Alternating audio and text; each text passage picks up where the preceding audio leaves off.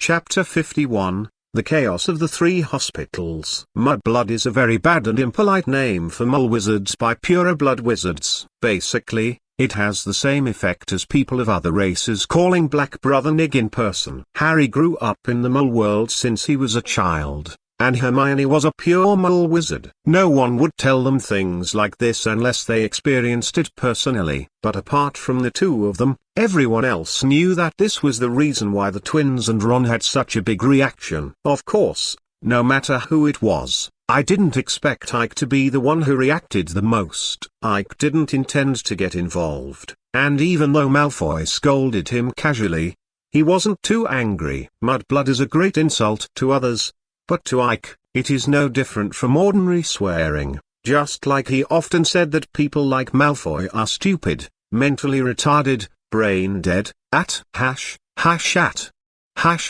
swearing. The effect is the same. Of course, if Malfoy scolded behind his back, then this matter will be over. Ike should have watched the fun from the sidelines when he scolded, and he didn't know how to repent. It doesn't matter. You just said a word, and I didn't seem to hear it clearly. Can you please say it again, Mr. Malfoy? Ike used Snape's gaze for the first time in the new school year, staring at Malfoy coldly. Put him down. Marcus didn't know who Ike was, but he couldn't understand the hand that took Malfoy away from the crowd just now, and he also knew that this second-year boy was not easy to mess with. However, as the captain of the Slytherin Quidditch team, one cannot back down no matter what. Besides, how good can a sophomore be? You haven't fulfilled my request, Mr. Malfoy. Ike ignored Marcus and the other Slytherins who were clamoring, and stared at the trembling Malfoy in front of him. Malfoy also didn't know much about Ike's fighting power,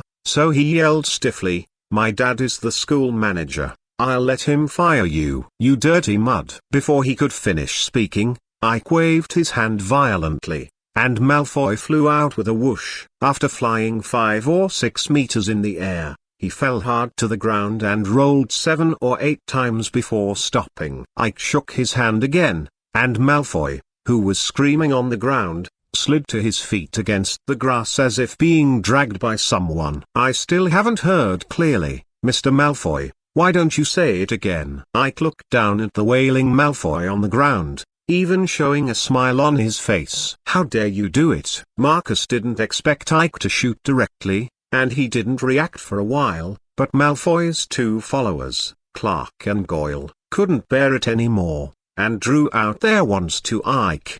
"Curse! The fire is hot and spicy. The front teeth matches great." Ike's reaction was quick, and the magic wand in his right hand naturally appeared in his hand. With a swipe in front of him, a looming cover blocked the attacks of the two. After about 2 seconds, I heard Ike say slowly, "Armor protection." "Mr. Malfoy, you..." Before Ike finished speaking, he was hit by more than a dozen spells. Although the iron armor curse was very strong and blocked all the spells, he still took a few steps back unconsciously. 2 or 3 people from the Slytherin team took the opportunity to run out and rescued Malfoy, who was on the ground. "Ike, right?" Marcus pointed his wand at Ike. "You need to apologize, otherwise..." "Otherwise what?" Ike tilted his head, tapped his head with his wand, and said casually, "Share a fight?"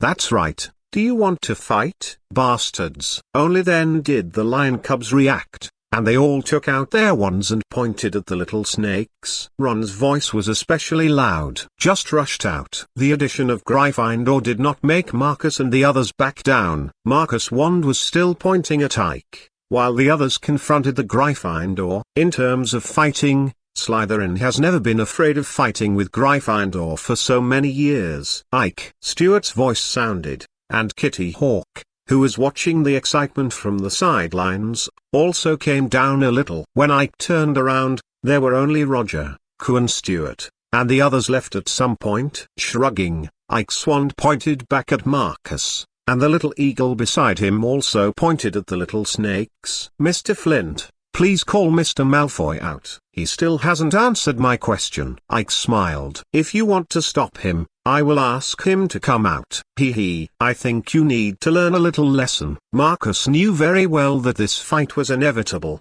and he didn't pay attention to Roger and others at all. Send it out, and hit Ike. Disarm you. With a wave of Ike's wand, he directly blocked Marcus' disarming spell. Marcus' move was like a signal. The other Slytherins consciously divided into two teams. One team attacked Gryffindor, and the other team attacked Roger and the others. They were caught off guard. Ron, who was standing in front, was directly hit. His front teeth protruded from his mouth and grew straight to his chin. He muttered a spell vaguely, but the magic wand in his hand suddenly flashed green, and instead knocked himself out. No one paid any attention to Ron, who was the first to lose his combat effectiveness. Even if the others got hit, they fought back fiercely. Soon, the scene completely got out of control. All kinds of spells fly around in the air, and from time to time, people will be hit by it, either with scabies on their face, or tap dancing on their legs unconsciously,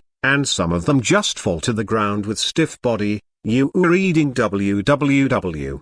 Was immediately caught by 5 after 6 spells hit. It turned into a strange creature. The scene was so chaotic, even if Ike wanted to, he couldn't protect Stuart and the others at all. With the Iron Armor Curse, he hit Marcus with the Petrification Curse in his left hand and the Disarming Curse in his right hand. As a 6th grader, Marcus has a lot of experience. An Iron Armor Curse blocked Ike's Disarming Curse, and he moved sideways to avoid the Petrification Curse that followed. But obviously, he didn't expect a second-year little wizard to know so many spells, most of which were at the level of silent and spellless spells, and was directly fooled by Ike's subsequent series of attacks. The Iron Armor Curse only after resisting for 3 seconds, he was broken. Even if he moved wildly, he could not escape the result of being submerged by the curse. After solving Marcus, Ike stepped back instead. The current scene is so chaotic,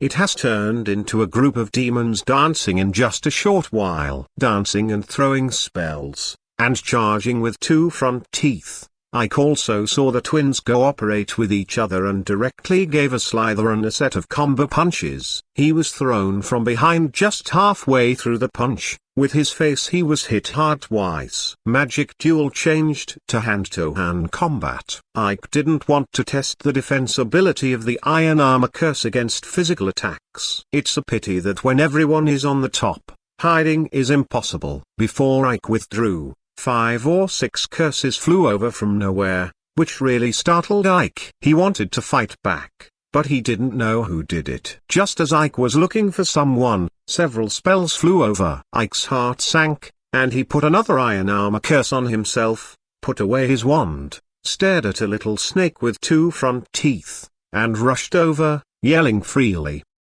Demassa. A true mage must fight hand-to-hand. Chapter 52 Snape's Taboo. Ike flew forward and hit Goyle in the face with a left uppercut. Then he got short and tripped Clark, who was dancing with his sweeping legs. Foo's back. Malfoy also joined the battle at some point. His nose was bruised and his face was swollen, but he was still much better than Ron, who was still in pain and spitting out snot. But the moment Ike appeared behind him, everything was over. Mr. Malfoy, you still owe me an answer. Ike's gloomy voice sounded, and Malfoy, who was about to throw a spell at Harry, froze in place, goosebumps all over his body. His forehead he even broke out in a cold sweat. He was about to turn around, but Harry seized the opportunity and threw a petrifying curse, and Malfoy responded to the end. Ike showed his figure, curled his lips, and waved a disarming curse to the back, knocking away the Slytherin who was sneaking up behind him, and then slapped the disarming wand flying away, put on the armor curse and slipped into the crowd again. The feeling of being punched to the flesh is indeed more refreshing than using magic to knock people into the air. It's a pity that just after I punched him, he heard a voice full of suppressed anger. "What are you doing? Stop it!" Professor McGonagall suddenly appeared on the Quidditch pitch. With a wave of his wand, 3 red bands of light rushed into the chaotic crowd. They shuttled nimbly, tied up little wizards one by one and pulled them aside, and after a while, the 3 colleges were perfectly divided. HMPH. Professor Snape, who was a step behind, appeared next to Professor McGonagall. Looking at the group of weird little wizards in front of him, he became even colder. Slytherin was the worst. They were already at a disadvantage in terms of numbers. The leader, Marcus, was knocked unconscious when the battle started. The little snakes without a leader were basically no different from a mess. Although Gryffindor fights rely on the word reckless and there are no rules, but there are still a few eaglets participating in the battle, and the fight almost turned into a crushing situation. It's a pity that everyone in the back was on top, and there were a lot of magic accidental injuries, which made it look like the people in the three colleges were miserable. Of course, in comparison, the little snakes are the most bleak. Professor Snape was obviously so angry that he couldn't speak. He would fight, and the key point was to lose. This is what made him most angry. Professor McGonagall is different. In her opinion, it is wrong to fight. If such a big thing happens, one person present counts as one, and no one can run away. 150 points deducted from Gryffindor. 150 points deducted from Slytherin. 150 points deducted from Ravenclaw. Professor McGonagall had a frosty face.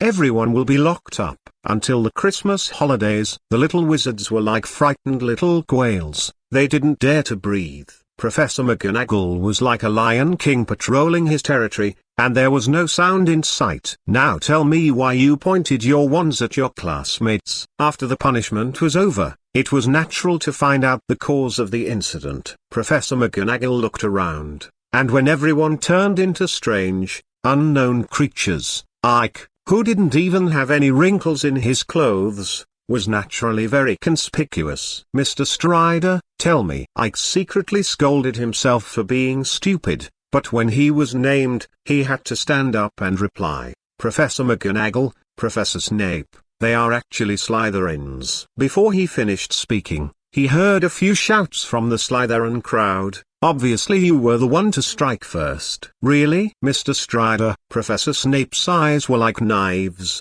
and he swept over directly. Yes, Professor Snape. Ike didn't intend to hide this aspect. This kind of thing can't be hidden at all. It's better to admit it frankly. However, there is a reason for me to do it. Even if there is a reason, it's wrong for you to attack first. Ravenclaw will deduct 20 points. Professor Snape's voice was cold. Okay. Ike tilted his head slightly, but Professor Snape, I think you need to know the reason why I shot. It's very important. Without waiting for Professor Snape to speak again, Ike continued. Mr. Malfoy of Slytherin, he said a very nasty and impolite word to Miss Granger of Gryffindor and me.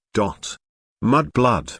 He called us mudblood. Oh my God, Professor McGonagall exclaimed, covering his mouth in disbelief, looking at the miserable Malfoy on the ground, with 3 points of bewilderment, 3 points of anger and 4 points of anger in his eyes. 50 points from Slytherin. I'll write to your father and tell him about it. You need to watch your words, Mr. Malfoy. Professor Snape didn't speak, but Ike could tell from the bulging veins on his forehead that he was trying to control his anger. According to Ike's understanding of him, Snape has 2 regrets in his life. One is when he was humiliated by James Potter and others hanging on the book with the fuchsia curse when he was in school. And he was humiliated by the passing Lily after being rescued. Evans was saved by the girl he loved because he was ashamed in front of the girl. When he became angry, he said the word mudblood to the only person he loved in his life. The second thing was to tell part of the prophecy to Voldemort,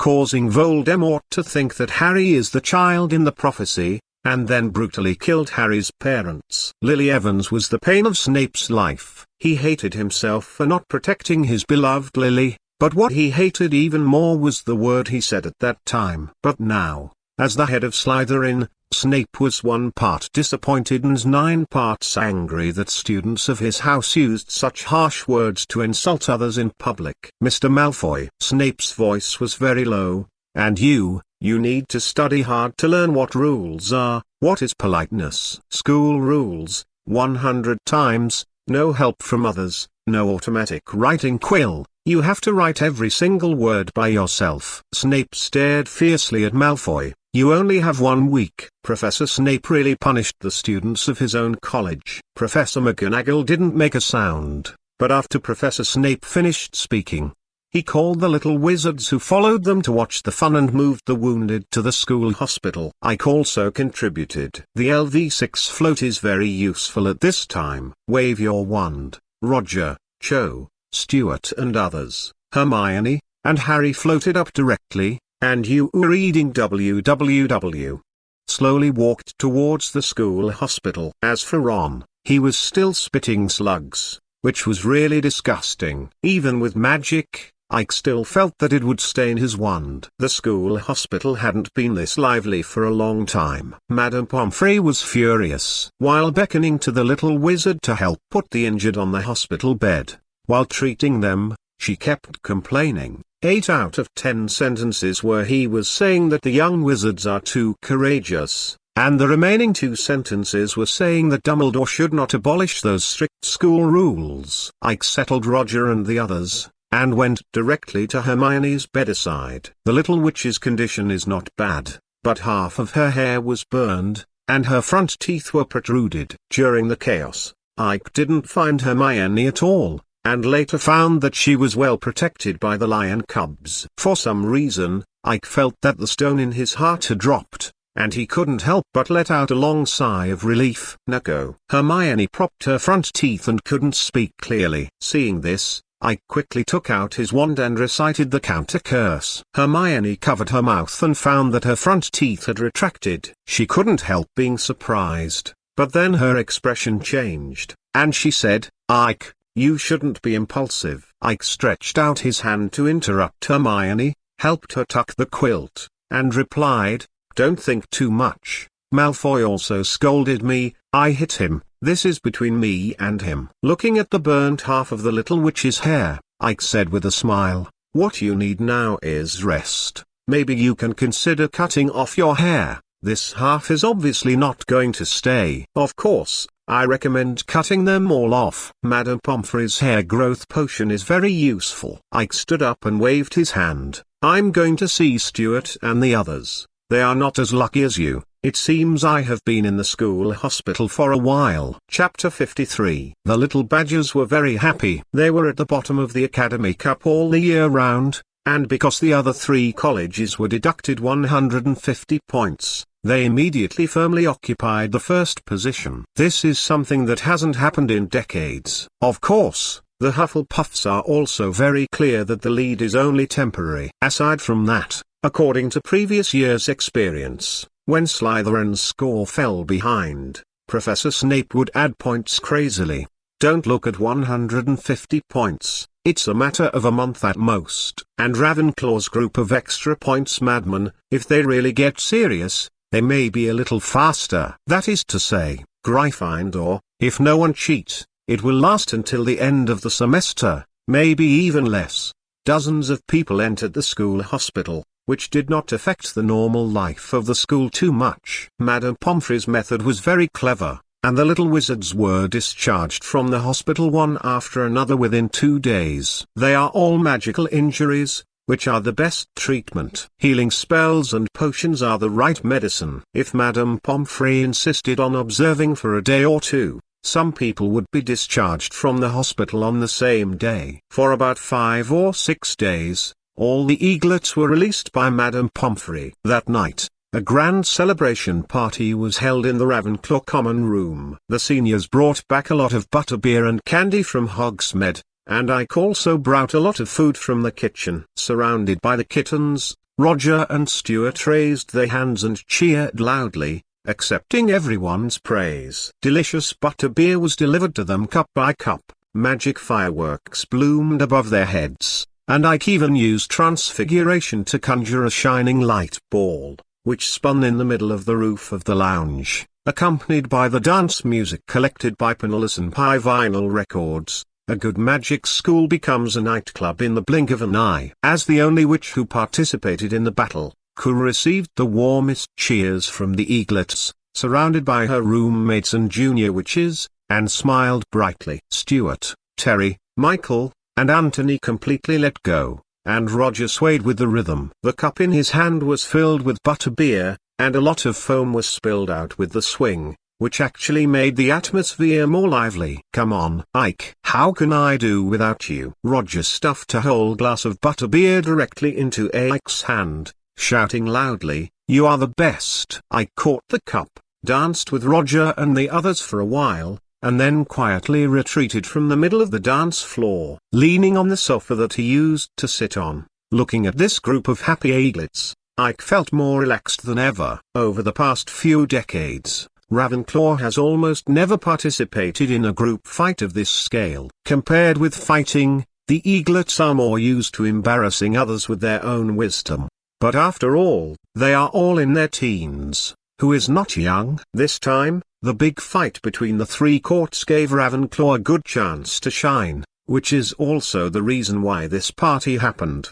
The carnival didn't end until midnight, and the common room was a mess. Ike sent Michael and Anthony back to the dormitory first, and then took Stuart and Terry back to the house. As for Roger, he was sent back by his roommate a long time ago. After all, butterbeer is still wine, and if you drink too much, you will get drunk. Early the next morning, when Ike woke up, Stuart and Terry were still snoring like dead pigs. Quietly coming out, the common room has returned to its usual cleanliness, completely gone from the messy look of last night. The house elves never disappoint when it comes to cleaning. After a beautiful breakfast in the auditorium, Ike sat down in the library again. The old seat in the museum, picked up a detailed explanation of ancient magic text and read it. After a while, a paper airplane landed on the table under Mrs. Pince's death gaze. Opening it, it was an invitation from Professor Flitwick. "The Dean is recruiting,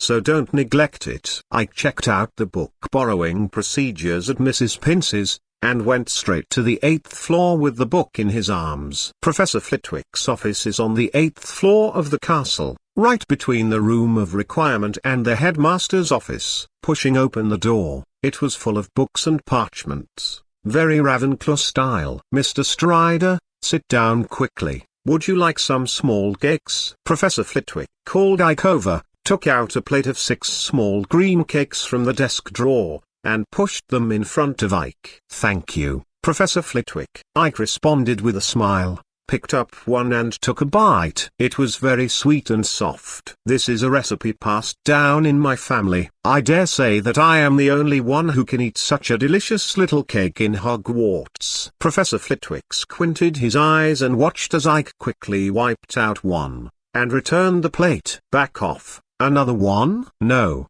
I just had breakfast." Ike rubbed his stomach. "I'm a little full." Professor Flitwick waved his hand. A piece of brown paper flew out from nowhere and folded it into a box by itself, and the remaining small cakes jumped into it one by one. "Then take it back and eat it." "Of course." Ike took the box and put it on the book, and asked after a little pondering, "Professor Flitwick, you asked me to come." "Don't be nervous, just chatting." Professor Flitwick made 2 more cups of lemon tea. "You were reading www.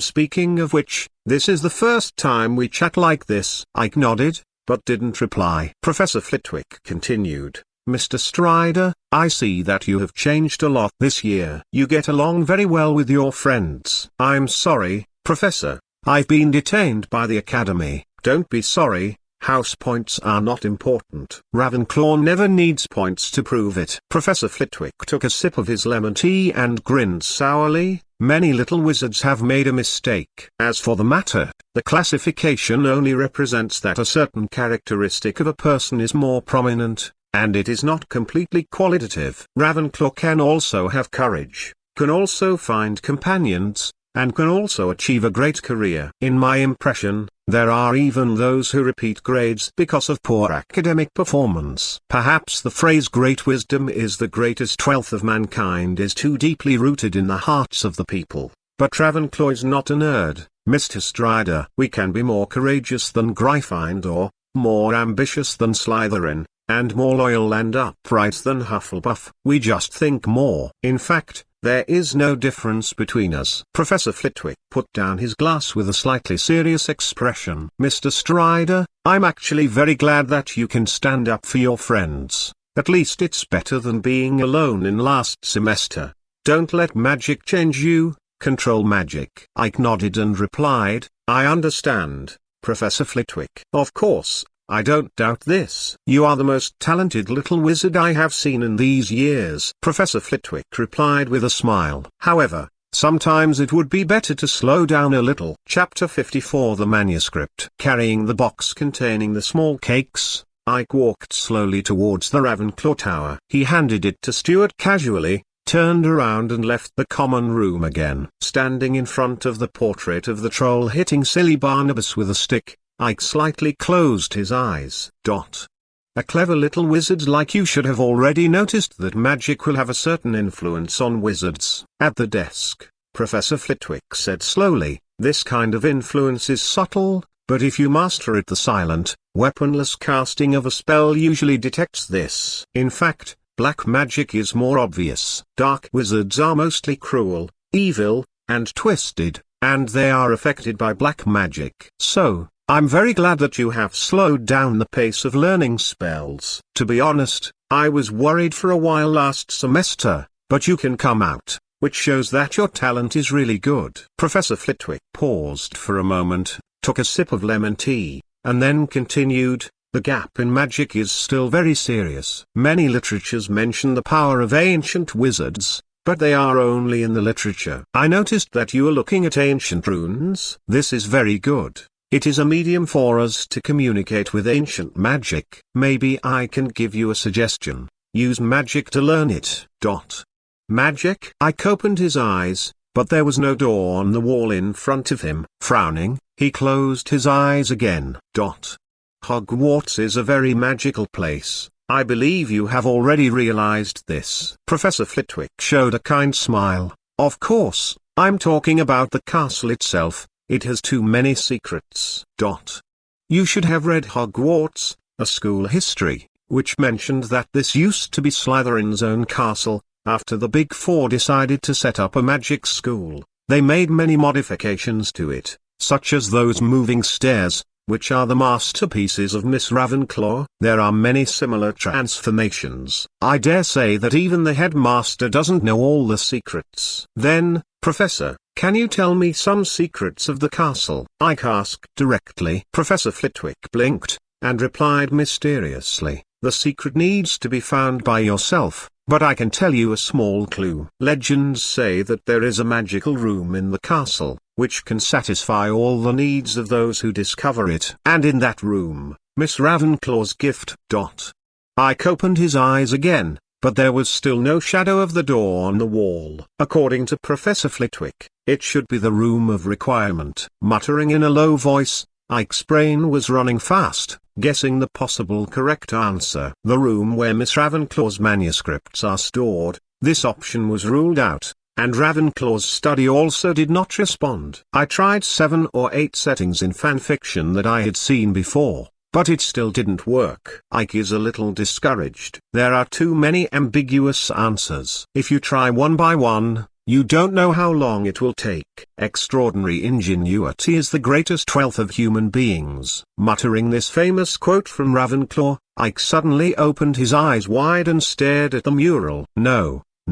Ike remembered that there was once written in a miscellaneous book in the library that in ancient times there was a neurotic wizard named Silly Barnabas. He was very smart, but he always did things that people couldn't understand. Most famous of all, he once tried to teach a troll to dance ballet. Of course, the result was very bad. Silly Barnabas was beaten by the troll. This mural has been here for more than 1,000 years. And the silly Barnabas in the painting has also been beaten by trolls for more than 1,000 years. It was this that made Ike feel something was wrong. The paintings in the magic world are moving. In the murals, the 6 giant monsters all have their own movements. The 4 behind were dancing, while the 2 in front kept beating silly Barnabas with sticks. But, Silly Barnabas never moved. He has been maintaining a movement. From the perspective of magic painting, this is extremely abnormal. After knocking on the mural, all the trolls stopped to look at Ike,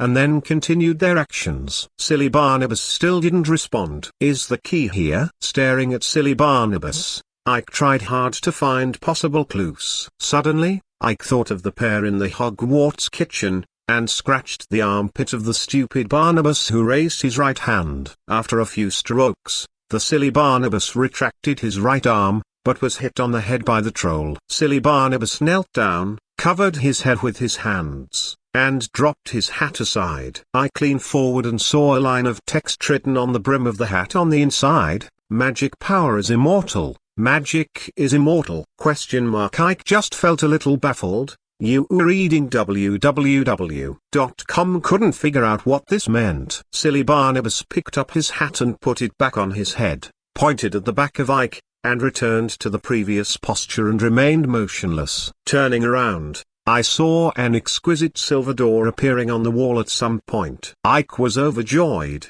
He walked over a few steps and pushed it away. His eyes brightened. This is a very delicate room. The walls are covered with silver decorations and blue ribbons. A mahogany desk is in the middle, and several stacks of thick parchment are placed neatly on it. When Ike walked to the desk, he saw a line of text written on the top piece of parchment: "To the latecomers, Magic Immortal, Magic Immortal." The signature below states the owner of these parchments, Rowena Ravenclaw. It's really there. Ike hastily flipped through the parchment, glanced at the contents inside, and was shocked. As a representative of wisdom, Ravenclaw's research on magic has reached a very deep level. These manuscripts contain a large number of experimental records, including alchemy, potions, magic circles, spells, and even some ancient magic research. However, these contents are a bit esoteric, especially magic circles and ancient magic. Ike sees them in a cloud,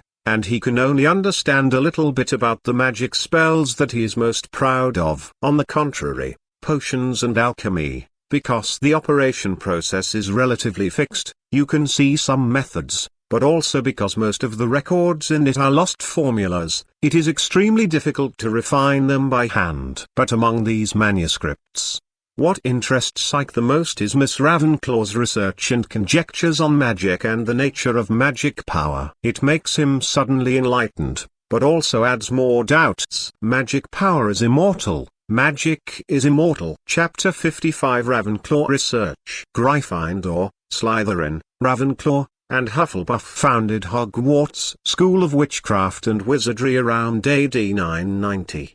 At that time, Europe was in the Dark Middle Ages, and the witch-hunting movement was in full swing. A large number of wizards were persecuted, and most of them were a little wizard who can't control his magic. Apart from protecting these young wizards, the establishment of Hogwarts also meant to pass on magic. In the era of the Big Four, the inheritance of magic was mainly in the form of master-in-law, which was not on a large scale. However, in the general environment at that time, except for the big families, ordinary wizards seldom communicated with each other, which led to the loss of many magics. After Rowena Ravenclaw was established at Hogwarts, she has been devoted to collecting those lost magic, hoping to reproduce the greatness of ancient magic. But unfortunately, when she started this work, Europe had been in turmoil for 400 or 500 years, and a large number of magic books and documents were burned. So she could only look for clues in the pile of old papers. After Slytherin left Hogwarts,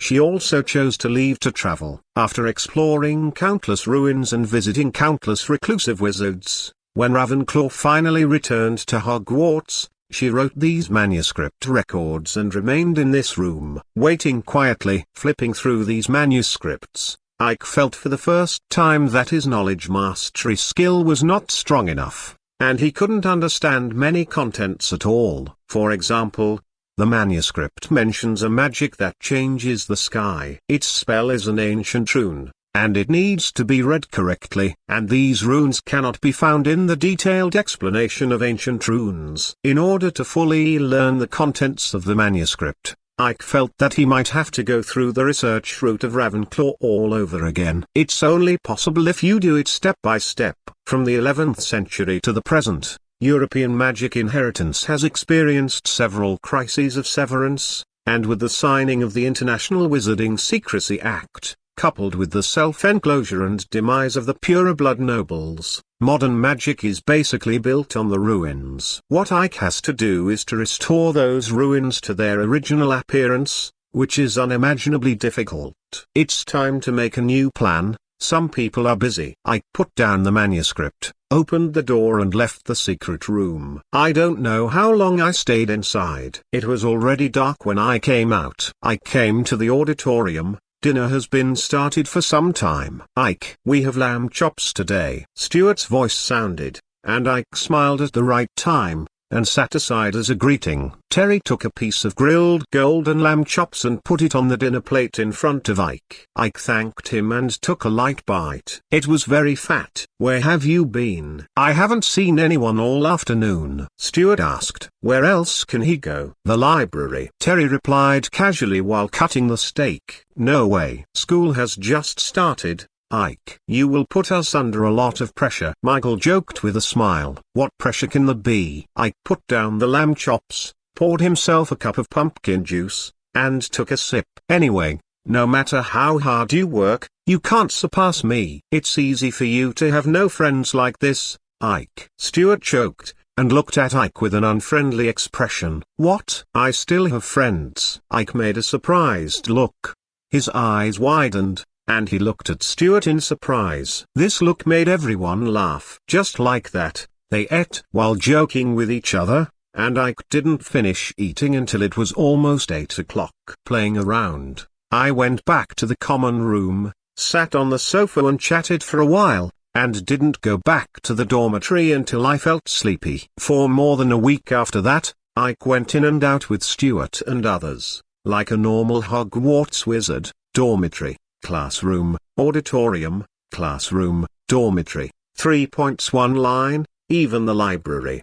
Rarely go. But on the first night of October, when Stuart and Terry were sound asleep, Ike had to cast the disillusionment charm on himself for the first time in a long time, and quietly left the dormitory. For more than half a month, Ike has been quietly modifying the plan. According to his previous plan, he didn't plan to go on 2 frequent night excursions this school year. Before the threat of the basilisk is eliminated, night travel is undoubtedly very dangerous. Who knows if that big guy in the secret room will wander out by himself, especially now that it is very likely to have been awakened. But after reading those Ravenclaw manuscripts, the inexplicable Ike felt a sense of urgency. It seems that time is running out, and everything has to be rushed forward. Maybe it's the curse of knowledge. After seeing those marvelous researches, it was difficult for Ike to suppress his strong thirst for knowledge. From this point of view, the Sorting Hat is not wrong.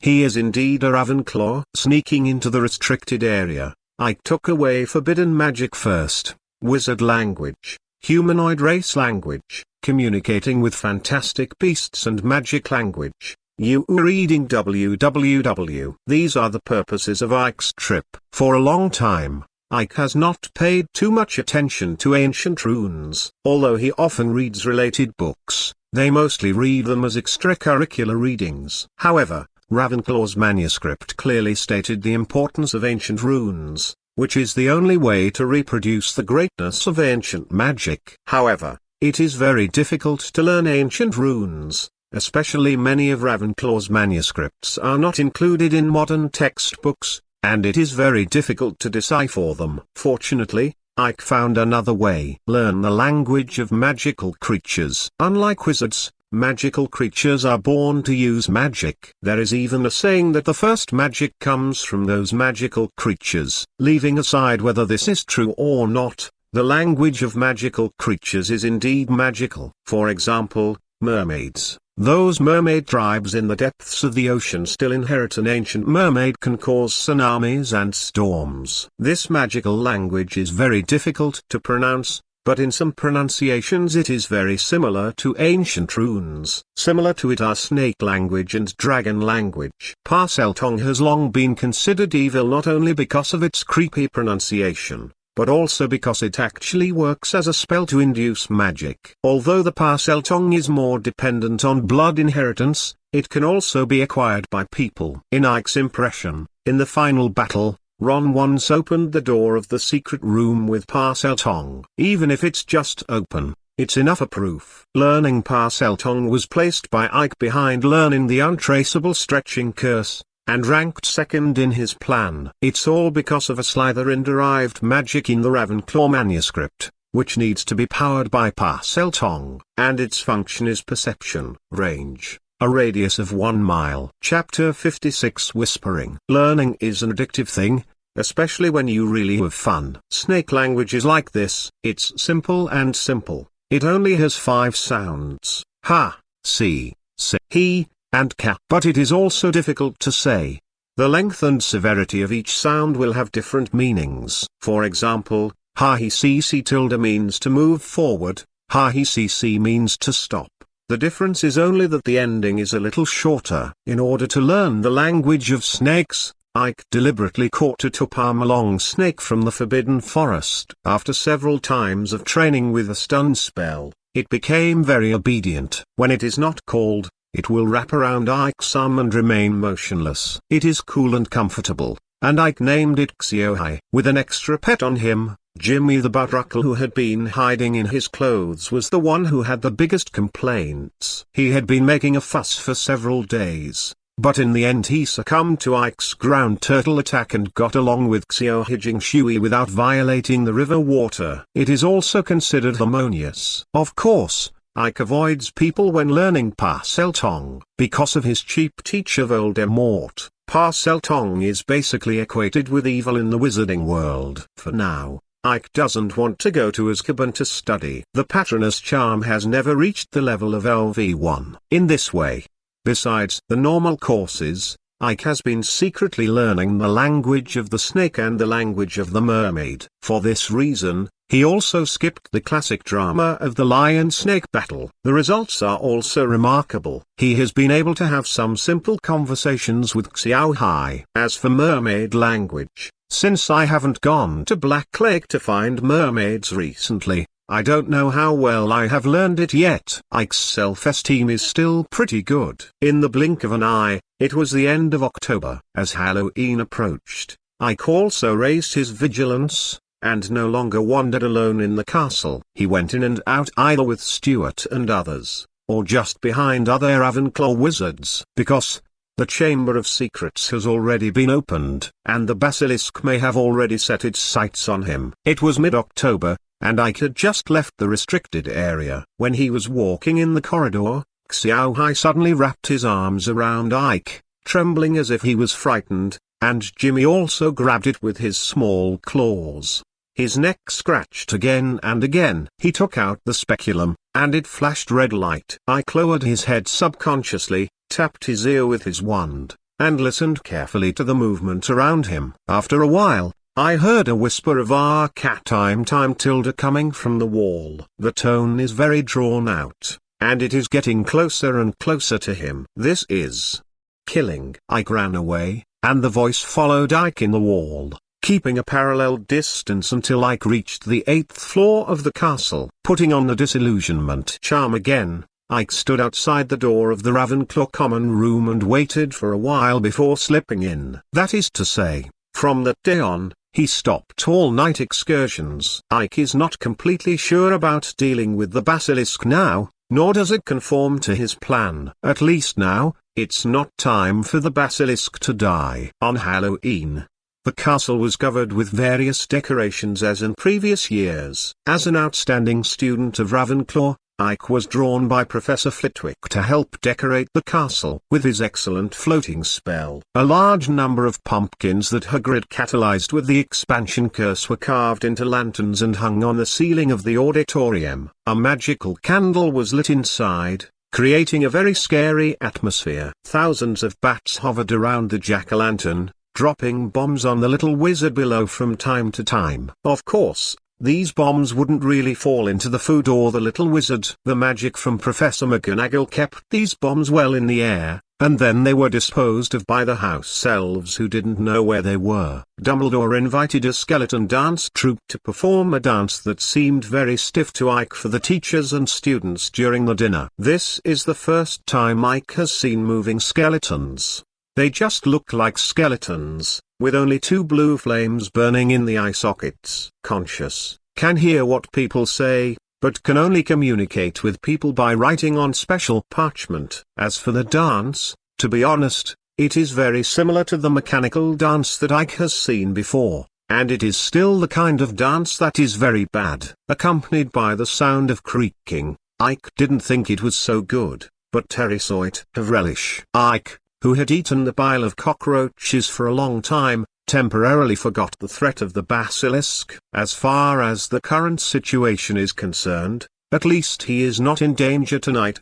During the dinner, Ike glanced at the long table of Gryffindor, but Hermione, Harry, Ron and Ginny were not there. The Audio Technica should be attending the Death Day dinner in the basement classroom, and Ginny should be going to open the secret room to release the basilisk. If everything is normal, Mrs. Norris should be petrified tonight. As long as he is not human, Ike feels that his conscience will not hurt. The dinner was very lively, until the end. The little wizards were still discussing the skeleton dance troupe. Ike mingled behind Stuart and walked out along the crowd. I just walked in the corridor for a while. When he saw the scene in front of him clearly, Ike broke out in a cold sweat. "My God! What's going on here?" Terry exclaimed. "Is that Sir Nicholas of Gryffindor?" At the corner of the corridor, you were reading www. Sir Nicholas floated motionless in the air, with a frightened expression on his face. Mrs. Norris fell to the ground stiffly,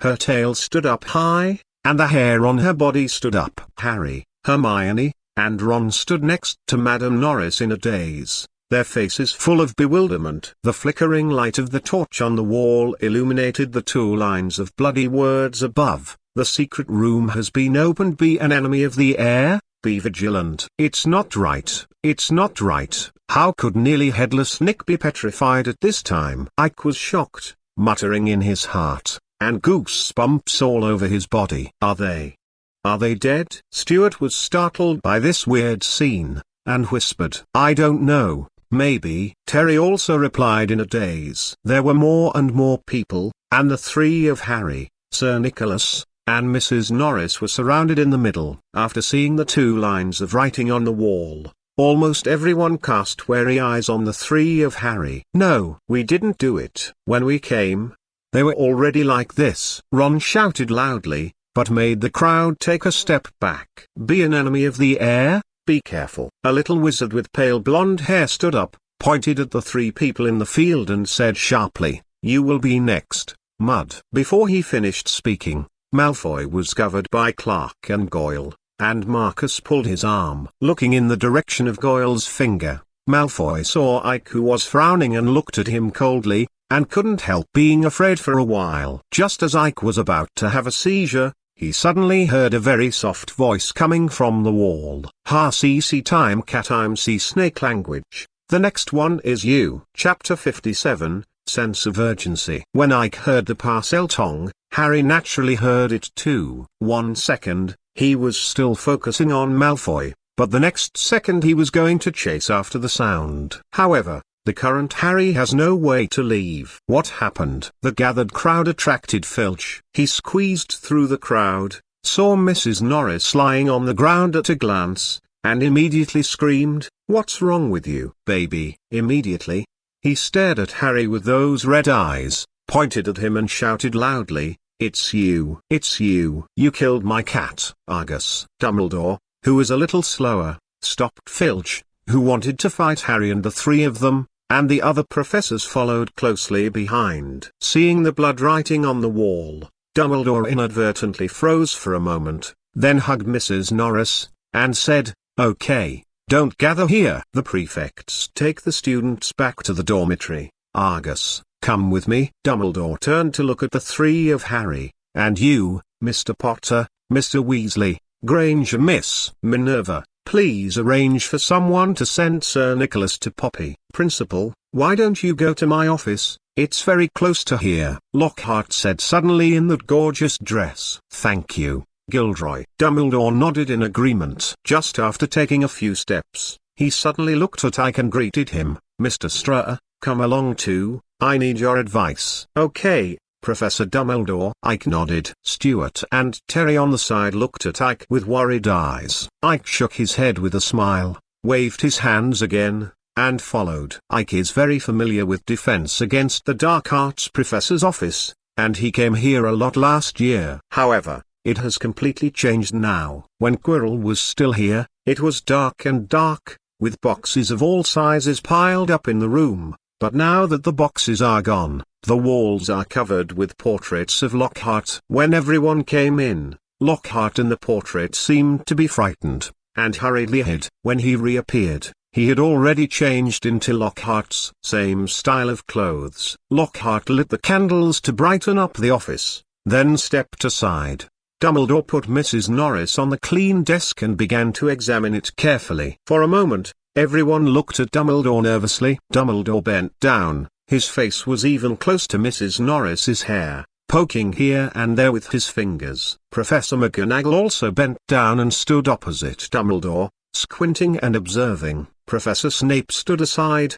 His eyes glanced at the bewildered Harry and the three from time to time, and occasionally gave Ike a weird look.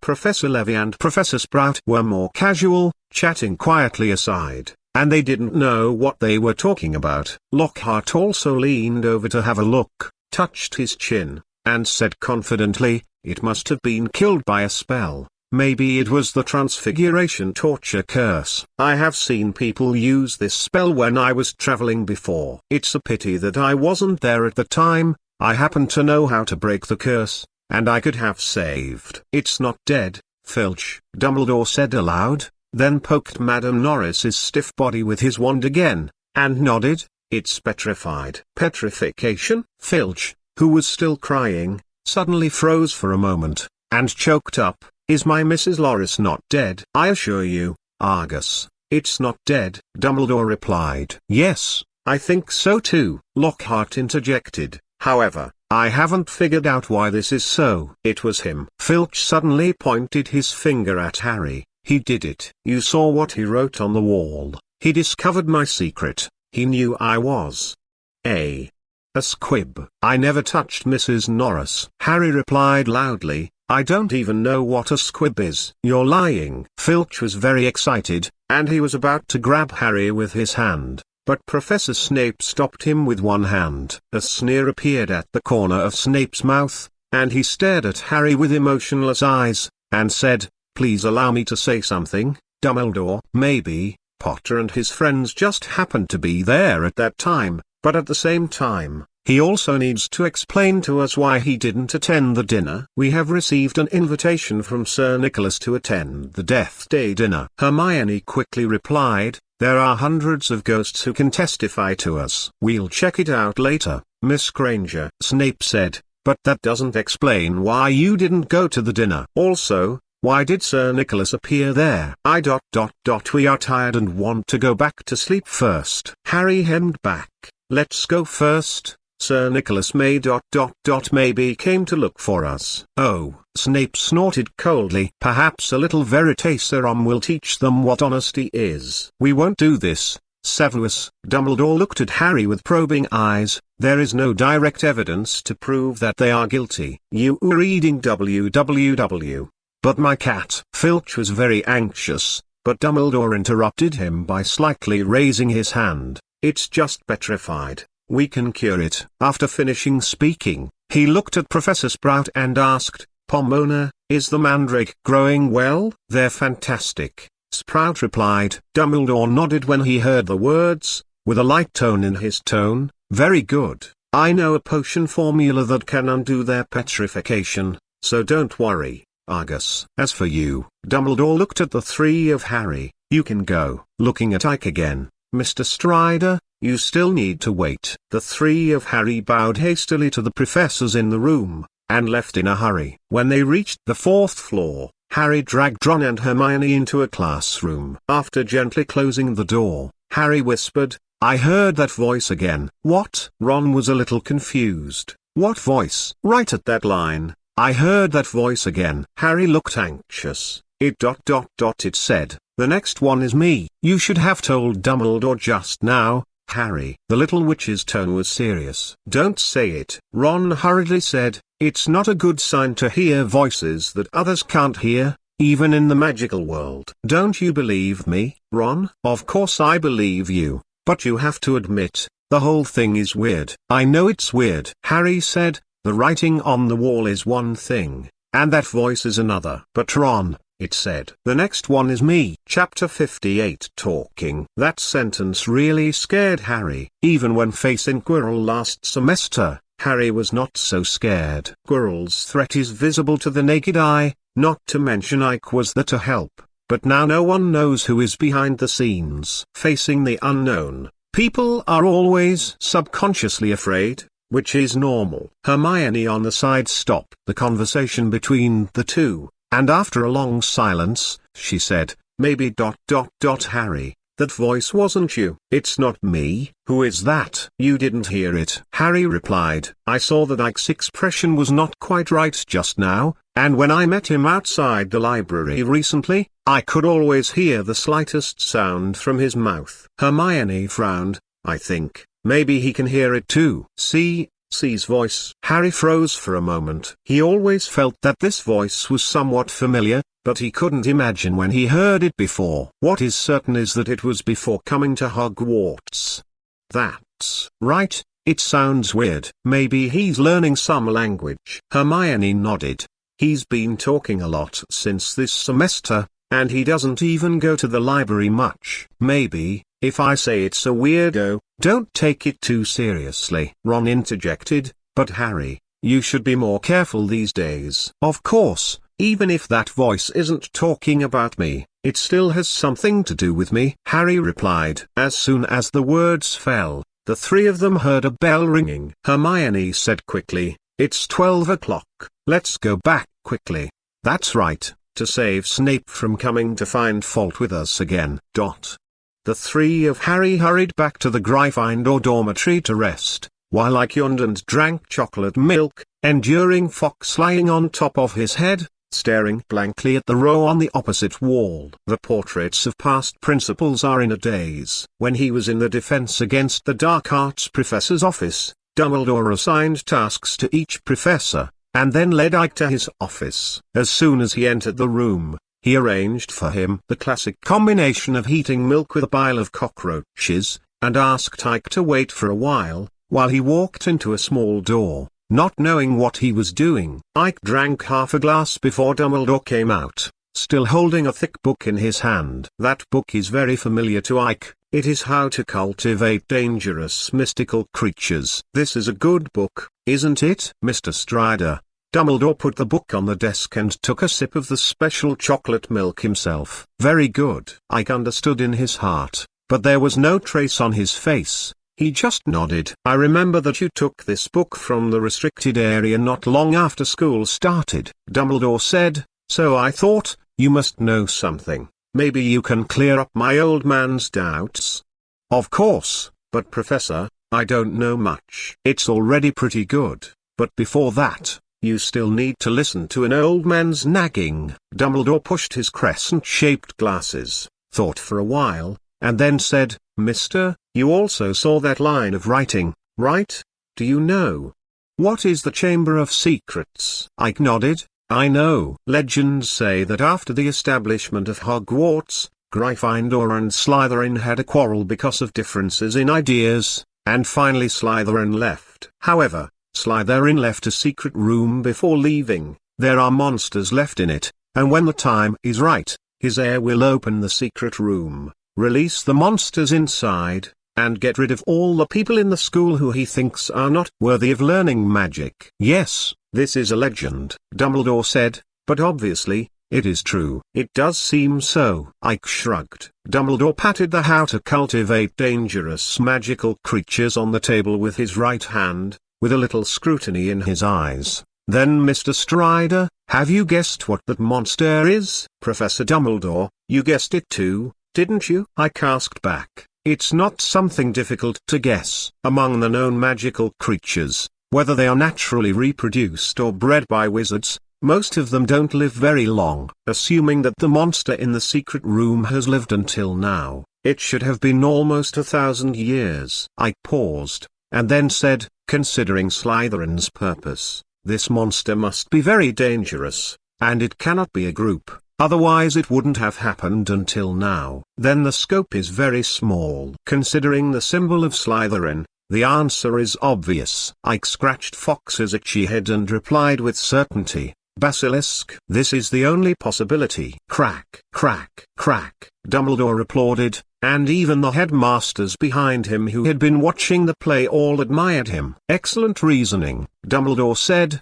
Yes, basilisk. I think so too. Picking up how to cultivate dangerous magical creatures. It is dazzlingly green, and its long fangs are extremely poisonous. But the most dangerous thing is its eyes. Any creature that looks directly at its yellow eyes will die immediately. Dumbledore sighed lightly. The matter is already clear. You were reading www. Sir Nicholas is a ghost. He was already dead. So after seeing the basilisk's eyes, he just petrified. And Norris the lady saw it through Sir Nicholas' body, and it all made sense. However, we don't know where the entrance to the secret room is. How to solve it is a big problem. Ike tilted his head. Indeed, this is a troublesome matter. Besides, I heard the voice of the basilisk in the scarlet just now, and it said that the next one will be me. Ike leaned forward, his eyes fixed on Dumbledore's. Professor, I need protection! Mr. Stride,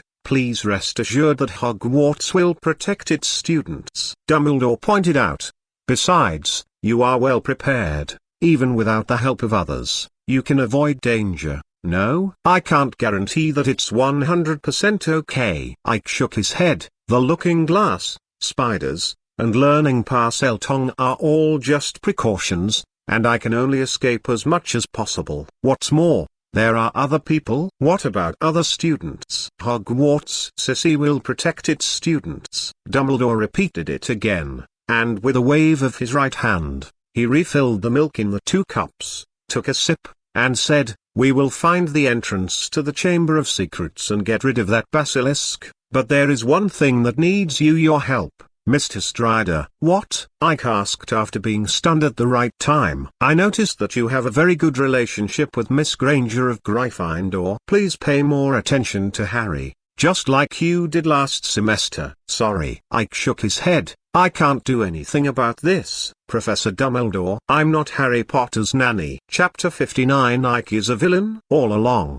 Ike's purpose has been clear, that is to learn magic. As for the others, they are dispensable to a certain extent, including the special attitude towards Hermione. It just stems from the difficulty in the past. If you really like it, it really can't be said. To a certain extent, Harry and Ron are pure brats. Hermione is a little better, but now she is being led a little crookedly by the two of them. Therefore, I am very patient with Hermione Ike, and the two of them do not have much communication when they get along, but for Harry and Ron, I am really grateful. Perhaps it was his mature performance that gave Dumbledore a wrong message, but after Ike personally refused, he will not be involved in such matters in the future. After getting rid of a small trouble, Ike bid farewell to Dumbledore directly. Comrade Deng didn't say anything, as if he respected Ike's decision. But what the truth is, only Dumbledore knows. For the next few days, the whole of Hogwarts was talking about the attack on Mrs. Norris and Sir Nicholas. Of course, this is only limited to the little wizards of the lower grades. The senior graders have experienced this kind of thing too many times, and they are a little accustomed to it, so it will be fine after a little attention. The OWL's and Newt's exams are like 2 mountains pressing them down, and there is really not much free time. Stuart still cared about these things, and would tell Ike and others the news he heard every day in the common room or during meals in the auditorium. But in just a few days, the suspect has changed by more than 10. 2 weeks after the incident, The little wizards basically reached a consensus. Harry Potter is the most suspected. After all, the timing of his appearance was really ingenious. The murder of Sir Nicholas also testified to this incident from another direction. The young wizards generally thought it was Harry's revenge for having a bad time at the Death Day dinner. As expected, rumors are getting more and more outrageous. Ike has no intention of telling the truth. On this point, he and Dumbledore are in agreement. Once the students know that there is a hundreds-year-old basilisk in the school, it will definitely cause a big commotion in the entire English magic world, and the school will be closed because of it. This is against Ike's plan. Before reading the books in the restricted section, Ike could be said to be the last person who wanted Hogwarts to close. After thinking about it for a while, it really is necessary to get rid of the basilisk first. As for Comrade Laofu's first Horcrux, we can wait. The attack had a great impact on Ike's life. Too many people came to the library to borrow books. The book Hogwarts, A History of the School has become the favorite of young wizards. All the books in the library have been borrowed, and the queue even lasted for several weeks. In addition, other books about Hogwarts and the Big Four were also swept away. As for his own book, it was taken away by Stuart a long time ago, and it seems that he doesn't plan to return it to him in a short time. Fortunately, as a little wizard who can use earplugs to listen to spells without a weapon and without a sound, he can basically ignore the noise from the outside world. But when others are in front of them, there is no way to ignore them. Ike. The little witch stretched out her hand and waved in front of Ike's eyes, easily letting him out of the state of being obsessed with studying. Looking up at the cautious Hermione and the two Harry and Ron behind her with obvious vigilance on their faces, Ike glanced at Mrs. Pince, and put earplugs on the three of them to listen in silence. "What's wrong, Hermione? I want to ask. Do you know about the Chamber of Secrets?" "I know," Ike replied casually. "What?" "You know." Harry's reaction was great, and both Ron and Ron were surprised. "You just didn't look in the right place. The Chamber of Secrets is more like a legend. If you find the book 2 or 3 Hogwarts Mysteries, there are records about the Chamber of Secrets in it." After a short pause, Ike went on to say, "However, I think you may have to make a wasted trip. As far as I know, this book has been borrowed and has not been returned." "Who borrowed it?" Ron asked quickly. Ike was made very uncomfortable by the harsh voice, and looked over coldly. "You have to ask Mrs. Pince, Mr. Weasley." Harry hurriedly pulled Ron down quietly, and Hermione also stared back, before continuing to ask, "Ike, can you tell us about the Chamber of Secrets?" "Yes, but not here." Leading the three of them out of the library, Ike randomly found an empty classroom. "Tell the story of Slytherin building the Chamber of Secrets. The legend is like this, but it is still not certain that the Chamber of Secrets really exists." "But Filch's cat and nearly headless Nick have been killed," Ron exclaimed. "Maybe someone did it under the guise of the legend of the Chamber of Secrets." "But, those 2 lines of blood?" Harry asked, while Ike shook his head. "I don't know about that." "Okay, Harry, Ron." Hermione stopped the 2 Harrys who were still asking, and showed a bright smile at Ike. "Thank you, Ike." "That's not necessary, Hermione." Ike nodded slightly and stood up. "You were reading www. If there's nothing else, I'll be leaving first." "Okay, goodbye Ike." "Goodbye Hermione, Harry, and Mr. Weasley." Seeing Ike leave the classroom, Ron suddenly complained, "Listen, what kind of attitude is this? Who does he think he is?" "Okay, Ron," Harry persuaded, "at least we already know what the Chamber of Secrets is, and that's enough." Ron obviously didn't listen, and said to himself, "He really doesn't look like a Ravenclaw. He's not at all like Stuart." "Harry, Hermione, he must be hiding something, I'm sure." Ron's tone was firm. "The Harry you said once got involved with that person who couldn't name him. I'm sure I think he is very similar to that perverted old lunatic who proposed pure blood in Slytherin, and it makes me feel evil." "Ron." Hermione interrupted Ron's thoughts loudly, "We shouldn't speak ill of others behind their backs." "Come on, Hermione, I dare say you've been cheated." Ron confronted. "Think about it carefully. which wizard at his age have you ever seen so many silent spells? Bobuki, he is the heir of that Slytherin. Ron. Harry didn't want to see his two friends quarreling, so he pulled Ron's arm and said, "This is impossible, you also said that he is the heir of Slytherin, and it must be hidden in Slytherin. Litlin. That can't be." Ron understood Harry's eyes, and his voice became smaller and smaller, until it was almost inaudible in the end, but he obviously still had doubts about Ike. Harry heaved a sigh of relief, and said,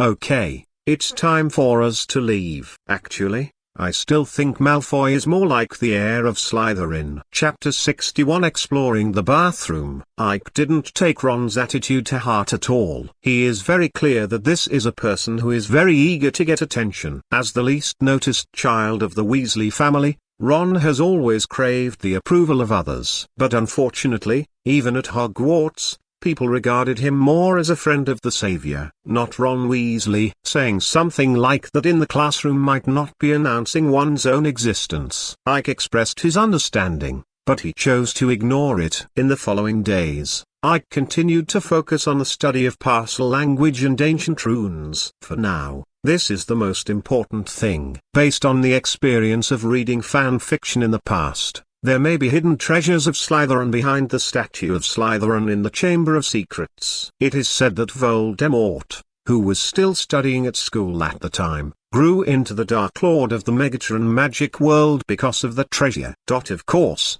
Ike didn't know whether this was true or a fanfare, but he couldn't rule out the possibility of the existence of the treasure. Assuming that the treasures of Slytherin really exist, Comrade Laofu is unlikely to remove them all, and there will always be something left. Those are Ike's goals. Ravenclaw's manuscript opened a new door for Ike, allowing him to understand magic and magic from another angle. Ike was very greedy for the possible legacy of the Big Four. Of course, the first condition is to have sufficient self-protection ability, at least to learn the snake language. Maybe he can fool the basilisk away? Can't tell.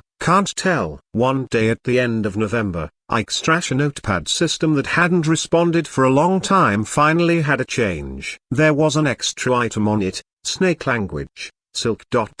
Silk, cannot be upgraded, skinning curse LV1 has been learned. Looking at the series of LV6 spells and the extra snake language and skinning spells in the system, Ike felt that he was fully prepared. On November 21st, the last Saturday night before Thanksgiving, after Stuart and Terry fell asleep, Ike put himself on the classic combination of disillusionment and silence, and quietly came to the girls' bathroom on the 3rd floor. As soon as he came in, Ike smelled a strange smell, very much like boiled cabbage. Subconsciously glanced at the closed compartment door, ignored it, and went directly to the side of the pool. After a little inspection, Ike found the faucet with the little snake engraved on it. Pulling out his wand, Ike looked at the still compartment again, and said to the faucet in Parseltonym, "Open." As soon as the words fell, the water faucet emitted a dazzling white light,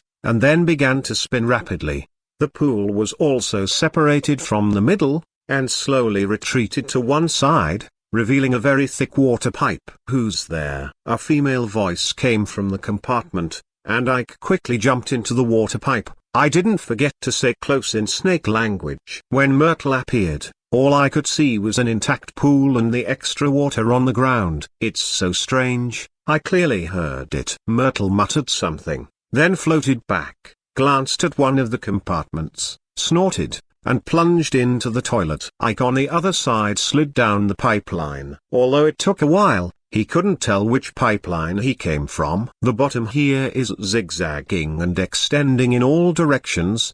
The slope is very steep, and the speed is still very fast. I can only feel that I am always going down when I turn into other pipes while sliding. After a while, Ike felt that the slope was gradually slowing down, so he quickly put a shock-absorbing spell on himself. A few seconds later, Ike rushed out of the pipe, quickly cast a floating spell, and flew a long way before landing on the ground. Cleaned it up. Although he didn't fly close to the ground, after sliding in the pipe for so long, his clothes were already covered with dirty things. and the smell was still very bad. After casting the cleansing spell, the clothes are clean, but the bad smell still exists. Ike stretched out his left hand, and a ball of light with white soft light appeared, slowly floating in the air. Putting the wand flat with his right hand, he said softly, "Show me the way." The cedar wand stopped in the air, and after turning it around a few times, the tip of the wand pointed straight ahead. Walking slowly in the direction pointed by the wand,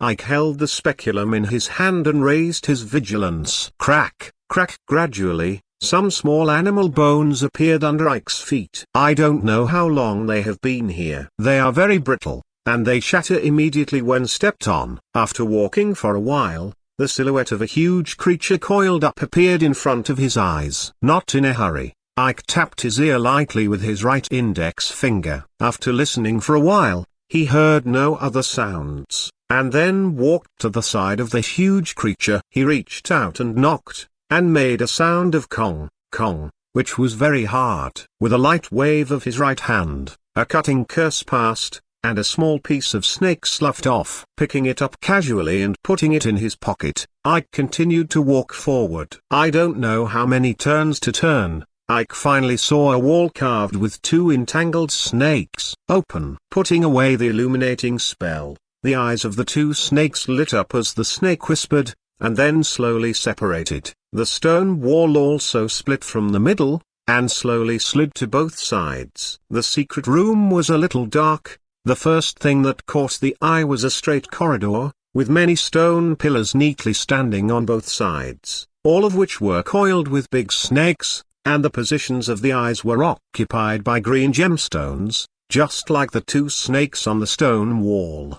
The space is very large. Looking up, you can only faintly see the ceiling. I don't know what is inlaid on it, but there is a faint light. Moving forward along the corridor, Ike finally came to a tall statue. It was an aging wizard with a monkey-like face and a long sparse beard carved on his chin, dragging down to the hem of the wizard's robe carved in stone. "Salazar Slytherin," Ike murmured, "you are reading www." Suddenly became firm in his heart. Walking under the statue, Ike narrowed his eyes, held his wand tightly in his right hand, and said loudly in Parseltongue, "Talk to me." Slytherin, the greatest of the Hogwarts Big Four. As soon as the words fell, the statue's mouth moved, and under Ike's gaze, it opened wider and wider until a huge black hole was revealed. Immediately, Ike heard a piercing sound like fingernails scratching the blackboard, as if something was coming out of it. "Kill. Kill." Ike quickly backed away, tapped his nose and ears twice quickly with his right hand holding the wand, closed his eyes tightly, and said loudly in Parseltongue, "Stop." "Close your eyes." After saying it 3 times in a row, the piercing voice stopped. Listening attentively, the basilisk didn't seem to move. "Go, let's eat." "Go find the mouse." "The mouse." Ike made a series of ha, sounds, and then smelled a stench with a fishy smell. "Rats ...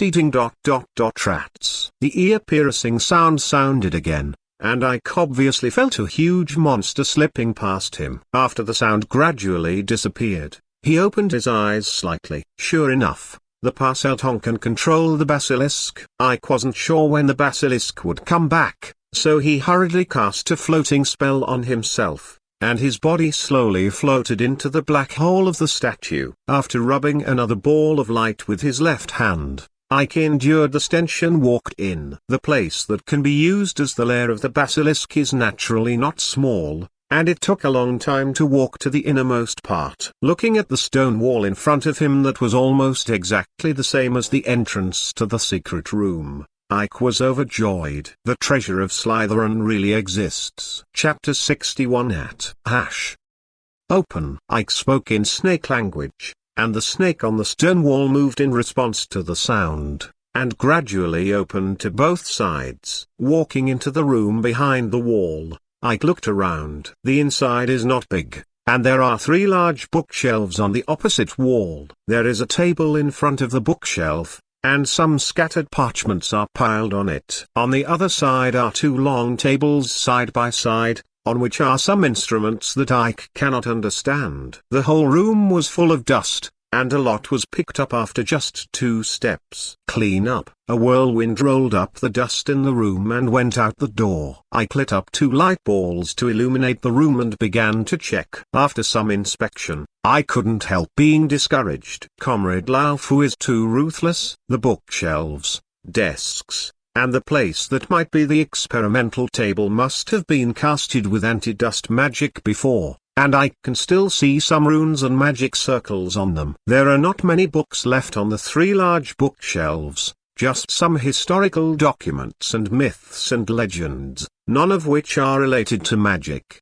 The parchment on the desk was also damaged, and I could only vaguely see that there were some experimental records, but they were so missing that he couldn't even tell what kind of experiment it was. Ike scolded for a long time before he stopped. Voldemort is too dishonest.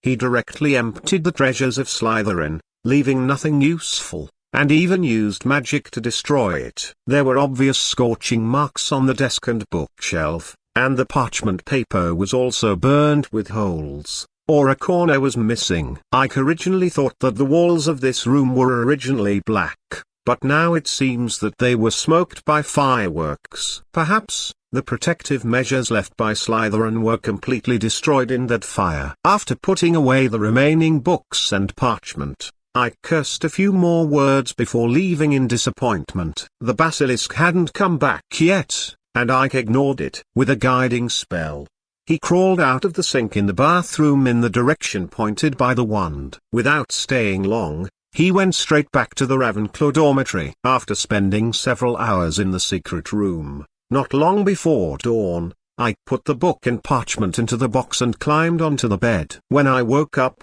it was almost noon. After washing up, I had lunch in the auditorium, and I went straight back to the dormitory. Stuart and Terry hardly stayed in the dormitory on Sunday, and as the Ravenclaw Quidditch match approached, they would all be on the Quidditch pitch these days. This saved Ike a lot of trouble. Taking out the few books from the box of the untraceable stretching curse, Ike flipped through them hastily, feeling even more disappointed in his heart. The Song of the Nibelung, Eddar, Saga, the Book of the Shield Bull, and the Book of Thoth, except for the Book of Thoth, which is a description Ike has never seen except for the Book of the ancient Egyptian god of wisdom. The rest are documents of Norse mythology and Celtic mythology, many of which Ike knows. So ruthless, so ruthless. Throwing the basic book back into the box casually, Ike couldn't help gritted his teeth and cursed secretly. I didn't pay much attention last night, thinking that there would be some clues in these books. After all, the books that can be collected by Slytherin must have their own unique features, but after looking through them, Ike felt that these might just be used for reference. Leetland may have found some clues from these myths, and then conducted some research. It's a pity that after being mopped up by Comrade Lao Fu, nothing was left behind. Not reconciled, Ike picked up those parchments again, trying to find some usable clues abruptly. The result was hopeless. Like last night, Ike didn't see anything. A little planktonic grass, a little bit of dragon's blood.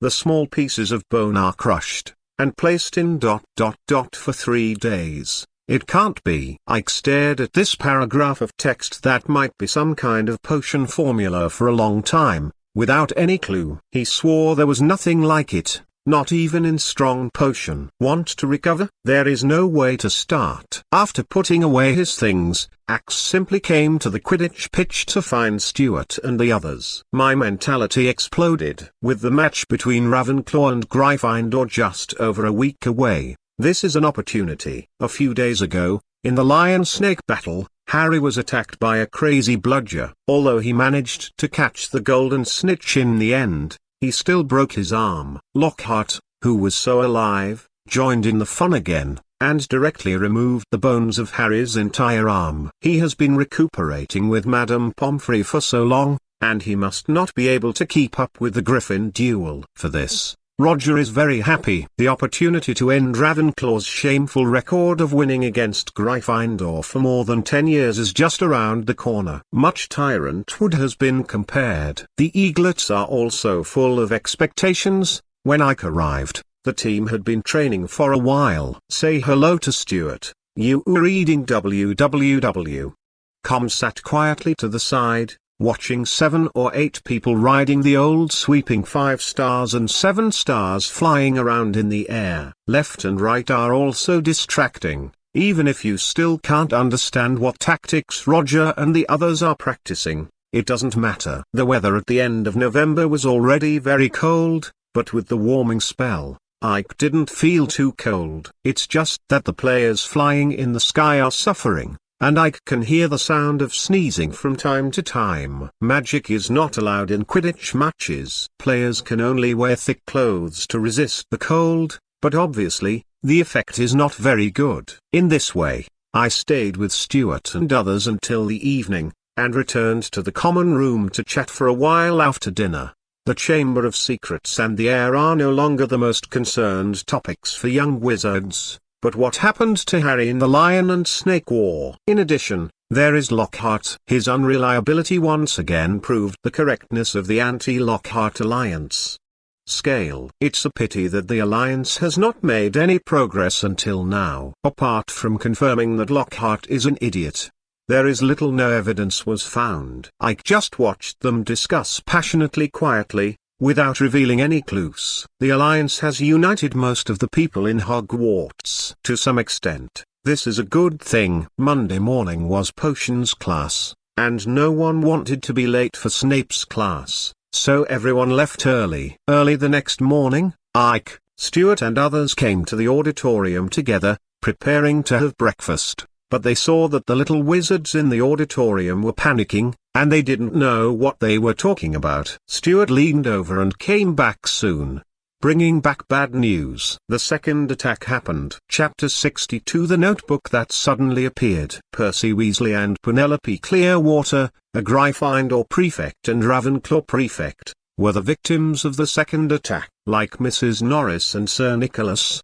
both of them were petrified. Filch found them outside an empty classroom, holding hands, and the floor was covered with shattered glass. Unlike when the first attack occurred, the little wizards not only panicked more, but also focused a considerable part of their attention on the relationship between the two. Gossip is something that some people pay the most attention to no matter what time it is. Of course, for the Weasley family, this is not a good thing. Arthur Weasley and Mrs. Molly got the news quickly, and rushed in shortly after the breakfast started. Mrs. Molly's face was even stained with tears. Professor McGonagall seemed to have been waiting for the two of them to arrive. Before they could speak, he greeted them and walked directly towards the school hospital. When we arrived at the school hospital, after seeing the petrified Percy, Mrs. Molly couldn't bear it any longer, and cried directly. Even Mr. Weasley's eyes were red, and tears flowed down silently. "I'm sorry,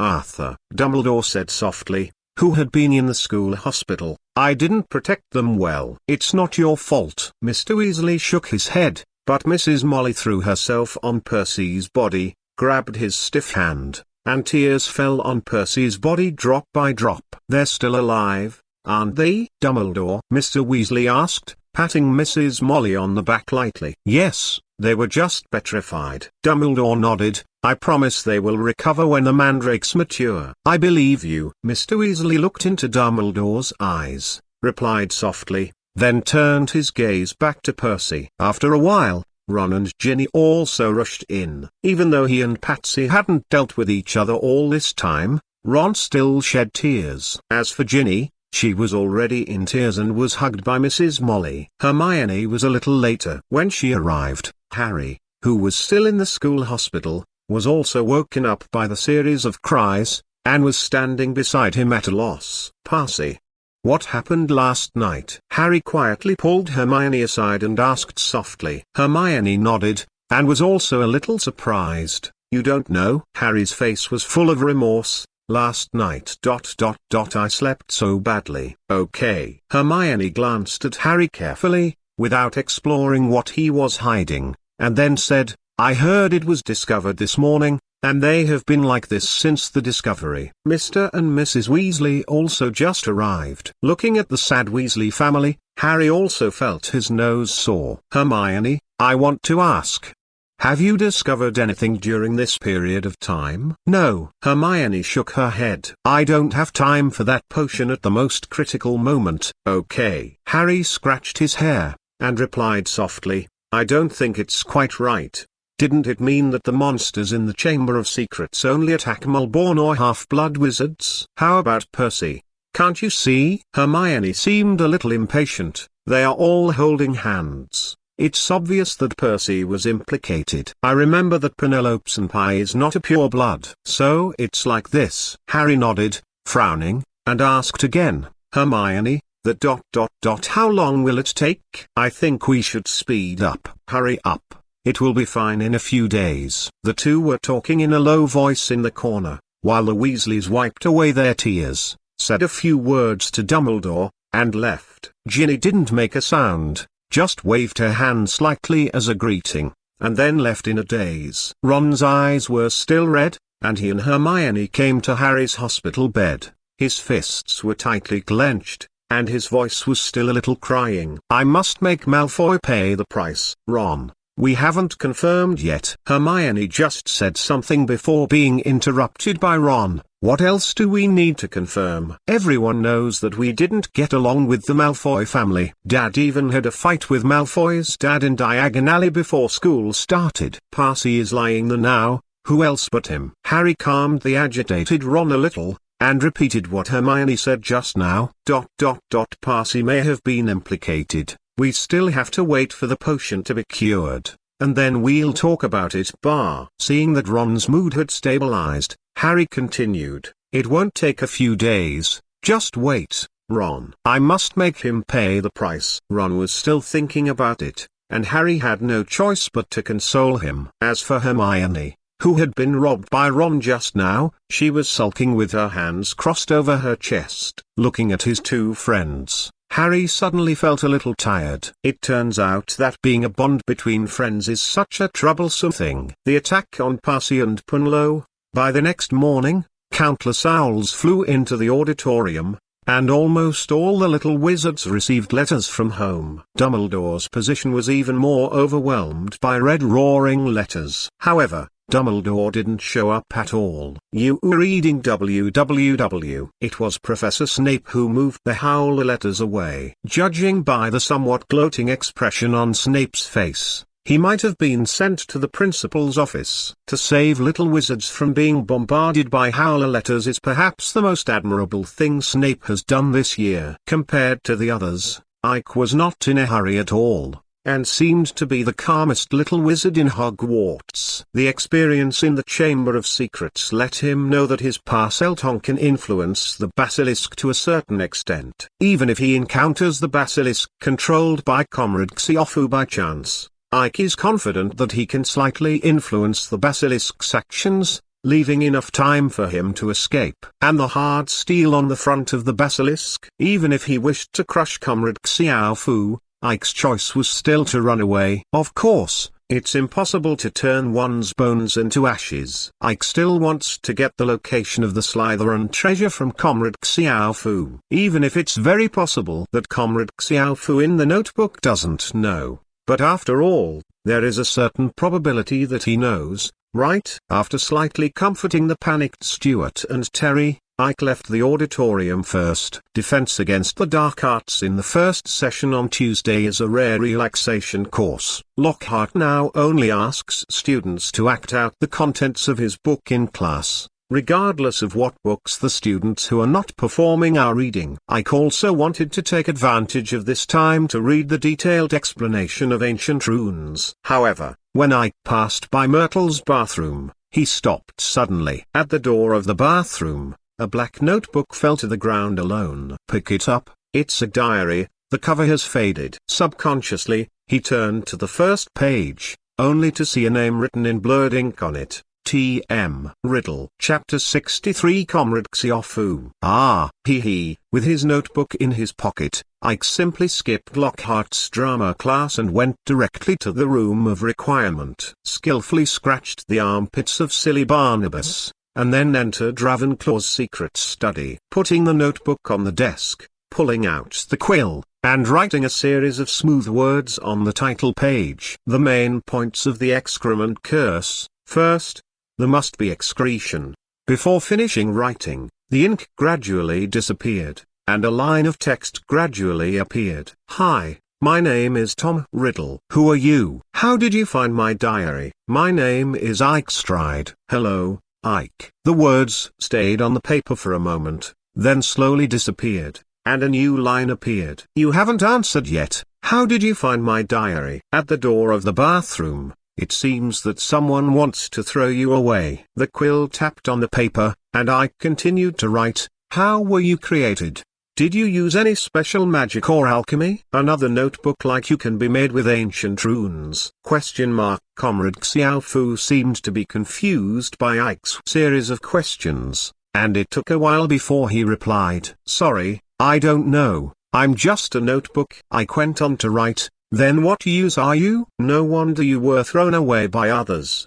Before finishing writing, Comrade Xiaofu couldn't wait to write, I can teach you some magic. I vaguely remember that my master is a top student. Magic? Then do you know the Patronus charm? I have never been able to summon my Patronus. It took a while for Comrade Xiaofu to reply, sorry, I don't know the Patronus charm. Can you tell me, what grade are you in? Second grade. For a long time, no words appeared on the notebook. The corner of Ike's mouth couldn't help showing a smile. Tossing the cheap teacher's first Horcrux brought him a brand new feeling. Can't say what it is, it just makes people feel good. Very good. After waiting for a while, Ike went on to write, okay, since you don't know the Patronus, can you tell me what to pay attention to with the no-show stretch charm? I cast the no-trace stretch charm on my handbag, always fail. Sorry, I don't know how to use this spell. Then what do you know? I quickly wrote, Operation the Fidelity Curse. I don't know any of these. I can teach you some very powerful magic. What? It can be seen from your question that you are a person who has a high pursuit of magic. Even if you are only in the second grade,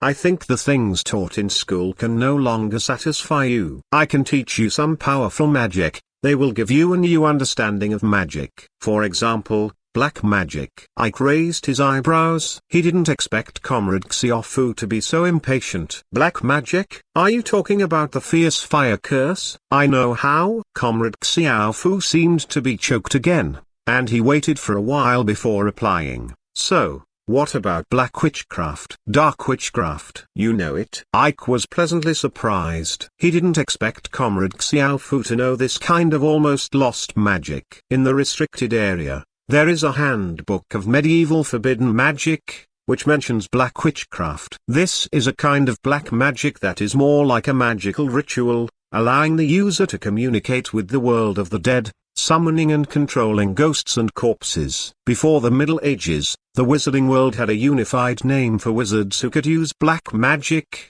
necromancers. Manipulating the souls and corpses of the dead, this evil behavior caused necromancers to be rejected and hunted down by almost the entire magic world. In this case, the inheritance of necromancers has been greatly affected, and it has always been intermittent, which is more serious than the fault of ancient magic. Of course, not all necromancers are shouted and beaten by everyone. It is mentioned in the Handbook of Forbidden Magic in the Middle Ages that some powerful black witchcraft users will be employed by powerful monarchs. Incorporated by the Holy See, it becomes a necromancer sent by the church to appease powerful undead and ghosts, and do things that are inconvenient for the Holy See. All in all, if you want to find a way to learn black magic, apart from the Holy See, you can only go to those remote places that are inaccessible to find possible inheritors. Either way, it's quite a hassle. Ever since Ike knew the existence of black witchcraft, he very much wanted to learn this forbidden magic. Think about it, if you can summon Merlin's dead soul, control him, and learn ancient magic directly from Merlin. Wiping the drool from the corner of his mouth, Ike hurriedly wrote, "You really know black magic? Can you teach me?" "Of course." Black ink blots quickly appeared on the paper. "As long as you can do me a favor." "What's busy?" "Don't resist." Looking at this line of text, Ike suddenly raised his vigilance, raising his hand to close the notebook. But it was too late. The notebook flipped quickly, and a strong suction made Ike's body lean forward involuntarily. Play off. Ike felt as if he had been thrown into the washing machine, and his whole body was spinning rapidly. This feeling reminded him of when he was sitting on the big pendulum in the amusement park. After a while, that disgusting feeling finally ended. Ike felt like he was being pushed hard from behind, and he fell directly to the ground. It took a while to support it with both hands before recovering. He touched the cuff of his right hand. There was no magic wand, and there was no little black wrapped around his left arm. Soul, or consciousness, Ike guessed, moved the fingers of his left hand slightly. His body moved slightly, and couldn't help feeling a little relieved. It's a good thing to be able to use magic. At this time, Ike turned his attention to the surrounding environment. On the long stone corridor, tall stone pillars are neatly arranged on both sides of the reading book www, and a big snake inlaid with emeralds is coiled on it. A strange look appeared on his face. He was too familiar with this place, having just been there a few days ago. It was Slytherin's Chamber of Secrets. After arranging the robe on his body a little, he moved forward along the stone corridor. After a while, they arrived in front of the giant Slytherin statue. "I've been waiting for you for a long time, Ike Stride." A young man in a Slytherin school uniform turned around. He had short black hair, a thin figure, and a frighteningly white face. "Tom Marvolo Riddle? That's right, I knew I couldn't hide it from you." Comrade Xiao Fu let out a cold laugh. "It's not difficult to guess." Ike seemed a little casual. "T.M. Riddle, I've seen your name in the trophy showroom. Special Contribution Award." Xiao Fu nodded. "Because you caught the mastermind who opened the secret room?" Crack, crack, crack. Comrade Xiao Fu applauded, with admiration in his tone. "Ike Strider, even though I thought I valued you very much, I didn't expect to underestimate you. Can you tell me how you found out?" "A simple word game." Ike shrugged. "Just change the letters of your name a little bit, and you will get the answer." "Lord Voldemort." Ha ha ha. Comrade Xiaofu's laughter was high-pitched and cold. "Sure enough, it's no wonder that I'm the one I like." "You're very smart." "Should I say thank you?" "No, no." Ha ha ha. Comrade Xiaofu suddenly put away his smile. "Because I will soon be you." Chapter 64 Weakness. A wad ate a big melon. Comrade Xiaofu conjured up a magic wand from nowhere, and then a dazzling green light struck Ike. Ike tapped his left foot to the ground lightly, and his body flitted to the right, just in time to avoid the attacking death curse. "Stretch your right hand forward, and the index finger emits a green light at the same time." Snapped. Comrade Xiaofu waved his wand to directly block Ike's death curse. With another wave, the snake on the stone pillar seemed to come alive and climbed down, surrounded Ike in the middle. "Death curse? A little wizard in the second grade can actually know the unforgivable curse right under Dumbledore's nose." Comrade Xiaofu controlled the snake group and smiled. "I'm getting more and more interested in you." "Me too." Ike raised his hand and cast a shattering curse, smashing the head of a giant snake in front of him to pieces. But under the magic of Comrade Xiaofu, as if he had pressed the rewind key, the gravel flew again back. "It's useless, you are in my world." Waving the wand, the statue of Slytherin behind him opened its mouth, and accompanied by a terrifying basilisk language, the basilisk also appeared. Ike looked at the yellow eyes of the basilisk, and another shattering spell shattered a snake that was about to move. "It seems that your magic is also flawed." Ike laughed. "If this idiot has the same ability as in the Chamber of Secrets, you have already won." "You really have been to the Chamber of Secrets?" The basilisk slowly crawled to Comrade Xiaofu's side, and Comrade Xiaofu stepped on it. The basilisk slowly straightened up and looked down at Ike. "As far as I know, You don't have the blood of Slytherin. Snake language is not difficult to learn. Ike's body also slowly floated up to the same height as Comrade Xiaofu. Bloodline inheritance is not reliable, Tom. Blood is everything. You dirty mudblood, snapped. Ike issued a cutting curse to block another death curse from Comrade Xiaofu. I don't like this word very much recently. Ike unconsciously used Snape's gaze, staring at Comrade Xiaofu. Break into pieces. Awadaweta big melon. Thunderbolt explosion. Awadaweta big melon. A series of curses exploded into fireworks in the air, and the battle became intense in an instant. The snakes rushed towards Ike in the air one by one, with their mouths open showing sharp stone teeth. Ike kept casting spells with his right hand, and his left hand was not idle, constantly adjusting his position. Like a fallen leaf in the strong wind, it seemed that it would be torn to pieces in the next second. But unfortunately, Ike is still strong. Die, die. Comrade Xiaofu shouted loudly, while controlling the group of snakes. He released the death curse. Seeing Ike dodging in a panic, he felt very happy. Give up. You won't last long. Ike smashed a snake from the middle with a shattering spell, and his body took the opportunity to quickly land on the ground, then rolled and hid behind half of the snake's body, just blocking a death curse from Comrade Xiaofu. Fiend fire. Pressing his right hand on half of the snake, a black and red flame ignited, and Ike quickly stepped back.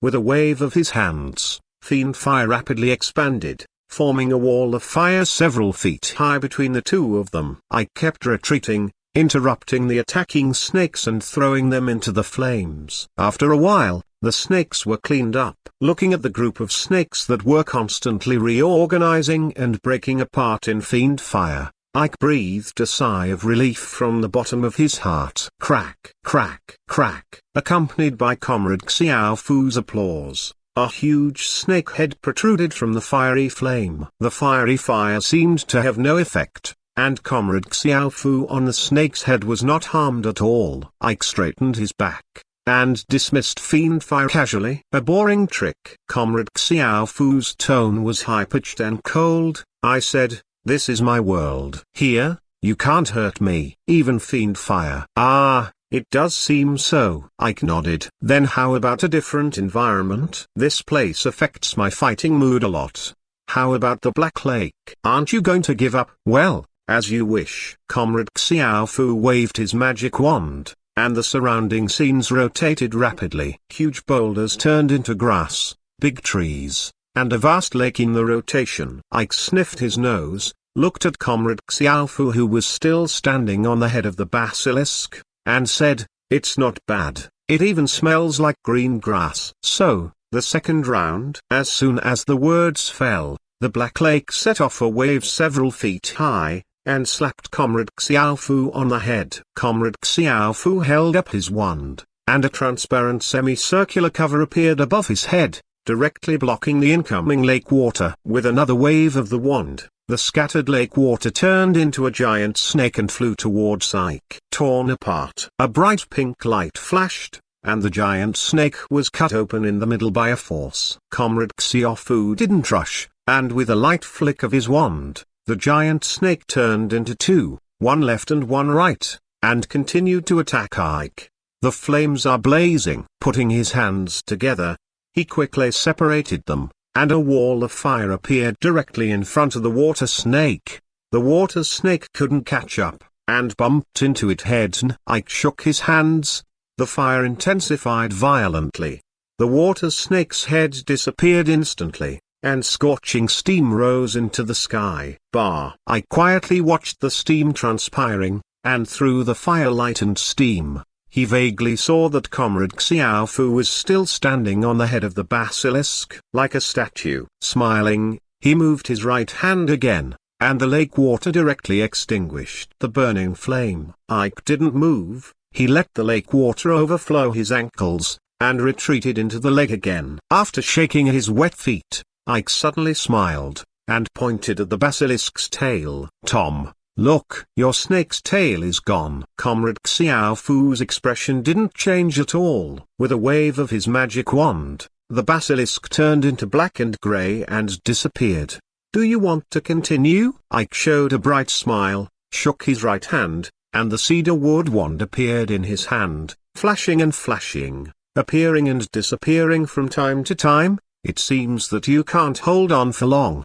How did you find out? I know what you are, Ike replied casually, focusing on the wand. After a few breaths, the wand finally stopped flickering. Oh, why don't you tell me, what is I? I can't even maintain my expression. Looking at Comrade Xiaofu's unchanged face, Ike muttered, it's just a poor piece of soul. Ike said, when Voldemort split you, it should have been in the 6th grade. Even if this magic is powerful enough and evil enough, it still can't change that you only have the magic power and magic level of Voldemort's 6th grade at most. Let alone you don't have that level yet. You've been fighting with me for so long, isn't it very exhausting? Ike played with the wand in his hand, his tone somewhat meaningful. So what? You can't kill me here. Comrade Xiaofu waved his wand again, and the surrounding immediately turned into a classroom. He pulled a chair casually and sat down. Comrade Xiaofu finally showed an expression on his face. But I can keep you here forever. Believe me, I must be the one who wins in the end. Ike also sat down on the chair,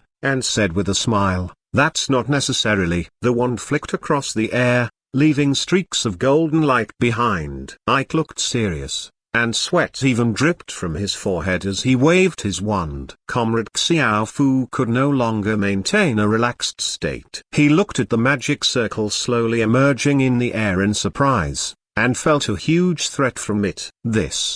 What is this? Impossible. Ike didn't reply, and tried his best to control the magic circle towards Voldemort's hood. Although Comrade Xiaofu didn't know this magic, he also knew that he couldn't let it touch him, so he waved his wand to make the surrounding tables and chairs hit the magic circle. However, you were reading www. When the tables and chairs touch the magic circle, they will immediately turn into black ash, and then stop strangely in the air. Several death curses struck again, and Ike didn't even have the intention of hiding, so he directly used the magic circle to block it. Amid Comrade Xiaofu's 3-point surprise, 3-point fear, and 4-point puzzlement expression, the unique green light of the death curse seemed to be frozen and quietly stopped in the air. Ike's arms trembled, he clenched his teeth, took a deep breath, and then pushed the magic circle to the top of Comrade Xiaofu's head with both arms. The magic circle emitted a dazzling golden light,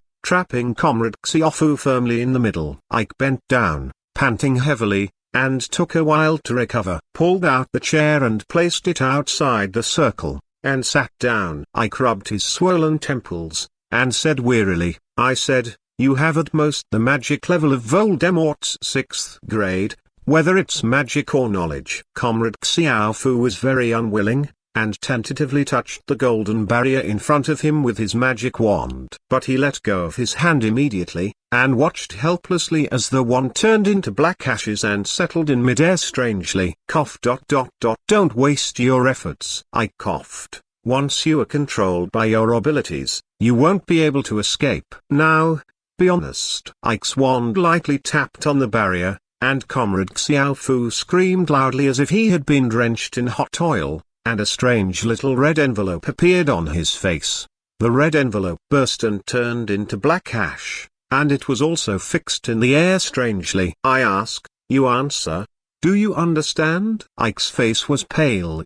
His lips were bloodless, but his eyes were radiant. Seeing that Comrade Xiaofu nodded in pain, he continued to ask, tell me, Slytherin's legacy. Where? Chapter 65. The Damaged Notebook. Ike was holding on. It was with great difficulty that Ike deciphered the magic circle written down from the Sorcerer's Stone. It has only one function, and that is to block, whether it's magic power, magic, or even the wizard itself, they can all be blocked. However, it is not the magic circle that anchors Comrade Xiaofu's magic, but an ancient magic from Ravenclaw's manuscripts. The combination of these two magics is what gives Ike the confidence to fight Comrade Xiaofu at his home court. It's a pity that he made a mistake in the end. In this so-called home field by Comrade Xiaofu, all the magic Ike casts will cost twice as much. And because he came in from the soul or consciousness, he didn't carry his magical power far surpassing that of the young wizard of the same year, which directly caused him to be extremely tired after using the whole cards. His head was swollen and dizzy, and he was in severe pain. Ha ha ha. Faced with Ike's question, Comrade Xiaofu suddenly laughed. So that's your purpose? Answer me. Ike knocked on the barrier again, and Comrade Xiaofu screamed at the right time. Half of his face was pitted, and he was no longer as handsome as he was at the beginning. You found the wrong one. I don't know where that guy put those things. Ike stared wide-eyed, bloodshot eyes. You are lying. Ike cried. The Dark Lord never lies. Comrade Xiaofu grinned ferociously, and a little bit of black ash floated out of his mouth, and then settled in the air. When I was created, the legacy of Slytherin was still in the Chamber of Secrets. That's it. Ike suddenly smiled, and stood up from the chair with great effort. His eyes were cold. Then you are useless. The wand slammed hard on the barrier, and the magic circle emitted a dazzling light, and there were screams in the light.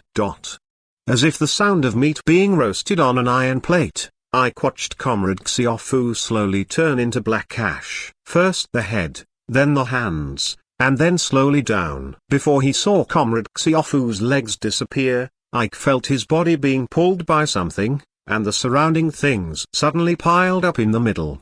The next second, Ike's back slammed into the back of the chair. It has already come out of the notebook. Looking at the notebook again, it seemed as if it had been burned by fire, and the whole body was scorched black.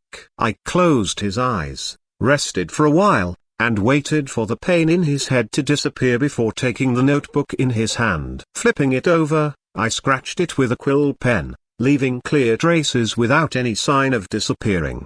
It's finally resolved. Ike let out a long sigh of relief, and sat on the chair to rest for a while before getting up and leaving. He took the broken notebook and went straight to the school hospital. The first session of defense against the dark arts in the morning wasn't over yet, but Ike couldn't hold on any longer. When she arrived at the school hospital, Madame Pomfrey was examining Parsi and Penlow. She turned her head when she heard the knock on the door, and exclaimed, "Oh my God! How did you make yourself look like this?" "Lie down." Ike was pulled directly to lie down on the bed next to Harry, allowing Madame Pomfrey to poke him back and forth with her wand. "Your mental exhaustion is too great. You need to rest well, and it will take at least 3 days to recover." Madame Pomfrey poked Ike's head again, and then put away her wand. "Which academy are you from?" "What's your name?" Ike Strider, Ravenclaw 2nd year. "Okay, you lie down for a while, and I will inform Felius," Madame Pomfrey said, taking out a bottle of green potion from the cabinet and handing it to Ike. "Drink this first." "Yes, you are good." After taking the potion, as soon as Ike brought it to his mouth, Ike smelled a smell of rotten eggs mixed with fried wangzi and stinky tofu, and he almost spit it out as soon as he let go. Madame Pomfrey quickly supported Ike, and said, "The taste is really not very good. Bear with it and it will pass." Ike held his breath with his eyes closed, swallowed the potion in the bottle in one gulp under Madame Pomfrey's encouraging eyes, and coughed for a while before recovering from choking. "I'm going to tell Felius now. You stay alone for a while, and you have other potions to drink later." Madame Pomfrey showed a smile that terrified Ike, and she Chiron left. "Ike, what's the matter with you?" As soon as Madame Pomfrey left, Harry, who had been watching for a long time, came over. Looking at the blackened notebook in Ike's hand, Harry asked, "An accident?" Ike nodded, and casually put the notebook on the bedside table beside him, then limped down and lay down.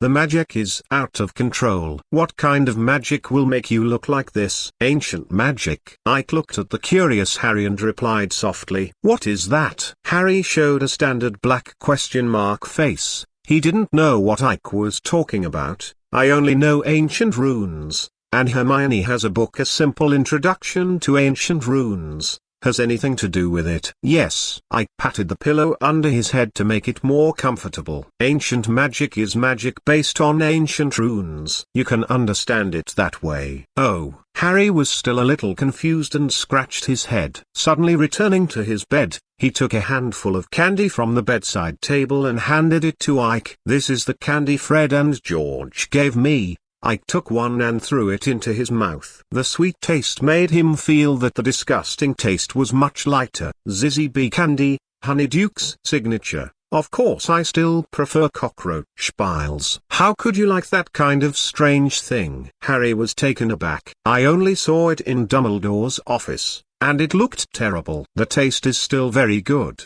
much like bursting chocolate. Ike had sugar in his mouth, and his voice was a little vague. "It would be even better if it was soaked in milk." "It's the same way of eating Oreo." "You were eating www. Ike added. "Stop talking." Harry shuddered and shook his head violently, as if trying to get some disgusting images out of his mind. Facing Harry's behavior like this, Ike is used to it. He has seen it with Stuart and Terry too many times. Even now, the kittens still feel uncomfortable when they see Ike's special chocolate milk, but compared with last year, it is much better. While comparing the expressions of Stuart and Harry in his mind, Ike suddenly felt a pain in the back of his neck, and a small green thing crawled out from his collar. Two small brown eyes stared at Ike angrily, and a pair of small paws comparing gestures. Ike quickly picked up a piece of Zizzy honey candy and handed it to Jimmy,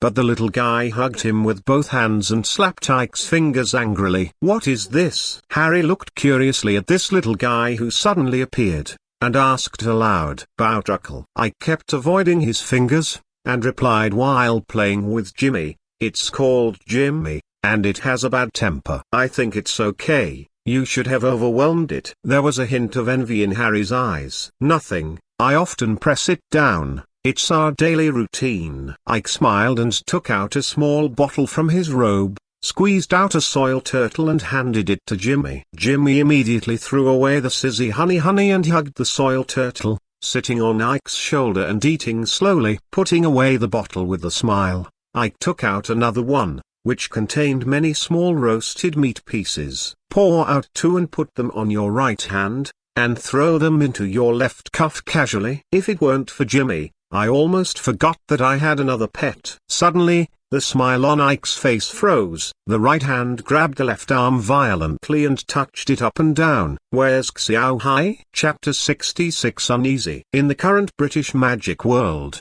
there are actually not many people who know about Horcruxes.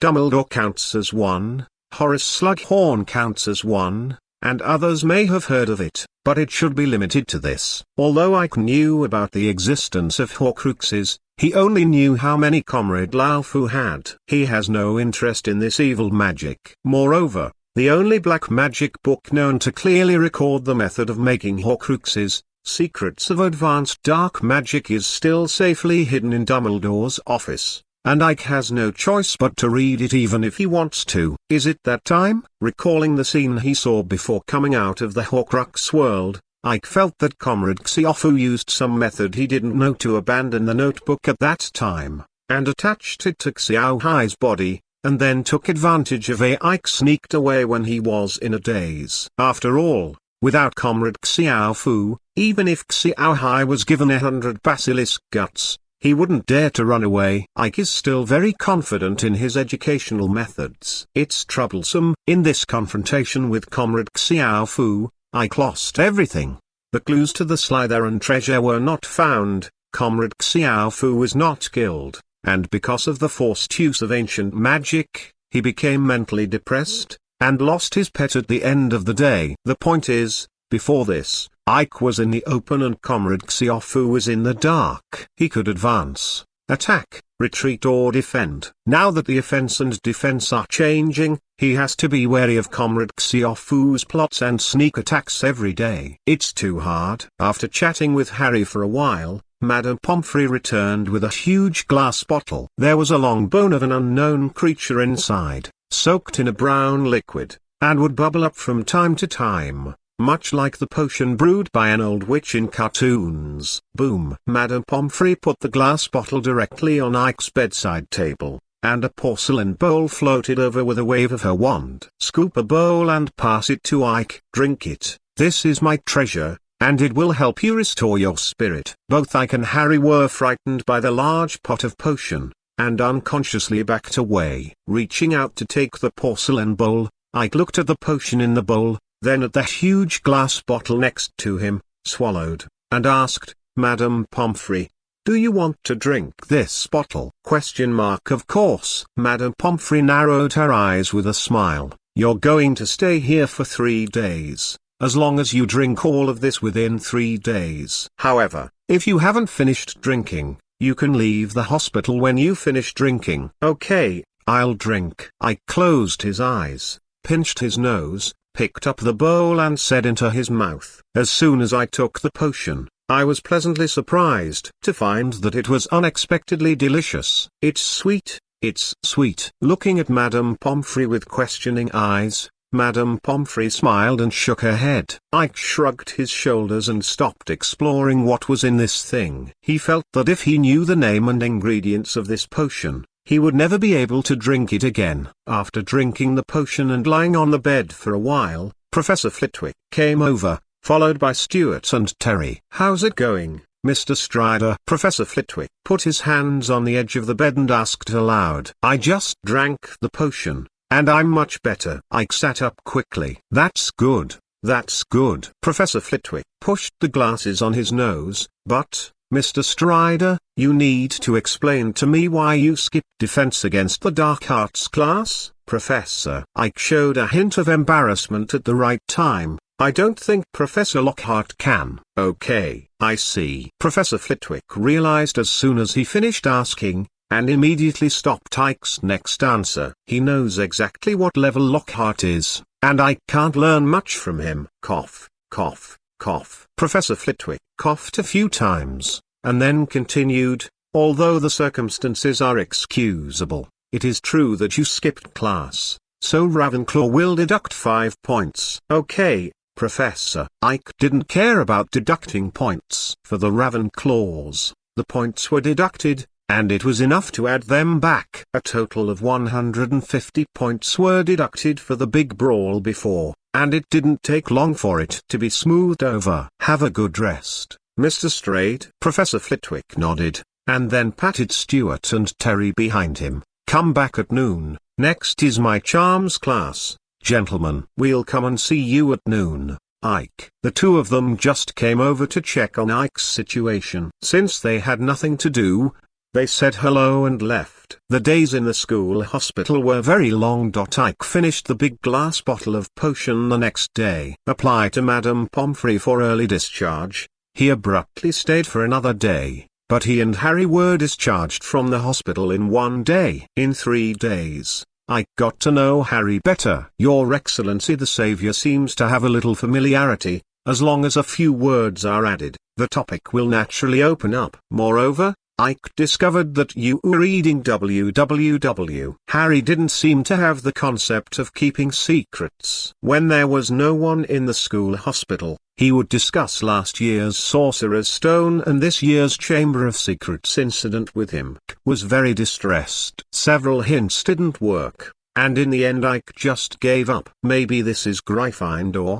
During the hospitalization, Hermione and Ron came many times. Almost every day whenever they had time. Ron would bring Harry some nice little treats, mostly with meals. Hermione would hold a thick note to highlight the key points for Harry, repeatedly emphasizing that those are the required content of the exam. Whenever this happened, Ike would lie on the bed and watch while eating snacks. Inexplicably, I was a little envious. Although Stuart and Terry come every day, they don't come as frequently as Hermione and Ron. Moreover, when he came, he would neither bring snacks nor highlight points, and Ike was not even willing to ask Stuart to bring over the paper bag he put on the bedside of the dormitory. At first, Harry intervened to persuade Stuart to meet Ike's request, but he also rebelled after learning what was in the paper bag. resolutely preventing that strange thing from appearing in the school hospital. Harry even paid for most of the candy for this. Most of the time,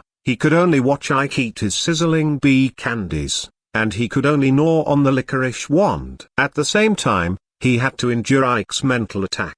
Harry, according to my calculations, Hermione will be here in half an hour. Have you read the key points she drew for you yesterday? Harry, what's the smell of your strange beans? What? Rotten eggs. Many times, Harry felt that Ron was right. Ike's tried is a strange and ...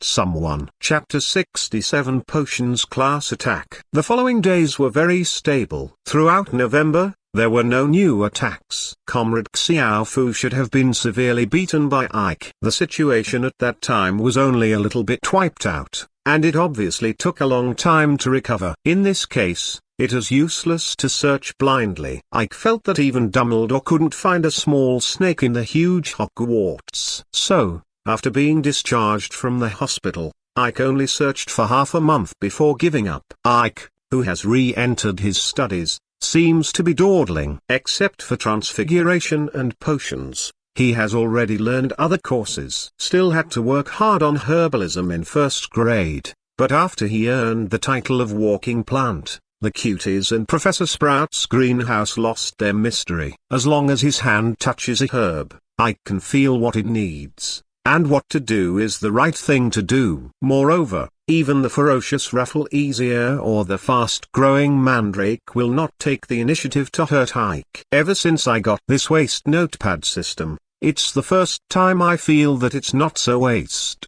The consequence of the rapid development of herbal medicine is that they can no longer fish in Professor Flitwick's class. The deans of the 4 colleges attach great importance to the performance of the students in their own classrooms. Slytherin's potions class had the highest average grade, and few people made mistakes. Gryffindor's transfiguration is also above average. Hufflepuff may be a character factor, or it may be that Professor Sprout often asks the little badgers to take care of the plants in the greenhouse. Herbalism is proud of the entire Hogwarts. As for the Ravenclaws, no matter which course they are in, they are ranked first, and the charm class is always the first. In fact, the top 10 Ravenclaws in each year will occupy 6 to 7 seats.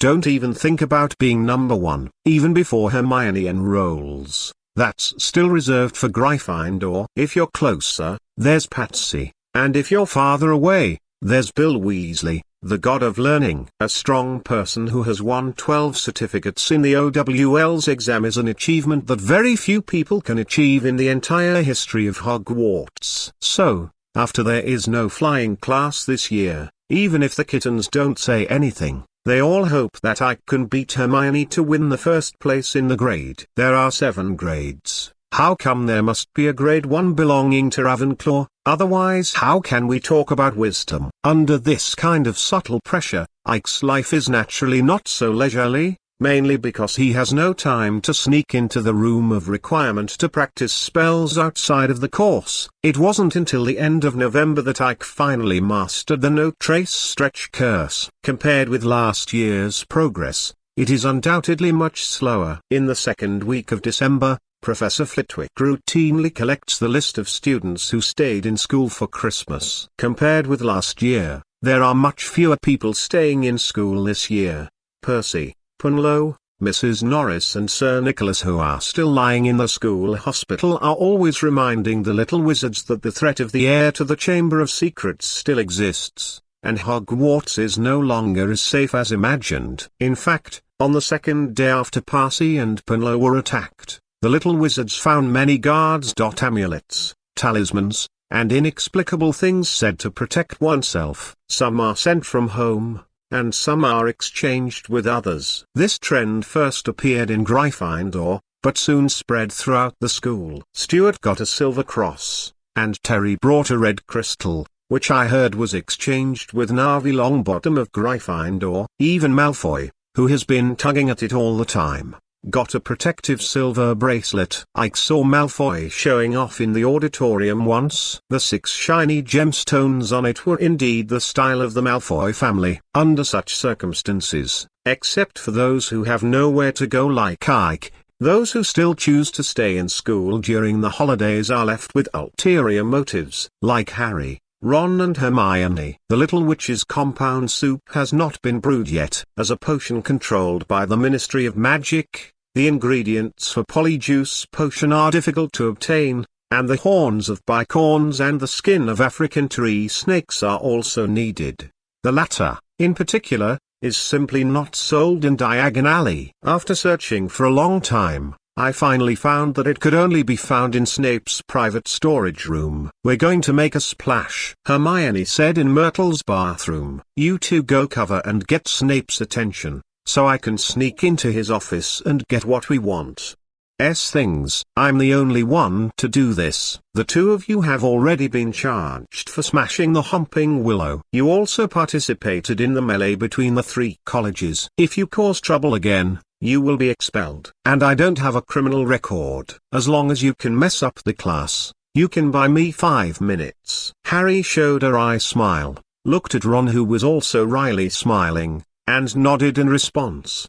Disrupting Snape's class was terrible, but contradicting Hermione when she was calling the shots was even more dire. Gryffindor took the potions class with Slytherin. As usual, Snape walked back and forth among the students, speaking the most vicious words to the lion cubs, and the little snake cubs took the opportunity to snigger gleefully. This had happened many times before, but today Harry suddenly felt that Malfoy's smug face wasn't so hideous. While Snape was looking for trouble with Neville, boom! 2 seconds later, Goyle's cauldron exploded directly, and the unfinished potion inside poured on the people around him. Malfoy was so close that his face was poured directly, his nose swelled up like a balloon, and there were many ugly festering pustules on his face. "Quiet! Don't run around!" Snape waved his wand and shouted loudly, wanting to stop these little wizards running around. "You are reading www. Come students who are splashed, come to me to get the anti-swelling potion." Snape shouted several times before the chaotic classroom calmed down. After all the watered ones subsided, Snape coldly picked out the twisted and twisted fireworks from Goyle's cauldron. "Don't let me know who did it. Once I find out, I will definitely fire him." Snape's eyes were fixed on Harry, and his tone was extremely cold. Harry played Oscar-level acting skills, and the confusion on his face was just right. Snape stared at it for a long time but didn't see the clue. Fortunately, get out of class ended not long after. Harry, Ron and Hermione hurried out of the potions classroom and went straight back to Myrtle's bathroom. "Snape must have guessed it was me," Harry said with a bitter face. "He was looking at me until the end of get out of class." "Don't worry, he has no evidence." Ron patted Harry on the shoulder and said, "Your acting skills just now were great. I hope, however, I don't think he'll let it go." Harry shook his dejected head, turned to look at Hermione, and only then realized that her expression was a little strange. "Hermione, what's the matter? Haven't the materials already been obtained?" "Huh?" Hermione came back to her senses, and threw the materials in her hand into the cauldron, a little absent-mindedly. "It will be fine within 2 weeks. And it should be ready before Christmas." Harry nodded, and asked again, "What were you thinking just now?" "I called you several times before you agreed." "It's nothing." Hermione patted her face to cheer herself up. As a friend of Harry and Ron, the little witch knows very well that there are some things that cannot be said to these two guys. It's impossible for them to keep a secret. Chapter 68 Transforming the Box. The private collection was stolen, and Snape was really furious for more than a week. It was not until the Christmas holiday that he ended his mad deduction of Gryffindor points. The little lions are used to it. In the past, Snape would target Gryffindor, but after Harry entered school, it became even more serious. In the eyes of the little lions, this wave of point deductions was more like a surprise point penalty before the holiday, to ensure that Slytherin maintained a half-time lead over Gryffindor in house points. Even if they only secure second to last position, as long as they suppress the group of stupid lions, the little snakes will be very happy, enough to keep them happy for the entire holiday. On December 19th, there were not many people in the Hogwarts castle. In the morning, when I woke up from the empty dormitory, he was still not used to it. For a year and a half, he'd gotten used to Stuart's wake-up call every morning, a routine good morning from Terry, and the three of them called each other. Noisily meet Michael and Anthony in the dormitory next door, and go to the auditorium to have a delicious breakfast together. Walking through the same empty common room to the auditorium, Ku and Ku nodded to each other. Ike casually opened Ancient Runic Explanation, drank some hot milk while reading it, then forked a piece of waffle, and bring your attention to the book. The more I read this book, the more Ike felt that my understanding of ancient runes was too superficial, and the use of them was too rigid and rough. After revisiting it for the third time, I have gained a lot of new inspiration for the magic that made Comrade Xiaofu half dead. Ike believes that if there is a chance next time, Comrade Xiaofu will definitely not be given the chance to escape. This Christmas holiday, in addition to continuing to study ancient runes, Ike also plans to make some changes to the traceless stretching spell box he bought at a big price, and try to make a smaller one that is more convenient to carry around, like a pocket watch, or a ring. As a former bookworm, Ike is very greedy for such things as space equipment. The ring is the inspiration of fantasy novels, and the pocket watch is the equipment of the protagonist in a fanfic. Of course, with Ike's current level of alchemy and traceless stretching spell, these are still a bit far away for him, but the box is very reliable. Returning to the dormitory after breakfast, Ike emptied out everything in the box and got in directly. The space of 3 cubic meters is just enough for Ike to stand up straight and move his hands and feet a little. Taking out his wand and pointing it at a wall, Ike accurately released the no trace stretch curse, and saw the wall recede slowly under the power of magic, and then stopped after retreating about 70 centimeters. I kept casting spells on the surrounding walls, and the space in the box became bigger and bigger, until it was the size of a house. Then he walked quickly to the wall, and using his magic wand as a pen, he wrote ancient runes shining with soft white light one by one on the wall. Stable,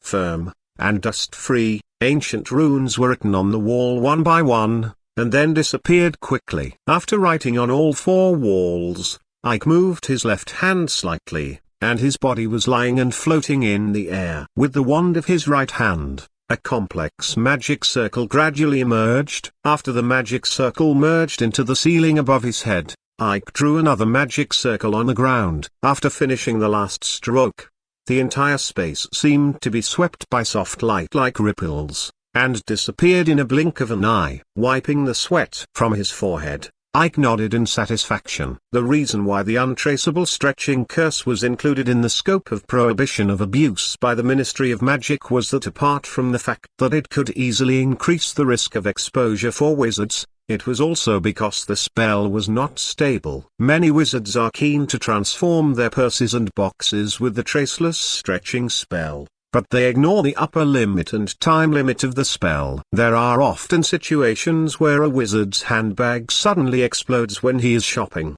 and various things are scattered all over the place. If it's okay in the wizarding world, it will cause a big commotion in the muggle world. In order to avoid this, the Ministry of Magic will prohibit private use of the untraceable stretch curse to make space items, and the regular sales are limited to suitcases and family tents. Of course, many wizards don't care about this regulation of the Ministry of Magic. In fact, as long as they are not discovered, no one will check it out. Ike found a way to solidify the untraceable stretching curse in the restricted area, those ancient runes written on the wall, which can stabilize the spell that would have gradually expired over time. As for the 2 magic circles, they were from Ravenclaw's manuscripts. They had the same function, but they were more reliable, and even allowed people to cast magic without causing the untraceable stretching curse to collapse. For example, casting the shrinking curse on a conventional traceless stretch spell item may cause the traceless stretch spell to collapse. With these 2 magic circles,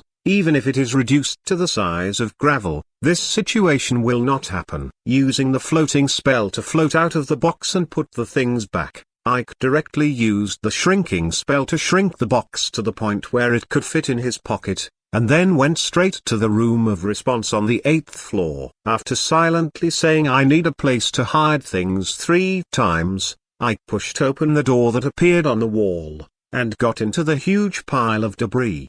It is full of items discarded by students at Hogwarts for hundreds of years, enough to meet Ike's needs. Although most of them are damaged to varying degrees, they can be used normally as long as they are repaired. Ike moved the sofa, ladder, table, cabinet, and all kinds of decorations into the box one by one, and placed them in the expected position. You reading www.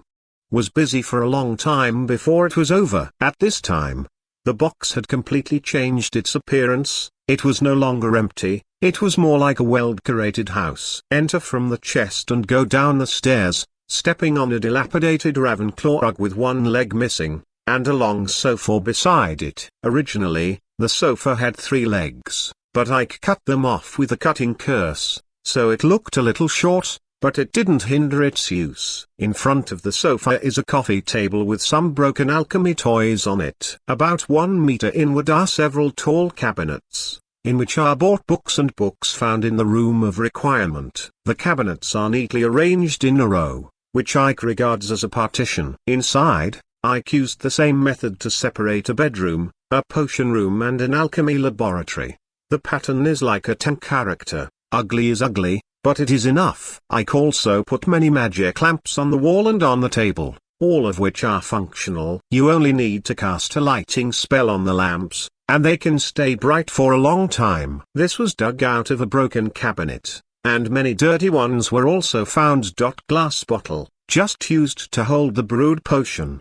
The matter of a cleansing spell is not troublesome. Next, as long as Ike goes to Diagon Alley during the holidays to buy all the materials, the potion room and the alchemy laboratory can be officially used. Of course, Ike can also choose to go to Professor Snape and Professor Sprout's woolen sweep their private collections. Professor Sprout is fine. He only needs to sneak around the greenhouse at night. With the title of walking plant, Ike can easily get what he wants without attracting Professor Sprout's attention. But Snape's private collection is a little troublesome. Chapter 69 Blackie. It was already night when I came out of the room of requirement. After a whole day of work, Ike was so hungry that his chest stuck to his back. I put the shrunken box in my pocket and headed straight for the auditorium. Walking into the auditorium, the dinner has just begun. Professor Flitwick saw Ike come in and waved, motioning him to sit down quickly. Ike bowed his head slightly, found an empty seat on the long table and sat down, and took a big gulp of pumpkin juice, which relieved him a little. The dinner during the Christmas holidays only kept the usual standard, but because there were not many people staying in the school, everyone sat casually, and did not sit according to the colleges like normal school. Ike saw Padma sitting at the Gryffindor long table next to her sister Parvati. Cho and a few Ravenclaw girls sat with Hufflepuff, and several members of the Quidditch team sat with them, chatting while eating. There are really not many who really stayed on the Ravenclaw long table. After drinking another glass of pumpkin juice, eating a piece of steak, a fried egg, 2 German sausages and half a plate of macaroni, Ike's stomach finally protested. Pour another glass of lemonade and sip it full. Ike felt that he needed to slow down before he could move, and now he was really unable to stand up. While drinking, a brown hairball sat in front of Ike with a glass of orange juice,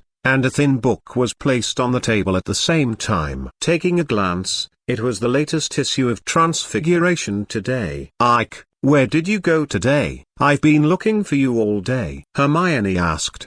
He's in the dormitory, Ike replied with a smooth expression. What's the matter? What can you do to me? Hermione seemed a little embarrassed, and after a pause, she asked softly, Ike, is that pet of yours, Xiao Hai, still there? Ike showed a hint of annoyance when he heard the words, shook his head and said, Xiao Hai disappeared. I don't know when he ran away. I haven't found it after searching for a long time. Have you seen it? I should have seen. Hermione showed a little hesitation, turned to look at the professor's seat, but did not find Snape, and then continued, before, I secretly went to Snape's private stockroom. Oh, Ike suddenly realized the attack last time was. Yes. Hermione quickly interrupted Ike. Don't interrupt, listen to me. For some reason, I need some potion materials, and those are only available in Snape's private collection. So, taking advantage of Harry, I sneaked in. After finding what I wanted, when I was about to leave, I suddenly heard a noise, which startled me. Looking over subconsciously, I faintly saw a snake slipping out of the door. Ike, I'm not sure if that's Blackie, but as far as I know, in the whole of Hogwarts, only you have a snake. Ike understood, but his face showed anxiety. It should be it.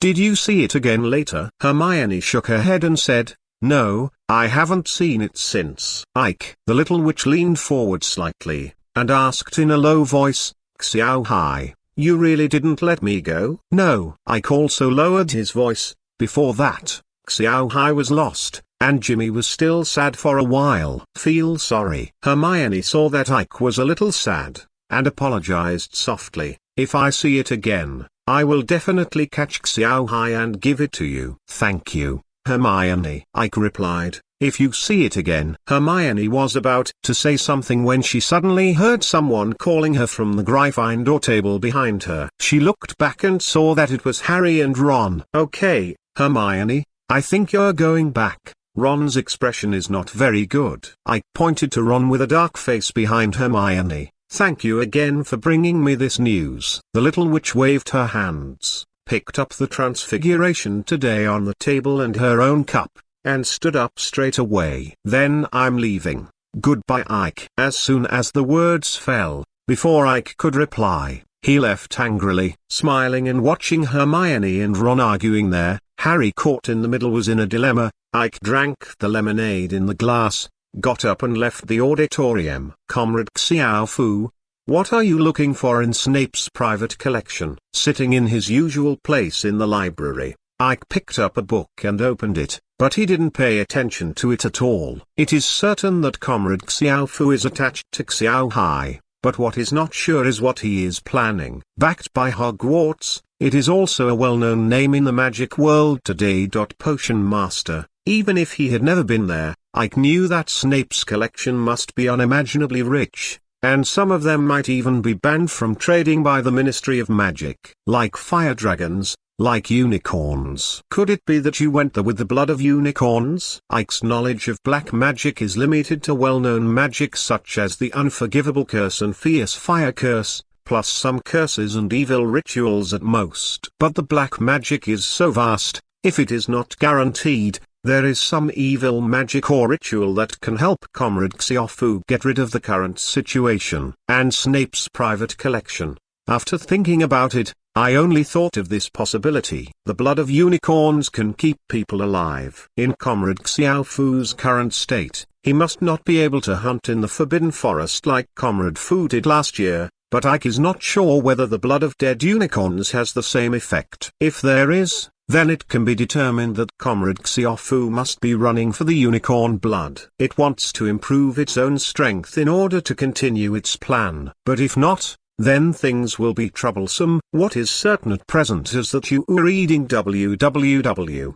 Himself and Harry must be on Comrade Xiao Fu's final revenge list, and he even has to be ranked higher. Therefore, once Comrade Xiao Fu regains his strength, he will definitely face a situation that is far more dangerous than the whole year. Will the attack continue? Ike is not sure. Comrade Xiao Fu will probably do this, causing panic in the school, and even closing the school and suspending classes. Of course, these are not incidental. The key is to drive Dumbledore out of the school. As long as Dumbledore leaves the school, his chance will come. Suddenly, Ike thought of the magic that Comrade Xiao Fu cast on Ginny in the original book, the magic that has a high probability of absorbing the life force of others to really revive him. Yes, he will definitely find someone else. It may be someone else, or it may be Ginny. Ike hastily stuffed the book back on the shelf, left the library quickly, and headed straight for Gryffindor Tower. Walking halfway, he stopped suddenly,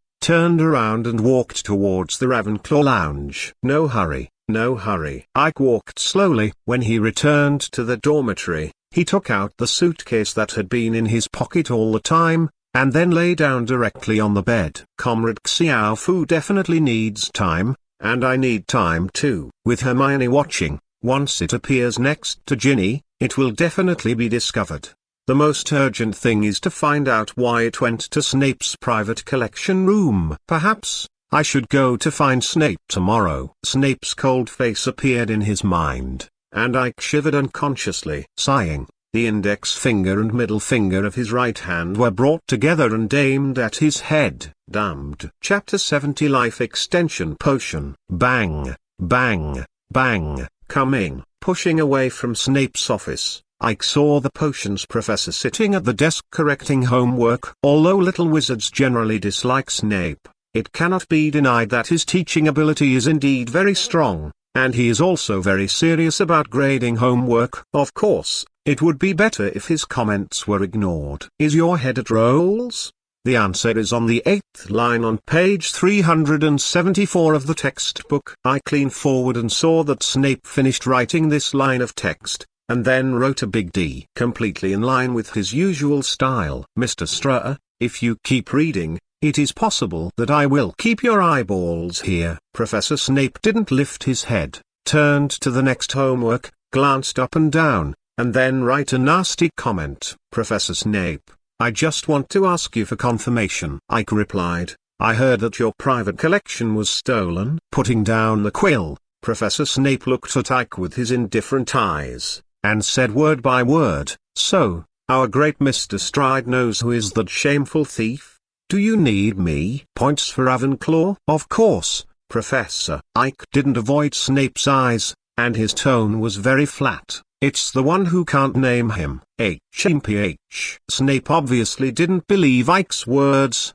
and immediately replied, Dark Lord. So you think the Dark Lord released the monsters in the Chamber of Secrets and caused the attack? Yes, Professor Snape. Ike nodded, and Snape showed a hint of sarcasm, and replied in a strange way, I thought you were so smart to brush the Dark Lord around. But now it seems that you are not the same as those idiots I often see. What a difference. As far as I know, your great teacher is currently lingering in the Albanian forest. I'm not talking about the poor guy waiting to be rescued by his faithful servant. Ike shook his head, summoned a chair to sit down with a wave of his left hand, leaned forward slightly, and asked softly, Professor Snape, do you know about Horcruxes? Horcrux. Professor Snape still looked cold, but Ike saw it clearly, and his hands shook. Ike smiled, took out the scorched notebook from his robe, put it on the table, and pushed it forward. About 2 weeks ago, I picked up this notebook. It's a very miraculous thing. It can talk to me,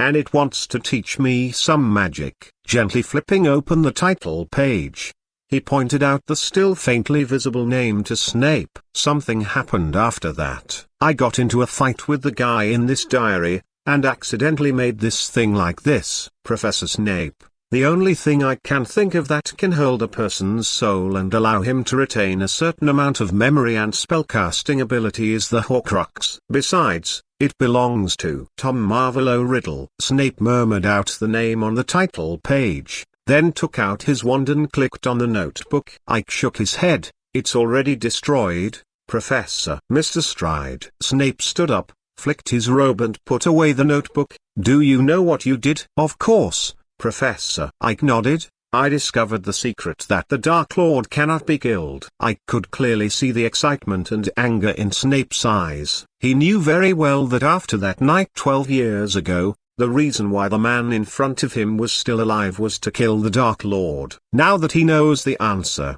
even as an outstanding occlumency master in the world, he still cannot completely hide his emotions. You shouldn't have told me, Ike. Snape waved his wand, and a white light quickly rushed into the fireplace and disappeared. Dumbledore needs to know about this. Of course, the principal will know, Ike replied. However, the guy inside was not killed. He ran out. What? Professor Snape's pupils shrank. He couldn't help being taken aback, then turned around and opened the door of his private collection room, and strode in. Follow Ike. Entering Snape's private collection room, Ike was shocked. The first thing that catches the eye is an adult Ukrainian iron belly corpse fixed in the air. Its ferocious appearance is very frightening. The surrounding walls are full of cabinets, inside which are placed large and small glass bottles, soaking the corpses of large and small magical creatures. Unicorn heads, complete invisible beasts, cats, birds and snakes, everything written in fantastic beasts, and where to find them is here. And there are also unrecorded ones. If it weren't for some herbs, it wouldn't be like a storage room for potion materials. Professor Snape stood under the Ukrainian iron belly, raised his wand with his right hand, and swiped a few times in the air. The surrounding cabinets were opened, and the materials inside moved, and then numbers glowing red appeared one by one. After comparing one by one, Mr. Strider, what do you think of bicorn horn, African tree snake skin, unicorn blood, half a dragon heart, a pint of dragon's blood, and 2 pints of viper's venom? Professor, does the blood of a dead unicorn also have the ability to extend a person's life? Professor Snape showed disdain at the right time, and you reading www.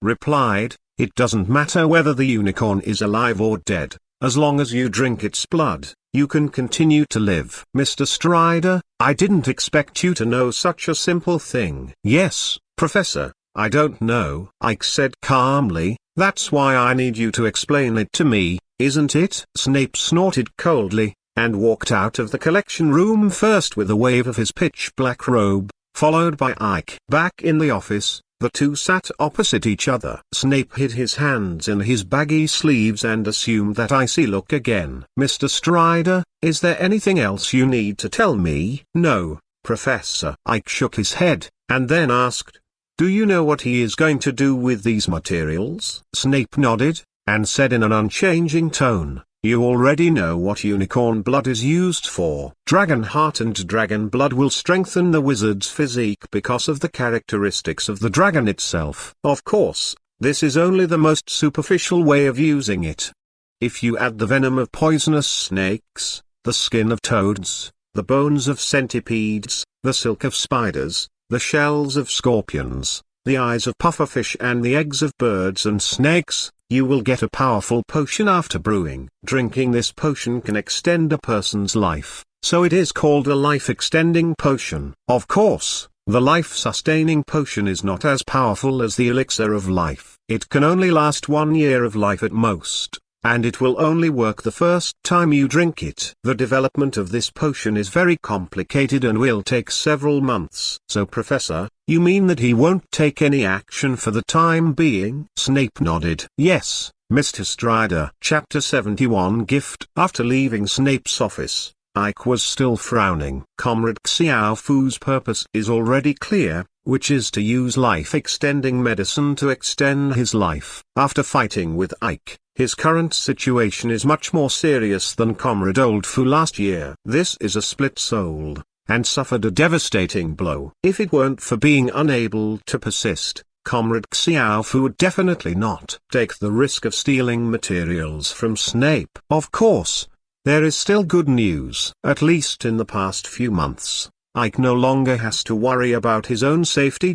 People are really relaxed. Ever since it was confirmed that Comrade Xiaofu was still alive, Ike has been worried and nervous all day long. Well now, I can finally have a wonderful Christmas holiday in peace and security. The time soon came to the 25th. When Ike woke up in the morning, there were many gifts piled up beside the bedside table. Compared with last year, there has been a huge increase in the number. Julian still sent a new sweater full of festive atmosphere, which was directly worn by Ike. Stuart sent a snow globe with the Hogwarts castle inside. One of Terry's bottles was full of ground turtles, and when he took it out, Jimmy hugged it, and Ike had a hard time getting it off. Professor McGonagall is still the year's transfiguration today, and Professor Flitwick is a notebook filled with innocuous mischievous spells, such as making a person's nose grow longer, ears become bunny ears and pop out white smoke. What Hermione gave was the ancient runic words phonetic table, perhaps because she saw him holding the ancient runic words. Detailed explanation all day long. The ones given by Harry and Dumbledore were Ike's favorite. There were 2 big bags of cockroaches, enough for him to eat for a long time. Put on the robe and shoes, put on the blue Ravenclaw scarf, and cast a warming spell. Even if it's snowy outside, you won't feel cold. There is a Christmas tree covered with various decorations in the common room. This is the masterpiece of Ike and several Ravenclaw seniors who stayed at school. Professor Flitwick has always been very interested in arranging holiday decorations.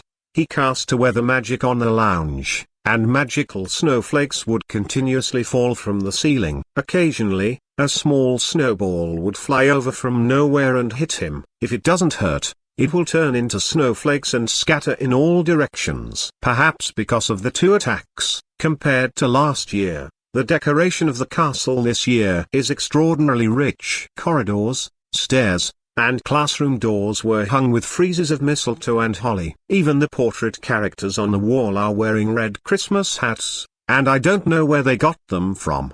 The auditorium is more grand. A dozen frost-covered Christmas trees stood in the corners, and the ceiling was also festooned with mistletoe and holly crosses. The ceiling is in the shape of white clouds, with snow falling on it, and it feels very warm in the palm of your hand. All the decorations will emit a faint soft white light from time to time, and the Christmas tree will even shake, as if shaking off the snow on the tree, scattering small light spots all over the place. The little wizards gathered together in 2s and 3s, and from time to time owls would fly in to deliver late gifts, causing exclamations of envy or joking. Perhaps it was because of the big fight in the 3 courtyards that Ike and Coo, who was a grade higher than him, got to know each other a lot better. At least there would be topics to talk about, so they wouldn't be awkward. After a brief chat, Coo was called away by the other Ravenclaw girls, and Ike was also happy about it. Or rather, he is used to it. In contrast, the long table in Gryffindor was much more lively. The Weasley family stayed behind, and the twins were teasing Ron with each other, occasionally bringing Harry, who was smirking, aside. Hermione, her little sisters in the same dormitory, and Padma, who ran over from the Ravenclaw long table, didn't know what they were talking about, and bursts of laughter sounded like silver bells. After scanning around, there were only 2 people at the long Ravenclaw table enjoying breakfast alone. One is Ike, of course, and the other is a crazy girl from 1st grade, Luna Lovegood. However, when Ginny walked into the auditorium, Luna was pulled away. In the end, Ike was the only one left. After breakfast, I went to the library to kill the rest of the time, and soon it was time for the dinner party. This year's dinner was even more lavish, and Ike even saw 1 or 2 French dishes. I tried to taste the French foie gras, which is not big, but has a strong taste, more like duck liver. Just eating a few bites is enough. Compared with the more delicate French dishes, Ike still prefers steak and lamb chops. The barbecue is also very good, and it is very tasty with special chocolate milk. Of course, when Ike was making chocolate milk, the people around him naturally moved aside, leaving a large space. Dumbledore was also disgusted, and it was even more serious than Ike. Professor McGonagall was alright, but he moved his seat closer to Professor Sprout, and Snape was obviously much better, with disgust and disgust written all over his face. Dumbledore, who had failed to recommend it, was still smiling. Like Ike, he didn't care about other people's opinions at all. The 2 even raised their glasses from a distance, showing meaningful smiles as well. This move made Professor Snape's face turn cold again. The most active person at the dinner party was Professor Lockhart. Even though basically everyone in Hogwarts knew that he was an idiot, he still showed off his gorgeous robes like a peacock. After the main meal, many desserts appeared on the long table. Picking up a mango pudding, Ike met it happily. Among the many desserts, Ike loves the mango pudding, which can be served with vanilla ice cream at most. After all, these things were a bit expensive in Ike's previous life. A pudding that can be eaten in 1 bite costs about 10 yuan, so I can only buy a few occasionally to satisfy my cravings. You were reading www. Maybe it's the wrong brand? Ike suddenly thought of it. Soon, there were 8 more empty boxes in front of Ike. Struggling to look at the pudding still piled high on the table, Ike took several deep breaths before suppressing the urge to take another one, poured himself a glass of lemonade instead, and took a small sip. It is already a habit to have a glass of lemonade after a meal. Glancing at the long table in Gryffindor, the 3 of Hermione left without knowing when. Ike calculated in his heart, and knew that the polyjuice potion was ready, and they were going to visit the Slytherin lounge tonight, which was also the time when Hermione turned into a real cat girl. After thinking about it again, one more thing is worse than one less thing. Besides, Ike also wants to see what Catwoman Hermione looks like. After drinking the lemonade and saying hello to the other people on the long table, Ike left the auditorium. He needed to digest, and there was a small party in the Ravenclaw common room later. Roger prepared a lot of magic fireworks, a full 2 big boxes. Fortunately, it wasn't that he was struggling to pull out the fireworks, otherwise the common room would have to be blown up. Noisily playing with other kittens for a while, Ike returned to the dormitory with a yawn until almost midnight. As soon as he entered the dormitory, he saw a shivering owl standing outside the window, holding a small box in its paws. Ike hurriedly opened the window and let the poor little guy in, thoughtfully put on a warming spell, grabbed another handful of nuts, and then took the box. The box is an ordinary cardboard box with Ike's name written on it. It doesn't weigh at all in the hand, and I don't know who gave it to me. With a wave of his right hand, the seal was pulled open. Open it and look inside. Ike's face instantly turned livid. That's Xiao Hai's body. Chapter 72. I will train you. Golden Cicada escapes its shell. Comrade Xiaofu still has this ability. Facing Xiao Hai's body, Ike only felt a chill down his spine. He has seen the power of Voldemort in the 6th grade, and he is basically in 2 ways with old Comrade Voldemort. Based on the strength of Comrade Lao Fu, he firmly believes that there is nothing that cannot be solved by one shot of Avada, and if there is, then another shot. Comrade Xiaofu is different. He is playing with his brain. From the very beginning, he used Ginny to do things. After being discovered by Ike, he got rid of the shackles of the Horcrux at a great price when he was still facing a crisis,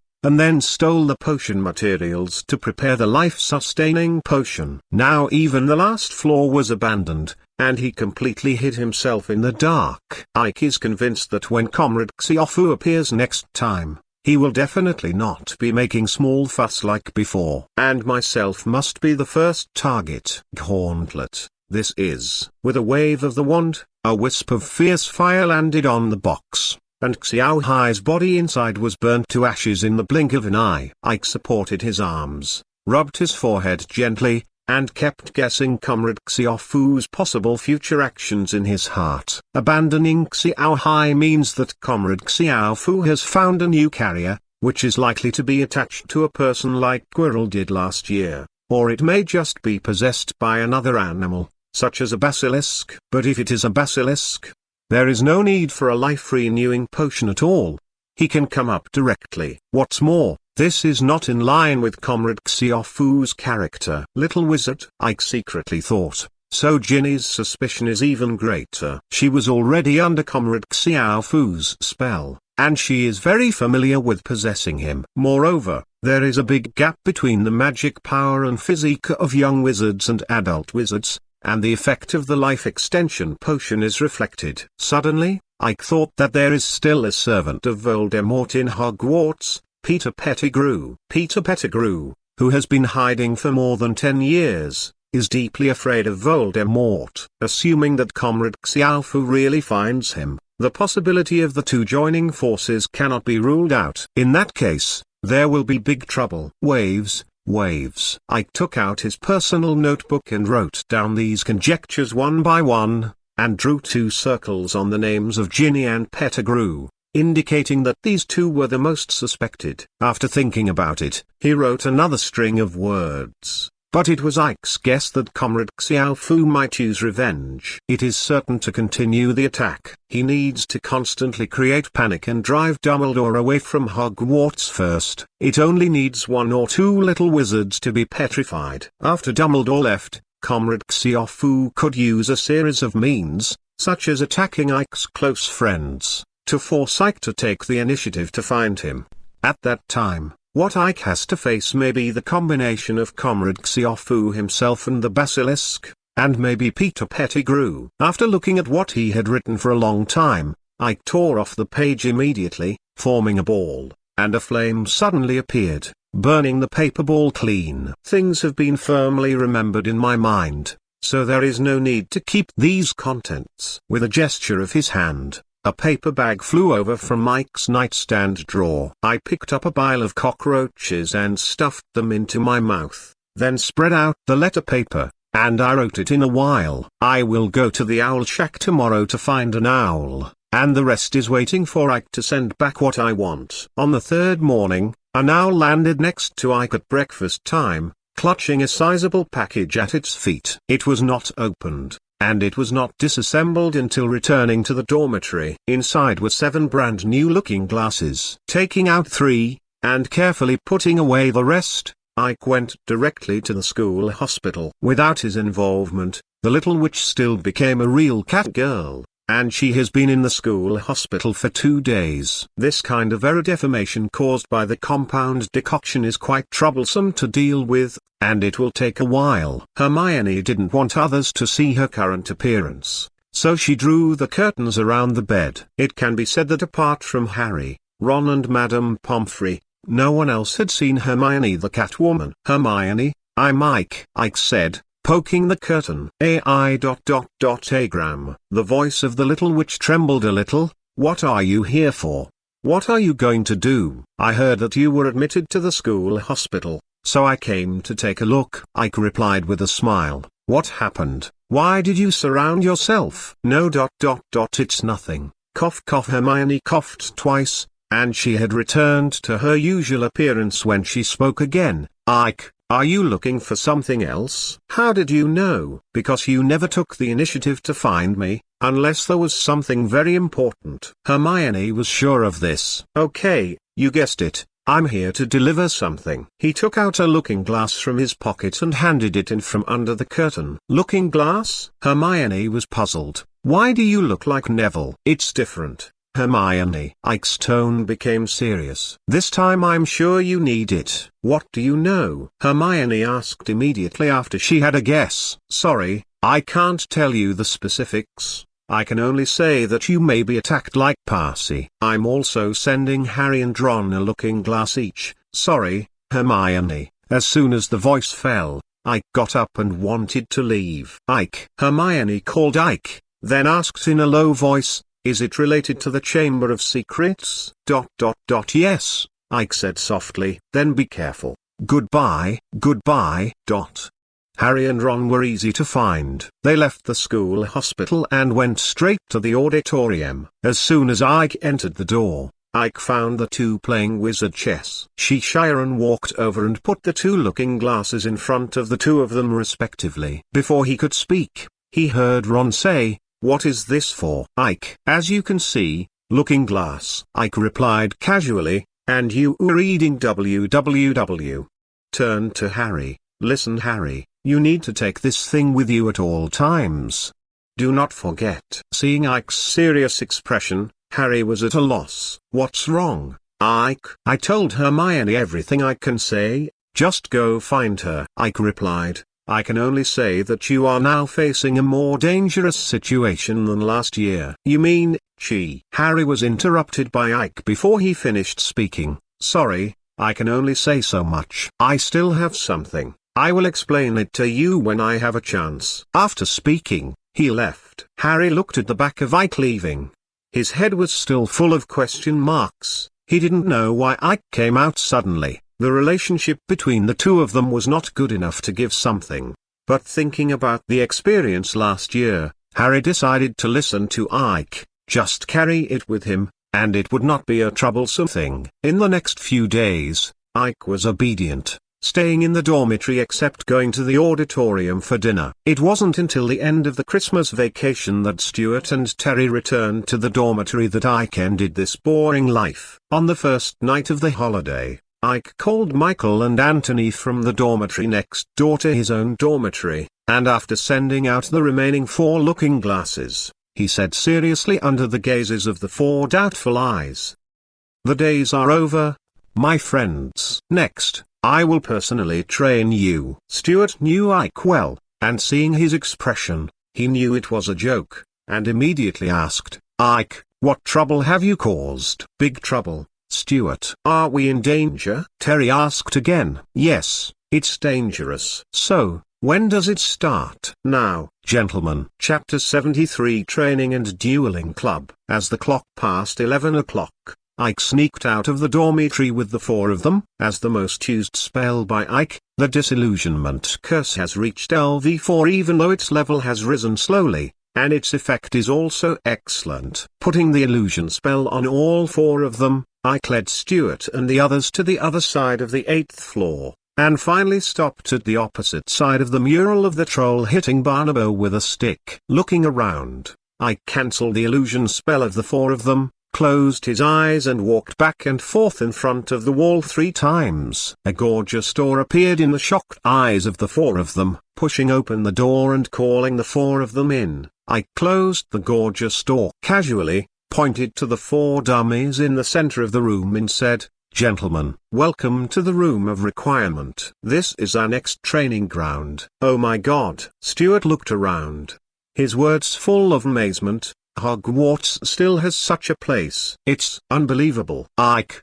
how did you find this place?" "Accidentally." Ike shrugged. "I was wandering around the castle once and thought of the room where I could practice spells, and then I found this place." "You didn't say it earlier." Terry punched Ike on the shoulder. "If it wasn't for this time, would you still keep it a secret?" "Of course not." Ike quickly denied. "I planned to tell you at the right time, I swear." Looking at the swearing Ike, Stuart and the others looked at each other, with a hint of helplessness showing on their faces almost at the same time. After a year and a half of contact, they are all aware of some of Ike's little habits. For example, he would rub his forehead when thinking about a problem, eat cockroaches when he was in a bad mood, and blink several times subconsciously when he was lying. Even if this person often hides his emotions, there are there are too many secrets, and it will cause a lot of trouble. But apart from these, Ike is still a very easy person to get along with. Before Ike knew it,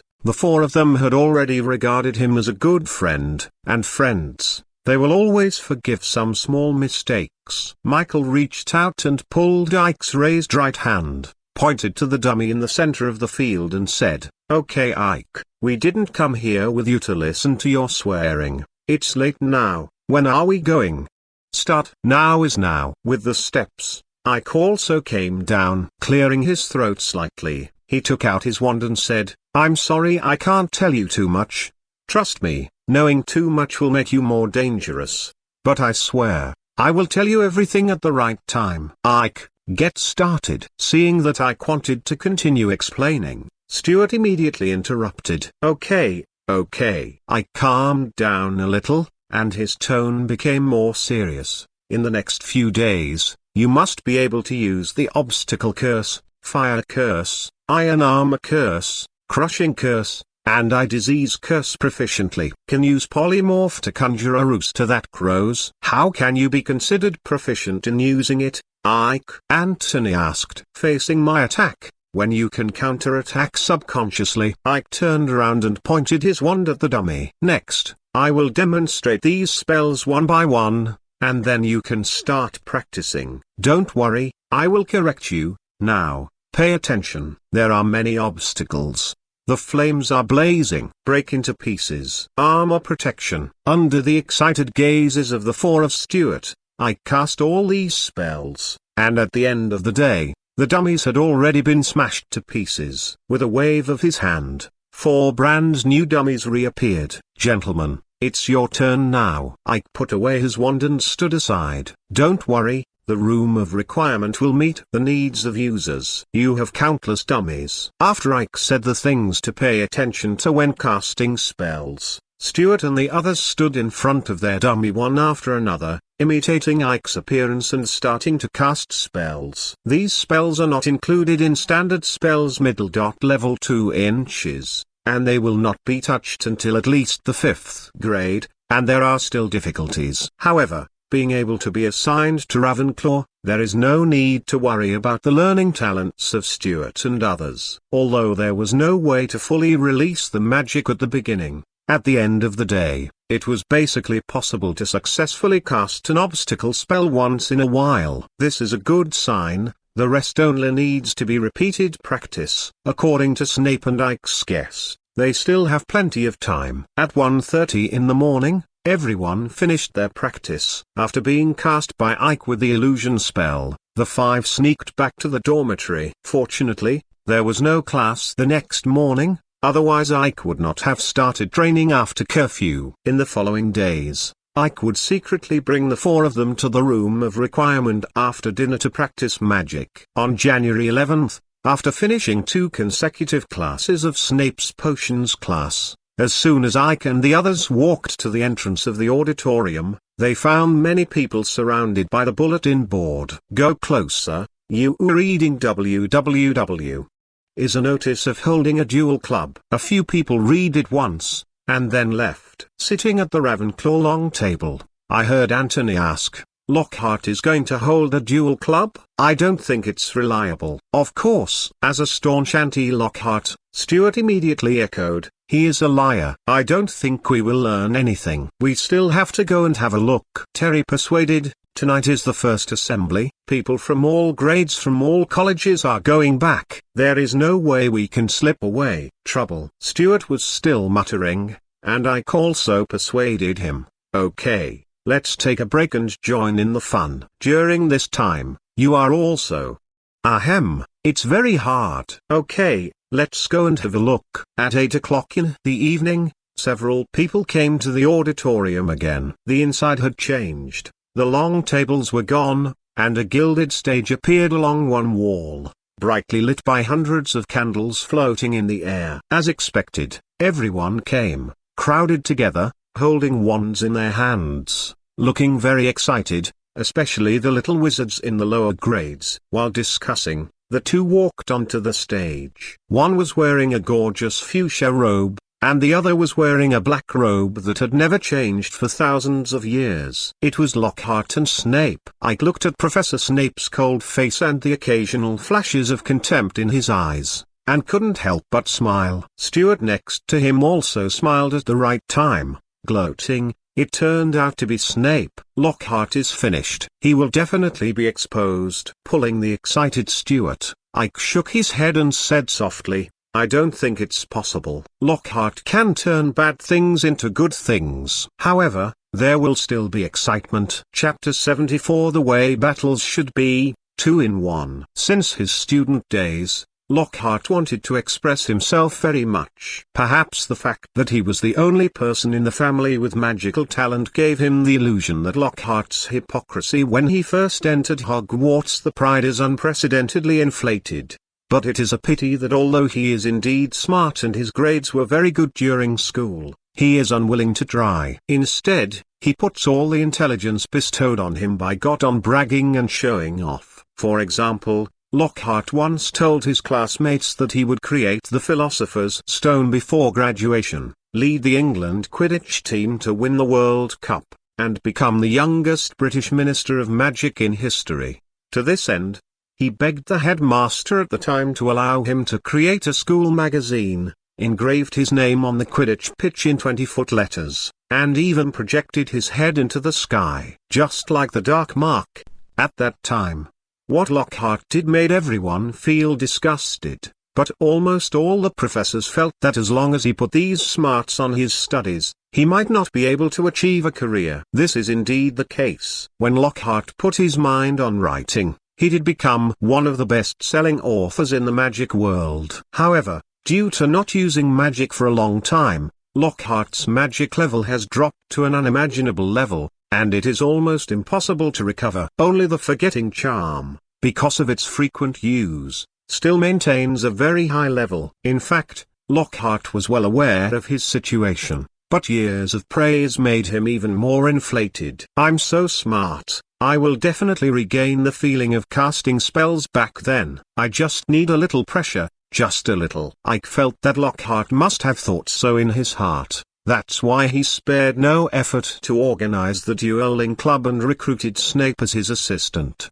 "Because of some incidents last semester, I think our little wizards need to get some training to deal with possible crises." Lockhart lifted his robe, crossed his hips, and showed a charming smile. "After some exchanges, Dumbledore allowed me to open this small club. Let me introduce my assistant, Professor Snape." Lockhart pointed to Snape, and Snape also nodded slightly at the right time, but the degree was hardly noticeable. If it wasn't for the slight movement of his hair, he wouldn't have noticed he nodded. Lockhart didn't care, and still said loudly, "He told me that he himself knew a thing or two about duels, and he generously agreed to help me make a small demonstration before class." I said, "I don't want to worry you little guys." Lockhart showed his shiny teeth and said with a smile, "Don't worry, I will return your potions teacher to you intact. Now, let's get started." As soon as the words fell, Lockhart and Snape stood facing each other, bowed to each other, and then held their respective wands in front of their chests. As you can see, we hold the wands in the usual dueling posture. When we count to 3, we release the first spell at the same time. 1, 2, 3. Almost at the same time, the two raised their wands over their shoulders and released a spell. "Disarm you." Snape's wand emitted a dazzling red light and hit Lockhart fiercely. The wand in his hand came out of his hand and landed on Snape's hand in a whirl, and he was knocked into the air, hit the wall with a bang. Just like in the cartoon, slowly sliding down the wall, and then curled up on the floor. Seeing this scene, except for some die-hard fans of Lockhart's book, almost all the young wizards cheered. It was unknown whether it was because of Lockhart's tragic situation or because of this clean duel. Everyone saw it. Lockhart staggered back to the stage, straightened his messy hair and clothes, and said, "This is the disarming spell, the most common spell used by wizards in duels. If you are hit by the disarming spell, you will lose the wand in your hand like me." Professor Snape's use of this spell is really wonderful. Of course, I have discovered this a long time ago. If I want to stop it, it will be effortless. Perhaps seeing Snape's face turned a little colder, Lockhart turned his gaze to the little wizards off the stage. I clapped my hands and said loudly, "Okay, that's all for the demonstration. Next, I will divide you into 2 groups and play against each other, just like just now." With that said, Lockhart walked off the stage, shuttled among the crowd, and divided the young wizards who were still in a state of excitement into groups. He was very efficient and quickly divided into 7s and 8s. Snape also came down, and was the first to call out Harry and Malfoy, forcibly divided the two into a group, and pushed Harry towards the stage, saying, "Malfoy, come here quickly. You are teamed up with the famous savior. Let's see. What are you capable of, Potter?" Malfoy strutted onto the stage, with a 3-point complacent and 7-point fierce smile, took out his wand, and held it in front of his chest first. Lockhart, who was still grouping the little wizards, saw this scene, ran back quickly, and shouted, "Potter, Malfoy, face your partners. Remember the demonstration just now?" First, bow. Harry and Malfoy remained motionless, staring at each other intently. "Raise your wand and get ready. When I count to 3, I will release the magic. 1, 2. Just on the count of 2, Malfoy swung his wand suddenly, knocking Harry staggering. Not to be outdone, Harry took the opportunity to fight back.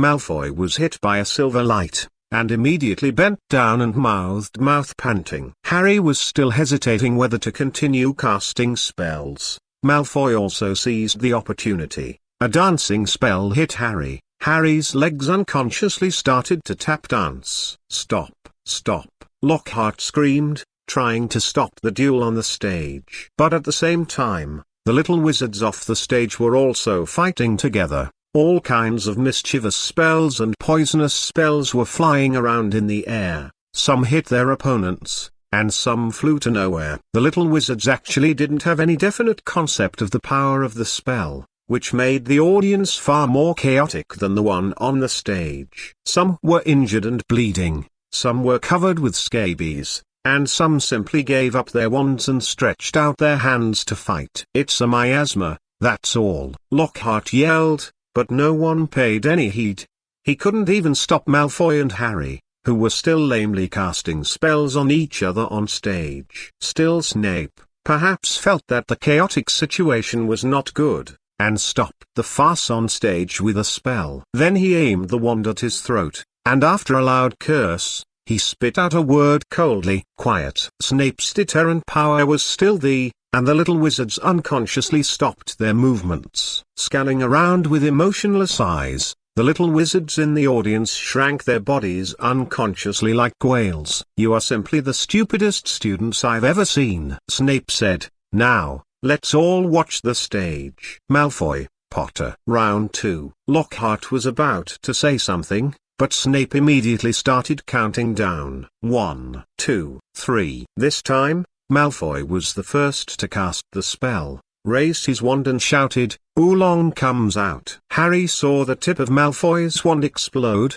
and a long black snake emerged from it and landed on the stage. The head of the black snake was raised high, and it made a piercing sound. The little wizards in the lower grades had never seen such magic before, and they backed away screaming. Maybe it was because seeing Harry motionless, as if he was frightened, Snape lazily said, "Don't move, Potter, let me get him away." Just as he was about to make a move, Lockhart shouted, "Let me do it," and cast an unknown spell at the black snake. The black snake was hit by the magic, jumped up to the old height, and fell back heavily on the stage. Lockhart's magic obviously angered it. The black snake bared its fangs, and began to wander around the stage, with its head facing the little wizards in the audience, spitting out its wicks non-stop. Seeing this scene, Harry seemed to be possessed, and unconsciously took a step in the direction of the black snake. His throat moved, and he was about to make a sound. At this moment, a red light flew from below the stage and fell directly on the black snake. Black Snake then collapsed limply on the stage. A ray of fire suddenly appeared on his body, which turned into black ash in a blink of an eye. Snape stepped forward suddenly and pulled Harry, who was still in place, aside, almost falling over. It was Ron and Hermione who supported him in time, so that he didn't fall off the stage. "Strider." Snape drew the end of his voice very long, his eyes fixed on the direction where Ike was standing. Under the gaze of almost everyone, She suddenly walked to the side of the stage, saluted slightly, and said, "Professor, I probably forgot. You don't seem to be assigned as a dueling partner?" "Yes, Professor." "Then, come on stage." Snape turned around to give up a space. "I'll partner with you. Let me see what you're capable of." "Okay, Professor." Ike nodded, and his body floated directly onto the stage, standing opposite Snape. Neither of them moved. They just looked at each other, but both Lockhart on the stage and the little wizards off the stage felt an inexplicably tense atmosphere. Lockhart stepped back unconsciously. Just as he was about to say something, Snape said, "Strider, when you're ready, you can start." "Okay." Looking at each other for a while, Ike swung his wand violently and shouted, "Disarm." A red light flashed, and Snape waved his wand at the same time, which happened to stop Ike's disarming spell. With a flick of his wrist, the same red light flew back. Ike followed the same pattern and also broke Snape's disarming spell. The first bout between the two of them was like a mirror image. They were exactly the same. "Don't hide your abilities, Ike," Snape said. "Real battles don't allow you to hide." As soon as the words fell, a dazzling light suddenly appeared in front of Ike. Ike didn't panic, moved his left hand slightly, and a silver-white shield appeared in front of him, just blocking Snape's magic. The right hand didn't stop, and with a light wave, the same shattering spell was cast. With a simultaneous movement of the left hand, the black ash from the black snake turned into an arrow, and shot towards Snape. Armor protection. Snape shouted. The iron armor curse was put on his body even when Ike smashed the curse, and his left hand was stretched forward to hold it. The arrow turned by the black snake split directly in the air, turned into black ash again, and fell on the stage. The flames are blazing. There are many obstacles. Break into pieces. Thunderbolt explosion. Ike cast out spells one after another, and the lights of various colors alternated with each other, hitting Snape like a storm. Snape didn't move at all. The silver-white shield in front of him blocked all attacks. Even if Ike changed the attack direction of the spell, it would immediately block Ike's magic. Back, calf, the back of the head. Snape showed a powerful magical ability, and he seemed to be able to do a job with ease, and even said, "Inflexible. Too rigid. Move your head. The battle is not straight." Ike didn't make a sound. He also wanted to see where his current limit was, and Snape was undoubtedly a very good opponent. On the waste notepad system, Ike had no chance to fully release the series of LV6 spells. In most cases, he uses the silent and battleless version, which is definitely less powerful than the one that utters the spell. In fact, even in this battle, Ike couldn't use his full strength. Under the eyes of everyone, the black magic mastered by Ike and the ancient magic learned from the Ravenclaw manuscripts and the Sorcerer's Stone could not be used at all. But even so, it's enough. It's nothing more than a glimpse of the leopard. Snape was airtight, and he could always seize the gap between Ike's attacks to fight back. Every time, he was able to shatter Ike's iron armor curse, while his own iron armor curse seemed to have no limit, and was still strong. The battle between the two stunned almost all the little wizards in the audience. They had never seen such a fierce magic duel intuitively, especially Hermione, her two useless men, Stuart and others. Even if they had known Ike's strength is very strong, but they never imagined that it would be able to fight Snape without losing the wind. Ike didn't have the time to look at the surprised faces off the stage, and he was a little anxious in his heart after being unable to attack for a long time. Originally, I thought that with the LV6 magic, even a professor could easily suppress it, but after fighting, I realized that the difference between a young wizard and an adult wizard is not only in magic power, but also in understanding of spells and combat experience. As a wizard who has experienced wizard wars, Snape's combat experience is undoubtedly rich. His grasp of the use of spells and the timing and rhythm of casting spells even made Ike feel a little desperate. No matter how he attacks, what magic he uses and from what direction, Snape can defuse them one by one with ease, and his casual counterattack will always disrupt Ike's rhythm just right. He doesn't have all his strength yet. Ike is very aware of this. Thinking of this, Ike secretly gritted his teeth. With a violent wave of his wand, the floor in the middle of the stage was rolled up, and he turned into a dragon in the air and attacked Snape. The dragon covered Snape, and at the same time, two shattering spells hit the ground. Snape remained unhurried. Pressing down with his left hand, the silver-white shield split into two to block the spell, and he waved his wand with his right hand towards the sky, as if an invisible force had passed by, and the dragon was directly split in half from the middle. Ike didn't think that the dragon transformed by the transformation technique would cause trouble for Snape. He just wanted to cover Snape's sight. Even if it's just a blink of an eye, it's enough. Through the gap cut in the center of the dragon's body, Snape saw a dazzling golden light. It was a magic circle floating in the air, on which were many ancient runes that also shone with golden light. Ike suddenly felt that time became very slow. He saw the cut dragon floating slowly like paper, and also saw Snape's iron armor curse slowly appearing. Slow down. The wand was lightly tapped on the magic circle, and a dazzling golden light emanated from the magic circle, drowning Snape in the next second. The golden light bombarded for several seconds. You were reading www.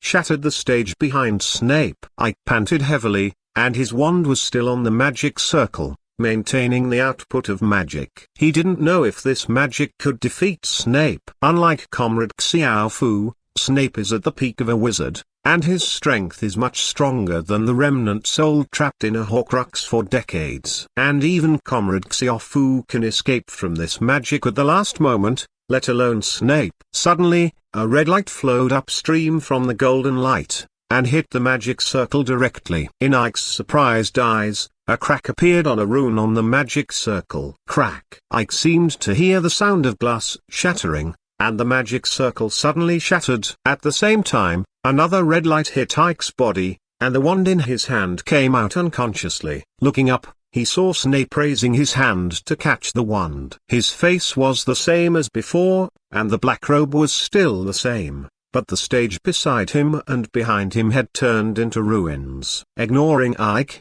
who was leaning on his knees and panting heavily, Snape scanned the stage with his cold eyes. With a wave of his wand, the broken stage slowly returned to its original state. "Professor Lockhart, I leave this to you." After coldly saying something to Lockhart who hid far away, Snape came directly to Ike and asked a question. "Can I still go?" "Yes." Ike stood up and replied. Looking at the dense sweat on Ike's forehead, Snape nodded, walked off the stage, and walked out of the auditorium. "Follow me." "My office." Stuart and the others who rushed over waved their hands. Ike grinned and turned to follow. Chapter 75 2 Exploring the bathroom. Snape's office still looked gloomy. After coming in, Ike directly pulled over a chair and sat down, his back tight leaning on the back, slightly closing his eyes. He adjusted his breathing. Snape didn't care, walked into his private collection room, took out a bottle of blue yin potion and handed it over. "Drink it." The tone was as cold as ever. I took it and drank it dry. It tasted unexpectedly good, with a faint fruity aroma, very much like fruit juice, but softer than fruit juice. "What is this, Professor?" Ike asked. "Fisk recovery potion." Snape lifted his robe, Chiron sat on the chair, stared at Ike without blinking. "Bronte Fisk, potion master in the 17th century. This is one of the many potions he invented, which can alleviate the spiritual lack of wizards after their magic power is consumed. Of course, its biggest effect is to make the wizard's mana recovery speed a little faster, which is about 20%. Ike showed a hint of longing at the right time, put down the empty bottle, and asked, "Professor, is there any more?" "I think I'm still a little uncomfortable." "No more," Snape replied with a cold face. "What do you think it is?" "Scabies potion?" Even a master of potions can't say that he made a bottle of Fisk's recovery potion without any mistakes. "Well, don't be angry, Professor, I'm just asking." Snape snatched the bottle, straightened his robe a little, and said, "Tell me why you showed your strength." "As far as I know, it doesn't fit your personality." "For self-protection, Professor." Ike rubbed his forehead. "On Christmas Day, I received a present, the corpse of my pet. He's hiding it. HMPH. This is the consequence you have to bear." Snape showed a hint of sarcasm and indifference. "If you honestly handed over the notebooks to the professors back then, you wouldn't have these troubles." "Of course, except for that idiot Lockhart." "I admit that this was my mistake." Ike sighed softly, "but Professor, you should know what he is hiding for. Once the life-sustaining potion is successfully brewed, he will definitely cause another riot. But that doesn't explain what you did today." Snape looked a little impatient. "Since you have been in school for a year and a half, you know how much trouble you have caused. The unbreakable oath cannot be an excuse for you to act recklessly." "I need an explanation." "The Dark Lord has what I need," Ike said firmly, "but it's hard to get what I want from him, so I need power." "Power." Ike's words reminded Snape of the past, and he murmured before continuing, "Power can make people lose themselves, Mr. Strider. I have seen many people who are lost on the road of seeking power, and they all have extraordinary talents. How can you guarantee that you won't get lost?" Snape's eyes were as calm as stagnant water, and Ike looked straight at the past without any hesitation, and replied, "I won't." The two men's eyes met, and after a while, Snape relaxed a little. "Felius trusts you very much. I hope you won't let him down." Snape seemed to be indifferent to everything, very flat. Ike shook his head upon hearing this, and replied, Of course. Actually, there is one thing I need the help of Professor Flitwick and you. HMPH. Snape snorted lightly. Tell me, what's the matter? I knew you must have some evil little plan. Ike scratched his hair, showing a hint of embarrassment at the right time, and said, you saw it. Actually, I did this today because the news I'm about to say is a bit explosive. If you don't show some strength, I'm afraid you won't let me participate in the next thing. After organizing his words a little, Ike continued, actually, I found the entrance to the secret room. What? Snape straightened his back abruptly. Why didn't you say it earlier? Calm down, Professor. Ike quickly studied Snape, who seemed a little irritable. Can you listen to me? Go ahead. Seeing that Snape sat back again, Ike continued, after the previous attack, I searched for a lot of information, trying to find the location of the secret room. The process is very cumbersome, so I won't describe it. All in all, I finally found the entrance to the secret room in the girls' bathroom on the 3rd floor.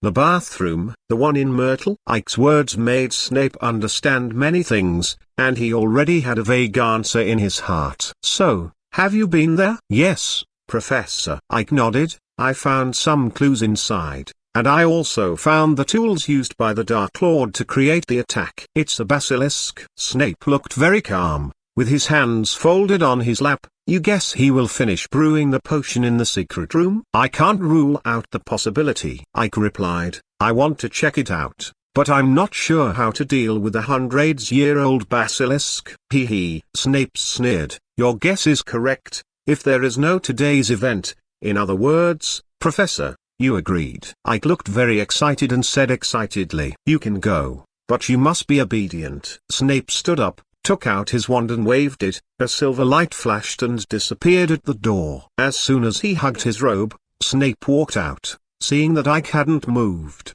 turned his head and said in his trademark bad tone, I haven't followed up yet. The two of them headed straight for the girls' bathroom on the 3rd floor, one behind the other. When he arrived at the door of the bathroom, Ike found that Professor McGonagall, Professor Flitwick and Professor Sprout had also arrived. You were reading WWW. Snape nodded slightly to the 3 professors, and then pushed Ike to the middle. Say it. Say it again what you just said to me. It feels terrible to be stared at by the 4 professors. Even though I have prepared for it, I still feel a little drummed in my heart. Ike took a deep breath, organized his language a little, and said the matter again. Just after explaining, Professor McGonagall said seriously, Mr. Strider, how dare you go to such a dangerous place alone? It's outrageous. I object to your following. You just need to open the door of the secret room, and then go back to the dormitory. But Professor, before Ike could say anything, Professor Flitwick echoed, that's right Ike, I agree with Minerva, you can't participate anymore. Minerva, Felius, Snape said. I think Mr. Strider can do it. You probably haven't heard of it. He's made a big splash today. I think, as far as self-protection is concerned, it can be done with his ability. Under the puzzled eyes of Professors McGonagall and Professor Flitwick, Snape briefly talked about what happened at the dueling club. Of course, with his character, it is inevitable to add fuel and vinegar. Having been colleagues for so many years, Professor McGonagall and Professor Flitwick are well aware of Snape's character, and they have a little understanding in their hearts. Do you have to insist, Ike? Professor Flitwick pushed his glasses, looked at Ike seriously and asked. Yes, Professor. Ike nodded with a firm tone. This is the mess I caused. I must confirm it myself. Then Professor Flitwick pondered for a moment before nodding. You can go, but you must ensure that everything is under our command. Okay, Professor. Chapter 76, True Gryffindor Sword Master. C.C. Cassick. Under the watchful eyes of the 4 deans, Ike made a silky sound towards the snake-like faucet in the pool. Like last time, the water wheels slowly separated, revealing a very thick pipe. Ike, I remember you don't have the talent for Parseltongue, Professor Flitwick asked. I learned it. For this reason, I raised a snake to practice, but unfortunately it is dead now, Ike replied. Well, I'm just asking. Professor Flitwick smiled, and reached out to pat Ike's shoulder,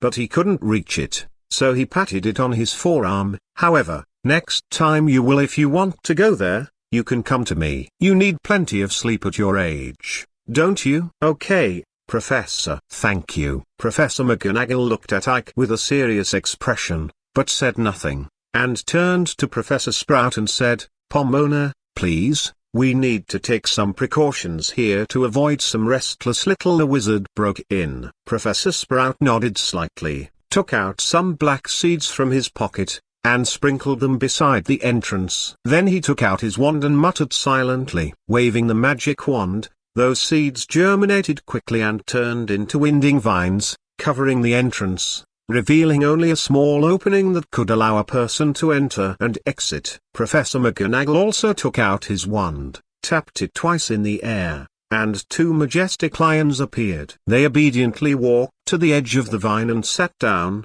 staring at the door of the bathroom with their bell-like eyes. "Okay, this should work." Professor McGonagall nodded in satisfaction, then turned to Ike and said, "Mr. Strider, remember, don't leave our sight when you get down there, and be obedient." "Don't worry, Professor McGonagall." As he spoke, Ike walked to the entrance in 2 or 3 steps and said, "There is a long pipeline below, which is very complicated. I'll go down first." Then he jumped in and jumped in. "Let's follow too," Professor Flitwick said helplessly, and the second one jumped down. Snape followed, then Professor McGonagall, and finally Professor Sprout swung his wand as he jumped in, before the vines blocked the entrance completely. Revisiting the old place, Ike seemed to be able to handle it with ease, and it was easier when he landed. After waiting in place for a while, the professors also arrived. Holding his left hand empty, he threw a light ball emitting soft white light,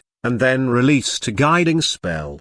The wand was firmly fixed in the air. After looking at the direction of the stick tip, Ike said to the professors behind him, "Go this way." "Excellent lighting spell and guiding spell, Ike," Professor Flitwick praised, while Snape snorted coldly, flicked his robe, and walked straight to the front. Ike shrugged his shoulders, quickly ran 2 steps, and came to the front, honestly doing a good job of leading the way. With the support of 4 professors, Ike's courage has grown a lot. The footsteps were fast, and it didn't take long to arrive at the place where the huge snakes laughed. Snape was obviously very interested in this thing, so he touched it directly. "It seems that you are right. This basilisk is indeed hundreds of years old." As he spoke, he knocked off a piece of snake slough and put it in his pocket. "How far is it, Mr. Strider?" Professor McGonagall asked, holding his wand. "I remember it was right in front, Professor McGonagall." Ike followed the direction the wand was pointing at. Xiang stretched out his hand and replied, "Continue." Ike responded and continued to walk forward. After a while, they finally reached the wall with 2 entwined snakes. "See-see-ca-see-ca." The door opened slowly,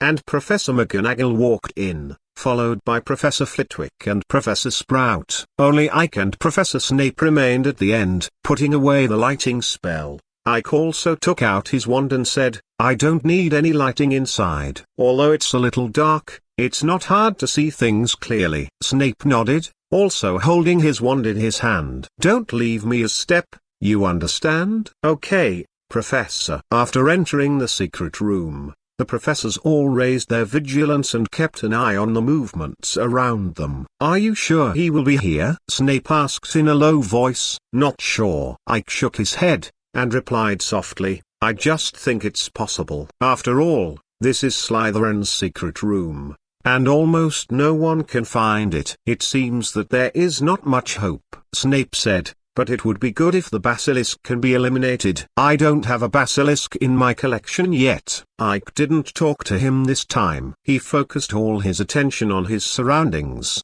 carefully searching, trying not to miss any clues. But unfortunately, until they reached the giant statue of Slytherin, they still found nothing. "That basilisk is in the statue?" Professor McGonagall asked. "Yes, Professor." Ike nodded. "Then, hide aside after you release the basilisk, and leave the rest to us, Mr. Straight," Professor McGonagall ordered solemnly. Ike agreed, stepped forward a little, and read out the long string of compliments to Slytherin in Parseltongue. The sound of rumbling sounded, and Slytherin's mouth slowly opened. Ike hid beside a stone pillar at the right time, while the four professors spread out in all directions, forming a faint formation of pockets. After a while, the noise of the basilisk crawling out was not heard. Ike couldn't help being a little strange, and ran back again, staring at the dark hole in the statue, thinking silently in his heart. Asleep, Ike muttered,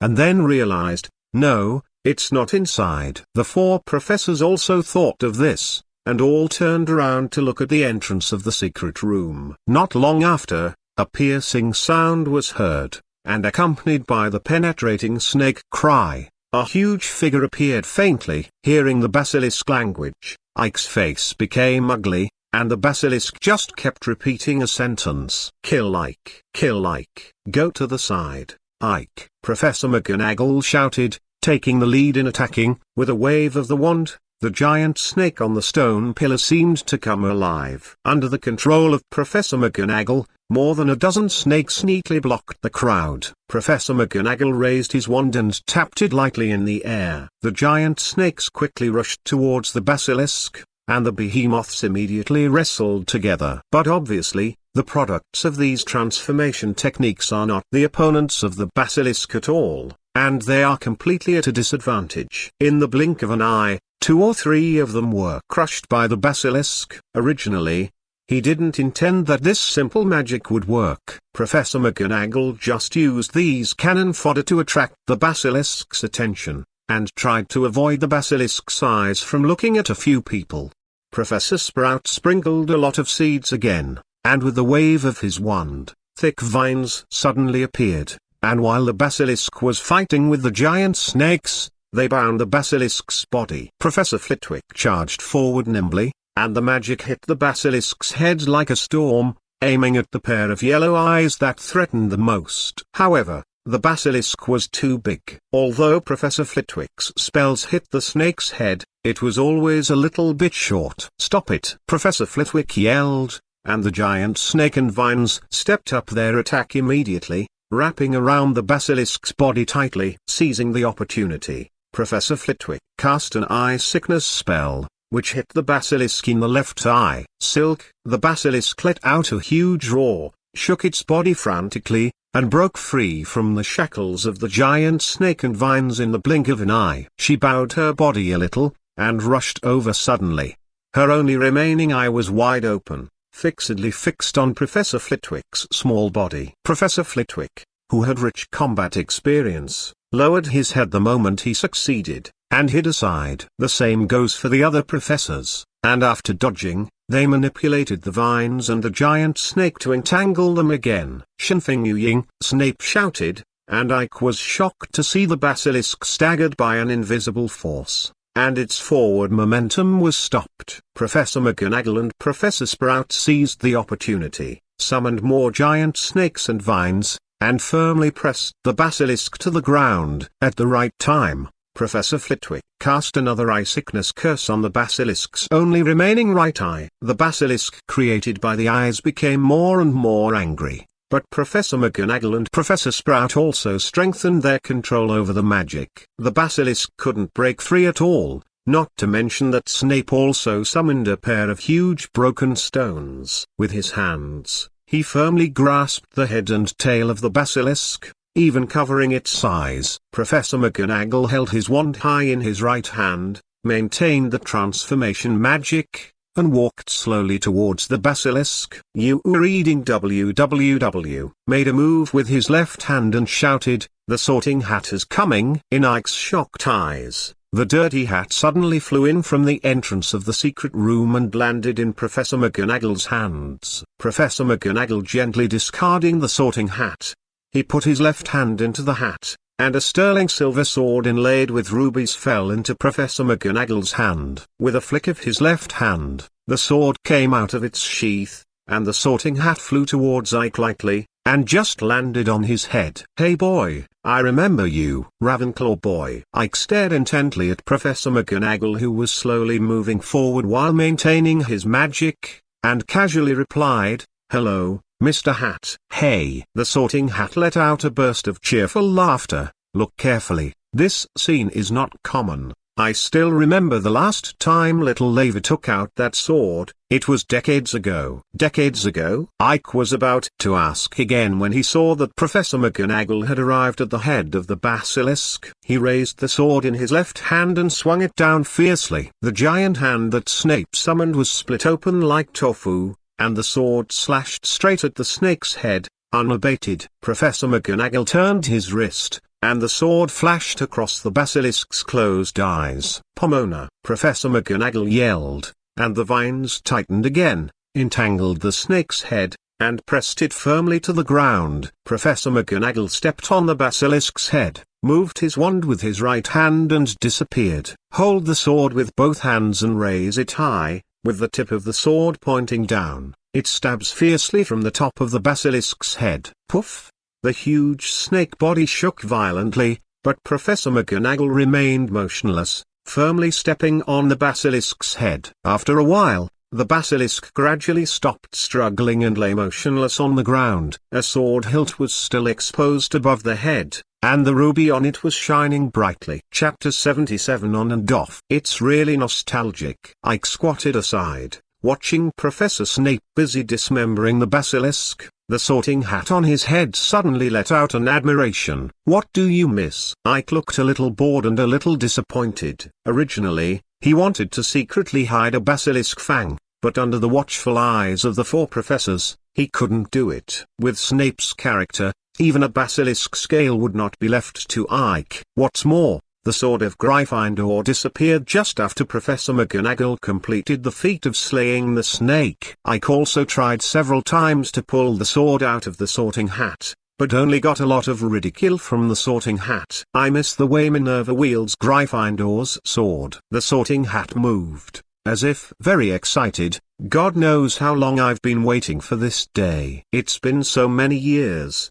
There is no one except Minerva. Someone drew the sword." "Really do not have?" "No." The sorting hat sighed. "This is an enchanted sword. Only a real Gryffindor can pull out the Gryffindor sword when needed." Obviously, since Minerva, there has not been a Gryffindor wizard who has the spirit of Gryffindor. Ike didn't have much reaction. He really wanted to tell this chattering hat that without him, a little wizard would have drawn the sword of Gryffindor this year, and there would be more in the future. He is now focused on how to extract some basilisk parts from Snape's hand. At least one tooth is required. It is very simple and quick to poke the Horcrux with one thing. Ike. Professor Flitwick came over, and Ike quickly stood up with the sorting hat on and bowed back. Professor Flitwick waved his hand, pulled Ike a little further away, and said, "Don't be too nervous. I just want to chat with you. Speaking of which, you should have found that gift." "Yes,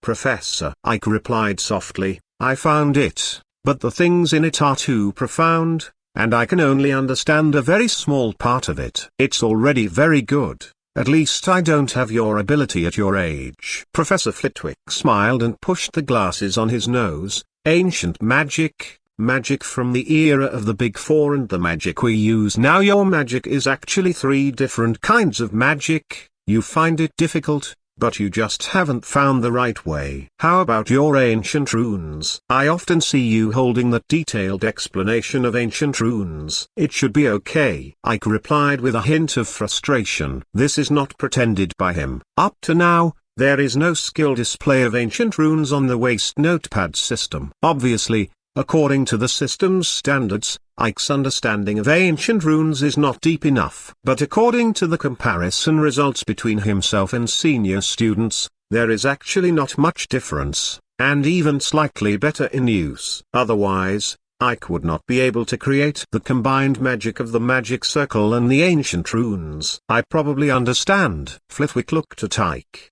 thought for a while and replied, "Ike, you must know that ancient runes are actually a language, and the most important thing to learn a new language is speak more, write more." "But Professor, ancient runes can trigger magical reactions." "Indeed," Professor Flitwick said, "so I think the most important thing you should do now is not continue to learn new magic, but try to forget magic. Forget magic? Ike was a little confused. He felt that Professor Flitwick was playing with him. That's right. I noticed that even in normal times you are used to using magic to solve problems, which creates a problem. You can only let it go, but not take it away. Frequently used magic can indeed improve a wizard's control over magic and magic power, but it can also become dependent on magic. Professor, I don't quite understand. Is this a bad thing? Ike was completely confused and asked hastily. Of course it's not a bad thing. Flitwick scratched his head, organized his words a little, and then replied, you can try to understand it this way. A wizard is a container, and the magic power is the water inside. When we release magic, we open a small hole in the container so that the water inside can flow out. A magic is a small mouth,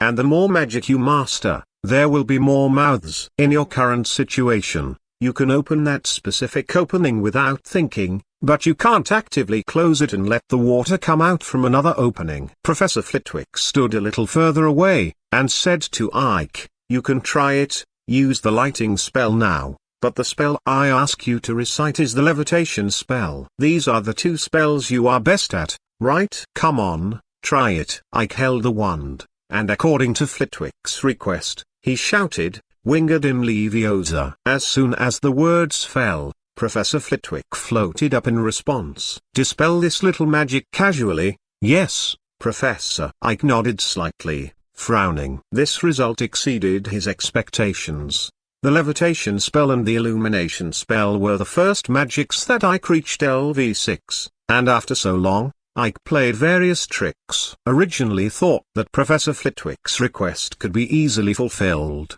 but at the moment when the spell was uttered, the flow of magic power in the body suddenly changed. You can practice according to this method and increase the difficulty little by little. Not only is it good for your magic power control, it can also confuse your opponent in battle. Think about it, when the spell you recite is the explosion curse, but the real magic you release is the fire curse, won't it make your opponent flustered? She nodded subconsciously. Although she always felt that something was wrong, she couldn't find it for a while. Good, Professor, I will practice. Ike decided to agree first. This practice method is really useful. After the practice meeting, facing Comrade Xiaofu again, you can recite the incantation of Fierce Fire Curse, but it is Avada who is released. It will definitely catch him off guard. This is not an easy matter, especially for you. You have already regarded some spells as instinct, and it is quite troublesome to control them again. I will do it, Professor. Ike smiled brightly, and Professor Flitwick nodded in satisfaction. The two chatted for a while, and Professor Snape on the other side finally dealt with the basilisk, not even letting go of the snake blood on the ground, cleaning it up completely. Ike even squatted down and searched carefully. Except for the gravel, there was no trace of the basilisk. Okay, it's time for us to go back. Professor McGonagall took the sorting hat from Ike's head and held it in his hand. He looked at his watch. It was already late, and immediately called everyone to leave. It's time to go back. Snape casually agreed, and Ike couldn't help but roll his eyes. Of course you have to go back quickly so that you can put the basilisk in your private collection. Evacuate it sooner or later. Chapter 78, The 5 People Who Work Hard. When we returned to the dormitory, it was close to 0 o'clock. It took Snape a long time to dismember the basilisk. Otherwise it would have been earlier. It's rare that Ike's dormitory is so lively. Stuart, Terry, Michael, and Anthony persisted. They were very worried about Ike's misfortune after being called away by Snape. Although he knew in his heart that this was not impossible, Snape had always given the impression that this was the case, so he couldn't help but think about it. Oh my God. Why did you just come back? What did Snape want from you? Stuart immediately asked aloud the first time he saw Ike, and woke up Anthony who was dozing off beside him. A lot of things. Ike moved a chair and sat down, waved his hand to signal everyone to gather around, and then said, "We went to the secret room. The deans of the 4 colleges together." The secret room. Everyone exclaimed in unison in a tacit understanding. The voice was so loud that Ike's ears hurt a little. "Don't be so loud," he muttered in a low voice, and after the four of them calmed down a little, Ike continued, In short, the basilisk has been wiped out, and there should be no more attacks in a short time. Short time, you mean?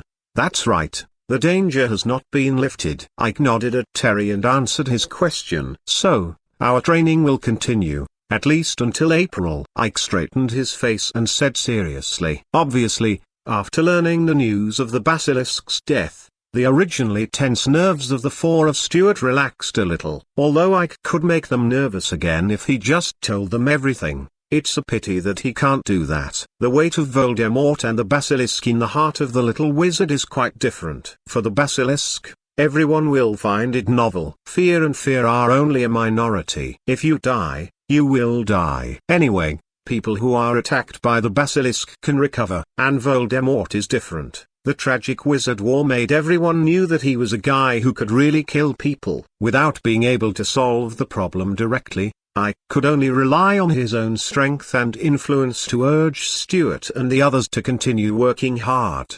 The next day, the training of the five continued. Since the basilisk was dead, Ike stopped the training of the eye sickness curse and transfiguration, and focused on the iron armor curse, obstacle curse, fire curse, and crushing curse, and also added the training of the disillusionment curse. Under Ike's high-pressure training, Stuart and the others made rapid progress, especially the iron armor curse and obstacle curse, which were able to be released smoothly before Valentine's Day on February 14th, except for the disillusionment spell, which was still not working from time to time. The other spells basically met Ike's standards. It has to be said that as long as the Kitty Eagles focus on their studies, basically no one can defeat them. Of course, except for the ones that are open. According to Ike's experience, there is no rush to practice the disillusionment curse. Even if he was the one who turned it on, it took him a long time to learn it. Even if Stuart and the others are taught by hand,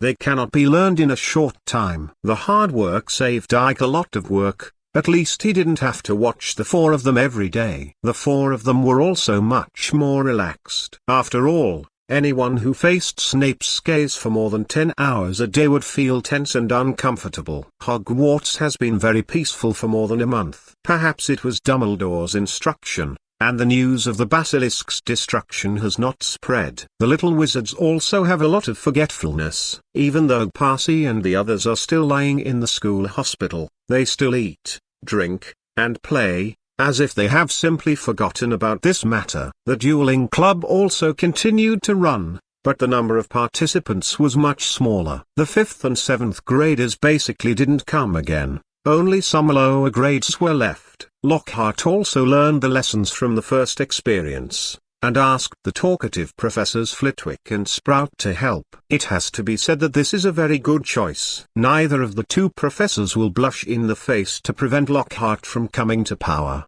They will even help maintain order, and occasionally talk about some real dueling skills. Of course, in Lockhart's mouth, all these can always be used as a tool for him to brag about himself. Maybe they've gotten used to it. Everyone watched Lockhart's performance more like watching a comedy. On the morning of Valentine's Day, Lockhart was in trouble again. The auditorium was redecorated again.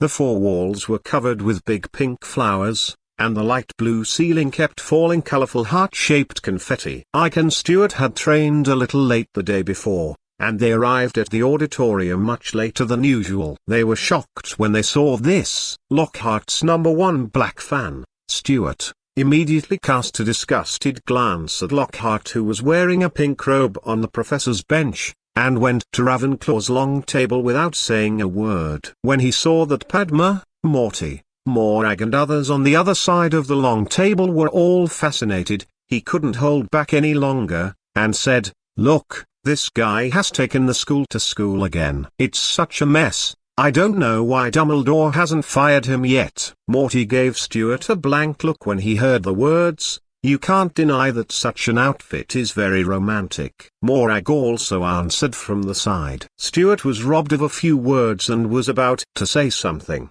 but was stopped by Ike and Terry. "If you continue talking, there will definitely be troubles. You are reading www.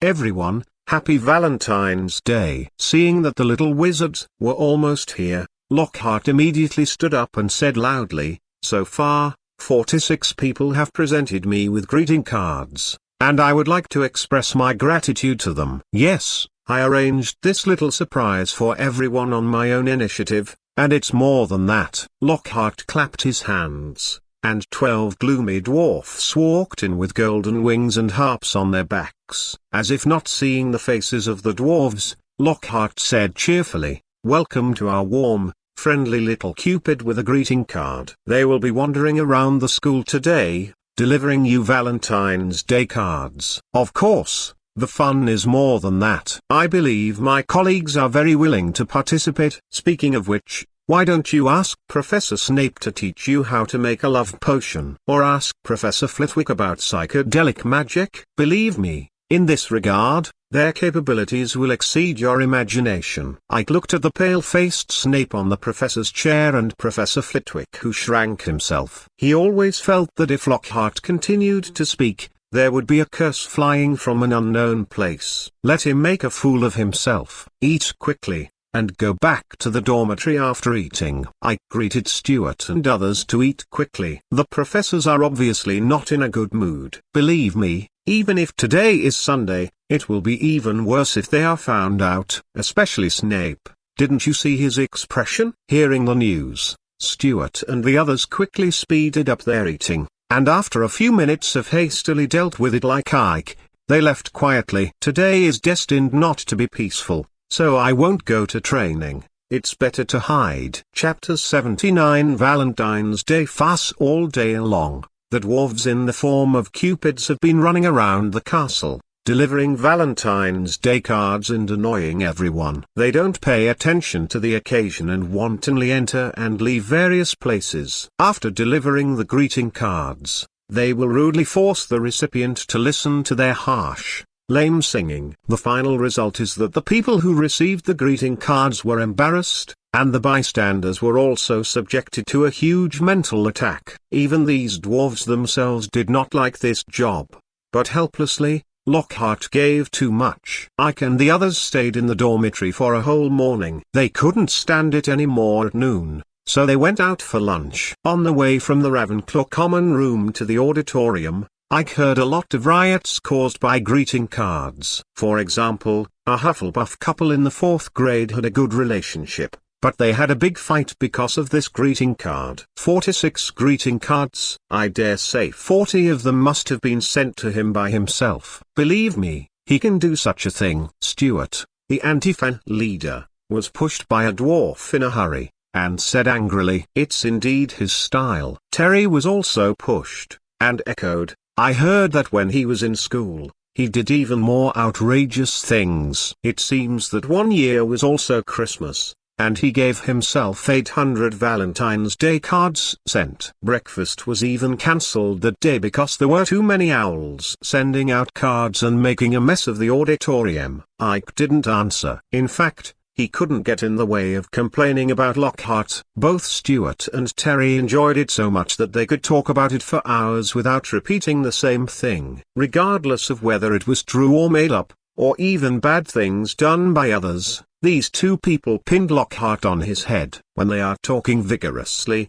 just don't bother them. Once they get involved, whether they agree or refute, they can greatly inspire their creative inspiration, and they can talk for a few more hours casually. Silently following behind the two, while listening to their cross-talk, they walked slowly towards the auditorium. As soon as I went down the stairs to the first floor, I saw the chaos in the corridor ahead. The Black Fan's eyes lit up. Apart from Black Lockhart, joining in the fun is also Stuart's hobby. He and Terry grabbed Ike from left to right and ran forward. Squeezing into the crowd, Harry was torn apart with a dwarf inside. The dwarf held the harp in one hand and Harry's school bag firmly in the other. Harry seemed to run, grabbing the other end of his bag. "Let me go." "Don't go. It's right here." A school bag made of cloth could not withstand the pull of two people. There was only a loud tearing sound, and Harry's school bag was torn in half,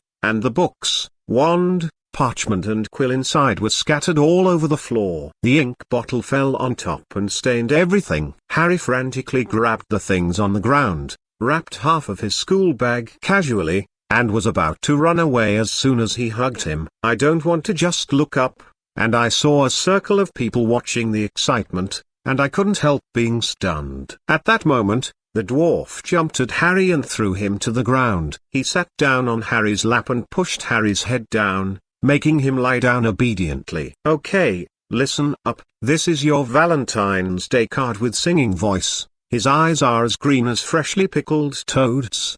His hair is black and elegant like a blackboard. I hope he is mine, he is really handsome.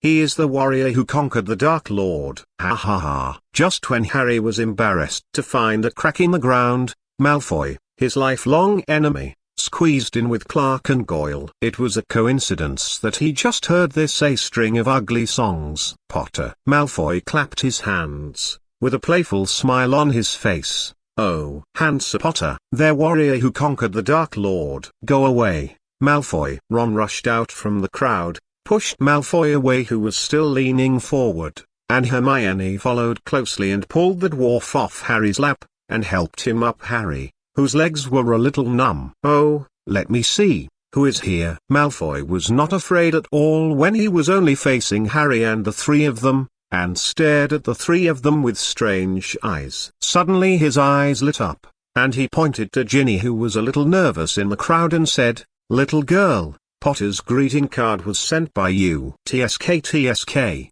I have to say ... the writing is really bad. Malfoy's words attracted the attention of the surrounding melon eaters, and Ginny's face turned red at that moment. He lowered his head, turned around and got out of the crowd. Seeing this, Hermione immediately chased after Harry, ignoring Harry whose legs were still a little numb. Ron was very angry. Ginny is the apple of their eye of the Weasley family. Immediately he pulled out his magic-taped wand and pointed it at Malfoy, shouting, "Malfoy, you will pay the price." "What price?" "Just with your broken wand?" Malfoy also took out his wand and pointed it at Ron. His eyes were fierce, but Ron was stunned. He knew very well what was going on with his broken wand, so it only served as a bluff. If he really wanted to use it to cast spells, he didn't know what would happen. Ron held back, but Harry couldn't. Originally, when the dwarf made such a move, he felt a big fire in his heart, and after being provoked by Malfoy, he couldn't help it immediately. "Disarm!" Harry shouted as he pulled out his wand. Malfoy was immediately hit by a flash of red light, and the wand in his hand came out of his hand and flew towards Harry. Harry seems to feel that even touching Malfoy's wand is dirty. You see book www. With a wave of his left hand, he directly knocked the wand aside. "What are you doing?" Just as Malfoy was about to rush forward to punch Harry, a female voice sounded from outside the crowd. Immediately, a witch with the Gryffindor emblem embroidered on her clothes came in, but she was the prefect of Gryffindor. Using magic in the corridor is strictly forbidden. I will tell the professor about it. Let's all spread out now. What should I do? Malfoy glared at Harry viciously again, picked up the wand that had fallen by the side, led Clark and Goyle and left. Ron and Harry also breathed a sigh of relief. They put away their wands, cleaned up the things on the ground, and left. The masters are gone, and the people who eat melons have nothing to eat, so they disperse. Ike, Stuart and the others hadn't gone far when they saw Roger rushing over and said to the Gryffindor prefect, "Mickey, how is it? Has it been resolved?" "It's solved." Mickey nodded, with a look of relief. "These little guys are really getting more and more difficult to manage, and they will cause trouble if they don't pay attention." "It will be fine in a while," Roger comforted. "I heard that Professor Sprout's mandrake is about to mature, and Percy will be back soon. When he comes back, you can relax." "Yeah, you can relax when Punlo comes back." Mickey gave Roger a white look, but Roger didn't care, but smiled and moved closer. Looking at this scene, Ike thought deeply, "I'm afraid these two people have some ulterior relationship." It suddenly occurred to me that Percy and Punlo are a couple, and Roger and this Gryffindor prefect named Mickey are also a couple. So, The prefects of Lion Academy and Eagle Academy are actually official appointments. Chapter 80 The Man in the Shadows. The romantic Valentine's Day was just messed up by a group of ugly dwarves. During the dinner, Lockhart happily announced the results of the dwarves' date to the little wizards, which made those who received the Valentine's Day cards more or less blush. It's pure embarrassment. Looking at those people who bowed their heads, Stuart let out a long sigh of relief. On the way back to the dormitory, he was also blocked by the dwarf. The first reaction was to sneak away. After being caught up by the dwarf, he didn't accept his fate like others, but went up with a combination of punches, and beat the dwarf away with 3 punches and 2 kicks. Of course, Ike would not tell him that he secretly used the binding spell to immobilize that ugly guy. Even without the pink Lockhart and the pink dress of the auditorium, the dinner was still very sumptuous. In addition to the regular dishes, there are unlimited chocolates of all kinds. After a long absence, Ike saw a pile of cockroaches on the dining table, and immediately grabbed a handful and put them away. Of course, he took advantage of when Stuart and the others were not paying attention. Ike is not that stupid. Let them find out that they will definitely be ruthlessly suppressed. After the dinner, the little wizards left one by one. Ike was a little stuffed, and he walked in the corridor with Stuart and Terry, who also ate too much, and walked slowly towards the Ravenclaw Tower. It's a pity. After beating the dwarf, I should have snatched the greeting card. Stuart burped, with his hands behind his back, and his words were full of regret and show-off. I don't know who sent me the card. Of it, you can ask that dwarf again. Terry replied casually. The ghost knows where they are now, and even if they are found, so what? The greeting card may have been thrown away long ago. If you really want to know, I happen to know where those dwarves went. Ike put his hands in his pockets and said with a smile, when I left the auditorium just now, I noticed that those dwarves were surrounding Lockhart. I don't know what you're talking about. If we go back now, maybe they haven't left yet. Ike looked at Stuart and blinked. How about it? Do you want to go back? Situaxion was persuaded, and after thinking for a while, he made up his mind. Go back. The 3 of them immediately turned around and walked towards the auditorium. Fortunately, I didn't go far, and came back within 2 minutes. At this time, there were not many people in the auditorium. Only Lockhart was left on the professor's seat, and there were still a few people chatting on the long tables in each college. As soon as they entered the gate, the 3 of Ike saw the group of dwarves still surrounding Lockhart, making a lot of noise, and they didn't know what to say. Only when I got closer did I understand. It turned out to be a labor dispute. Listen, I don't care if you are a recipient of the 3rd class of the Order of Merlin or a best-selling author, you must increase our remuneration. A dwarf stood on a chair brought from nowhere, pointed at Lockhart's nose and said, with an extremely bad attitude, we are injured. This is a work-related injury. Especially Ryan Giggs. Look at him. Look at him. How he was beaten. Lockhart looked a bit embarrassed. The clothes on his body were wrinkled. Maybe the 2 sides had torn them for a while before. But in this matter, the attitude is still firm. Impossible. We signed an agreement. Lockhart slammed the table with his left hand, grabbed the parchment he took out with his right hand, and shouted, it's clearly written on it. During work a Curie don't need to be responsible for anything. What's more, I've already given you enough. That money is not even enough for Zig's medical expenses. The dwarf insisted, and also slapped the table and shouted, don't talk about it, as long as his injury has not reached Street Mungo's Magic Injury Hospital. Lockhart stood up abruptly. Don't be too greedy. 50 galleons are enough to give him an amputation operation already. Come back, don't run. Lockhart walked out while talking, and after breaking free from the obstruction of several dwarves, he ran away. The 12 dwarfs chased after him, yelling and persevering. The 3 of them watched the fast dumbfounded, and only felt that their eyes were opened. Oh my God, 50 galleons. Lockhart is really rich. Terry sighed. Coming from a wizard family, He was well aware of Garen's purchasing power. It was no exaggeration to say that if he saved a little, the money would be enough for an ordinary wizard family to spend for 2 months. He's a best-selling author. The black fan curled his lips. Think about it, we've brought him a lot of royalties this year. This guy doesn't need money at all. So, do you still want to ask? They have already run far away. Ike interrupted Stuart's chatter, and pointed to the door of the auditorium and said, if you catch up now, you can still stop them. Forget it. Stuart waved his hand, looking at it like this, it's impossible for those dwarves to keep the unsent greeting cards, and it's useless to look for them. Don't. I think it's better to ask. Stuart looked suspiciously at the excited Ike, looked him up and down a few times, and asked, Ike, there's something wrong with you. Hey. Terry, who was on the sidelines, had already seen through it, and immediately answered, of course he has no good intentions. Didn't you pay attention? That dwarf named Ziggs was the one you beat up. With the temper of these dwarves, if you really seek them out, there will definitely be conflicts. Damn it. Stuart also reacted, and put his arms around Ike's neck. Die. Ike. Stuart didn't use any force at all, and Ike also made a look of fear at the right time, and then took advantage of him not paying attention, broke free with a little force, and ran out laughing. Stuart didn't give up, and chased after him with a smile.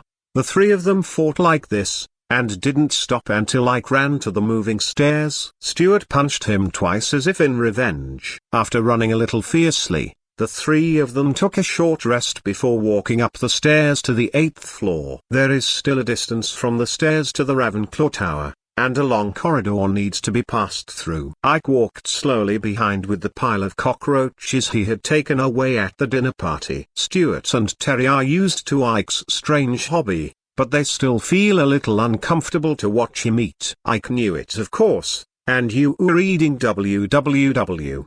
Quietly fell behind, only chewing but not chewing. When getting along with friends, if others put up with your bad habits, you have to think about others. Otherwise, it's really easy to have no friends. While walking slowly, Ike suddenly felt a pain in the back of his neck, as if someone had pinched it with his nails. Just about to bait the restless Jimmy, Ike suddenly reacted, with a right hand, and the wand quickly slipped into his hand from his sleeve. As soon as he started, Ike saw a familiar green light coming from the shadow in front of him. With a movement of his feet, his left hand pushed Stuart and Terry aside, and his body jumped directly to the front. Snapped. There was a crisp sound, and the green light was just stopped and scattered. Ike only felt that his back was covered with cold sweat, and his heart was pounding. Ignoring Professor Flitwick's instructions at this time, with a flick of the wrist, a red light flew in the direction of the green light, raised his left hand slightly, and a ball of light appeared, closely following the red light. Protect yourself, Ike said loudly quickly, his eyes fixed on the shadow in front of him. Almost in the blink of an eye, the two curses arrived, and the white light exploded directly, illuminating the area brightly. Ike only saw a black shadow flash past and disappear instantly in the exploding white light. Running quickly, it happened to be the angle between the two walls, and was half blocked by a stone pillar, but apart from this one, there was an empty corridor around, and there was no place for people to hide at all. Who is it? Ike was looking carefully, and Stuart and Terry, who had just been pushed by him and staggered, also came over, looking at the corner of the empty corridor and asked, I don't know. Shaking his head, Ike frowned, but obviously, we're in trouble. Chapter 81 Snape's Help. Without daring to stay longer, Ike took Stuart and Terry straight back to the dormitory, and called Michael and Anthony, who were sitting in the common room by the way. As soon as he entered the door, Ike said seriously, we're in trouble. After talking about what happened just now, everyone's faces darkened, full of sadness. Sorry, I'm the one who got you all involved. Ike's mood was a little depressed. There is no doubt that Comrade Xiao Fu must have done this. It's also recently that I have been slack, and I also miscalculated the time when the potion will succeed. Of course, no one can complain about this issue. After all, Even Snape can't be sure. He is a rare master of potions in the world. It's not your fault, Ike. After a long silence, Michael suddenly comforted, the enemy will always attack, and we will be the target. At least the others will be safe. Besides, training for such a long time is in vain. Even if you can't fight, you can always run. Looking at Michael's eyes, Ike really wanted to give him an affirmative answer, but after a long time, he finally shook his head. Sorry, I can't guarantee that. Ah, that's it. Michael looked a little disappointed, but then squeezed out a smile. You will find him, right, that enemy? Yes, I'm sure. Then it's fine. Shrugging his shoulders, Michael exaggeratedly wiped the sweat from his forehead. I thought even you couldn't solve it. But, your safety. It's nothing, Stuart said suddenly, as long as we don't leave alone, isn't it? I remember what you said before. Ike nodded. Yes. He didn't dare to attack in full view. Then it's fine, Stuart said lightly. From now until the end of the semester, we promise that we will never be alone. As for you, go do what you should do.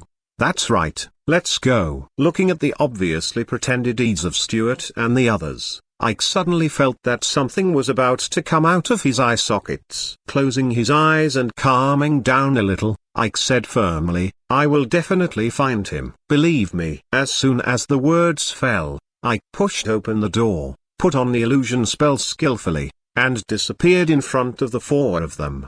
He walked so fast that he didn't hear Terry's barely audible murmur. Must be as soon as possible. Ike ... That's a death curse ...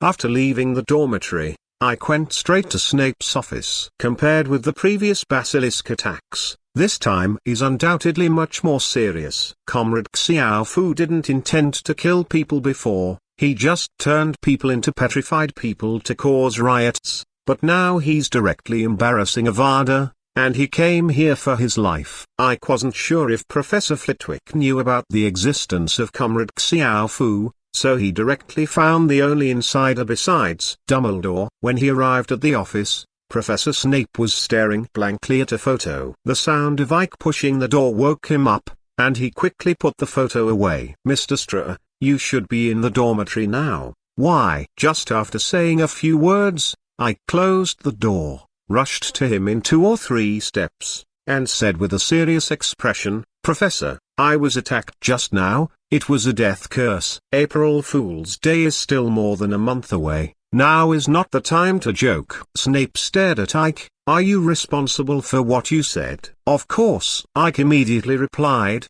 In fact, Stuart and Terry were with me at the time, and they can testify for me. I'll confirm this with Ackley and Mr. Butte. Now, tell me, who else knows about this? Anthony Goldstein and Michael Corner. HMPH. Snape snorted coldly. Don't you know what secrecy is? They are my friends. I couldn't back down. I'm pretty sure they are dangerous. I can't hide it from them. The office suddenly fell into dead silence, and the 2 people in the room were staring at each other. After a long time, Snape said, Tell me the whole process of your attack. Attention. Don't miss any details. Ike nodded, and explained the matter in detail from beginning to end. Snape listened quietly, his hands crossed naturally on his knees, motionless. After Ike finished speaking, it took a while before he said, It seems that he has already brewed the life-sustaining potion, and found a new Cheeluo. I think so too, Ike replied, but the question is, who is Quirrell? How do we find him? I see. Ike knew exactly what Snape meant, and they agreed on this point. You were reading WWW. Few other little wizards have Ike's level of magic. Snape nodded slightly, seemingly satisfied with Ike's reaction. Raising his hand and waving it, a half-filled bottle of potion emitting a magical shimmer flew out of his private collection room, passed it to Ike, and after seeing him accept it, Snape said, Felix Elixir, don't let me know what strange things you use it for. Hearing this, Ike quickly put away the small bottle and patted his pocket. Snape said angrily, You'd better hang it on a chain around your neck, and don't expect to get a second bottle. I will. Ike quickly agreed. He knew very well that Snape was bleeding heavily. This miraculous potion that can bring good luck for 12 hours is unimaginably difficult to brew, and a little mistake will lead to failure. It is a rare potion that only a very small number of potion masters can brew. Seeing that Ike was still in the office, and even looking around, Snape immediately felt a surge of unknown anger. "Mr. Strider," a gloomy voice sounded, "what are you looking at?" "Nothing," Ike replied with a sneer. "Then, it's time for you to leave." Snape waved his hand, and the door of the office opened immediately. "Could it be that you want me to take you back to the dormitory?" "No, no." Ike quickly got up. "I can do it myself." When he reached the door, Ike suddenly stopped in his tracks. He turned around with a serious look on his face. "Professor, my friends ... will they be safe?" Snape didn't reply for a while, and Ike just kept looking at him quietly. "Hogwarts is the safest place in the British wizarding world. No one will be in danger of threatening their lives." Chapter 82. Magical Studies at Hogwarts. https://Snape should have talked to Dumbledore, and the next day Ike obviously felt that the guards of the castle were tighter. There are many iron armors around the corridors, the corners of the stairs, and the abandoned classrooms that few people go to. They hold spears and axes in their hands, motionless. When there is nothing to do, these iron armors are just decorations, but once they are needed, they are warriors who are not afraid of life and death. Filch was even more elusive, always appearing in some remote places, driving away those little wizards wandering around with vicious words. Of course, in the eyes of most young wizards, Filch was just venting his emotions, just like he usually does. To be honest, Ike didn't know where to find Comrade Xiofu at all. The bitter fruit of the plot change made him feel dizzy, and he didn't even have any reliable guesses. But it is certain that Comrade Xiofu's ultimate goal is him, so Ike deliberately goes alone, hoping that Comrade Xiofu will not be able to help but jump out and attack him. It's a pity that Xiofu is not a tyrannical old fool, and his IQ is not flawed. With such an obvious flaw, he would not be fooled. Every night, Michael and Anthony would come to Ike's dorm. They are also always paying attention to all the unusual places around them. But nothing like Ike. Ike could clearly see that Comrade Xiofu's threat had made them feel a little dazed. So I became more anxious, and even affected the normal study. In potions class, Ike puts the ingredients in the wrong order and nearly blows up the cauldron. Because of this, Snape was very angry, and after robbing Ravenclaw for a long time, he deducted 10 points from Ravenclaw. That night, after Ike returned to the dormitory after a routine tour of the castle, he saw the four of Stuart sitting neatly on chairs with serious expressions. "Ike, sit down first," Terry said, pointing to a chair. "What's wrong?" Ike squeezed out a smile and looked at the four who were still serious. "You need to rest, Ike," Stuart persuaded. "In just a week, you almost blew up the cauldron in potions class. It's not like you did something." "Everyone is anxious," Terry continued, "but you don't have to tire yourself out. Every night, you go out while we're asleep, don't you?" Seeing Ike nodded, Terry continued, "We all know that you really want to catch that bad guy quickly, but you should know that this is not an easy matter. Not even a clue. You're doing useless work, Ike." "I know, but this time is different from before. He will really—" Ike was interrupted by Stuart before he could finish speaking. Seeing Stuart take out the looking glass from his pocket, he said, "It will hurt people, right? But you have prepared in advance. You gave us this looking glass. Unless it's broken, we're safe." "But it didn't respond last time," Ike said. "His target wasn't us last time, Ike," Terry said. "You probably didn't bring your own looking glass that day." Ike was silent for a while, lowered his head slightly, and raised his head after a while, saying, "I understand. Don't worry, I will pay attention to my situation, and what happened in potions class will not happen again." "That's good." Stuart clapped his hands, with a smile on his face. "Now, just rest. You need to have a good sleep. Maybe when I wake up, there will be clues." Ike really wanted to tell them that the quality of his sleep was actually very good. The effect of the stunning spell was extremely powerful, and the accident in the potions class was just something he was thinking at the time. However, after seeing these four faces showing the slightest bit of worry, The words were not spoken in the end. After sleeping soundly for a night, the next day did not have clues jumping out by itself as Stuart said, and it was still an ordinary day as before. Ike slightly loosened the tight string in his heart, and stopped deliberately wandering around the castle. He realized that he had made a very serious mistake. Do not believe in the ability of others.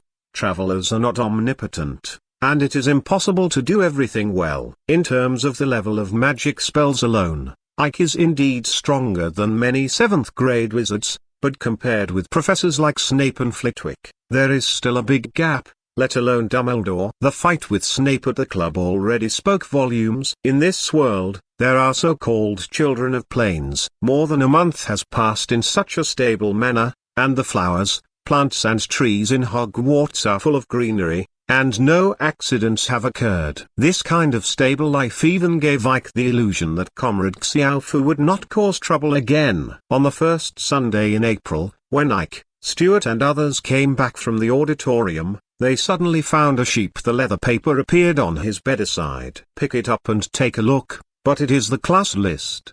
Has it reached this time yet? Stuart looked at his piece of parchment. I almost forgot. We will be in the 3rd grade in the second half of the year. Divination class, arithmetic and divination class, protection of magical animals, ancient runes and mul studies. Ike, Terry, how do you choose? Without thinking, Ike ticked off the 5 courses one by one, and then handed the parchment to Stuart. Stuart took a look, and immediately replied in surprise. You actually chose them all? Of course, Ike nodded. But I heard from Roger that many of the courses here are in conflict. I think the professors will solve this problem. Ike laughed. Besides, it's not like no one has ever done this before. Okay. Stuart handed back Ike's parchment. After thinking for a long time, he checked the divination class and mul studies. I think these 2 courses are still suitable for me. I heard that divination is very easy to get to know.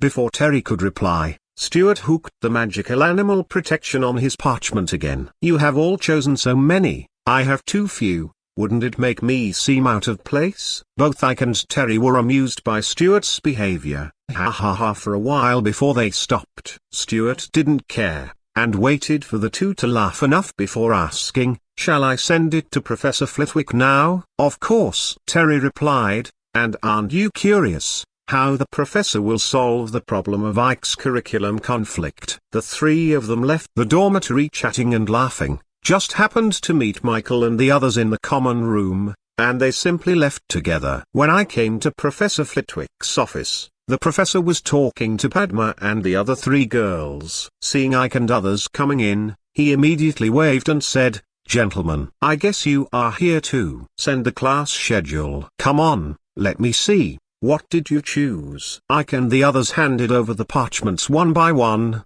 and Flitwick looked at them one by one, and said while looking at them, Trelawney's divination class is the student's favorite class, and almost everyone knows it. Choose it. Arithmetic divination is also good, and there is also a class on the protection of magical animals. If you like magical animals, this class is very suitable for you. Oh, ancient runes. Very good. Although it is very difficult, it is indeed of great help to your magic level. Mul studies.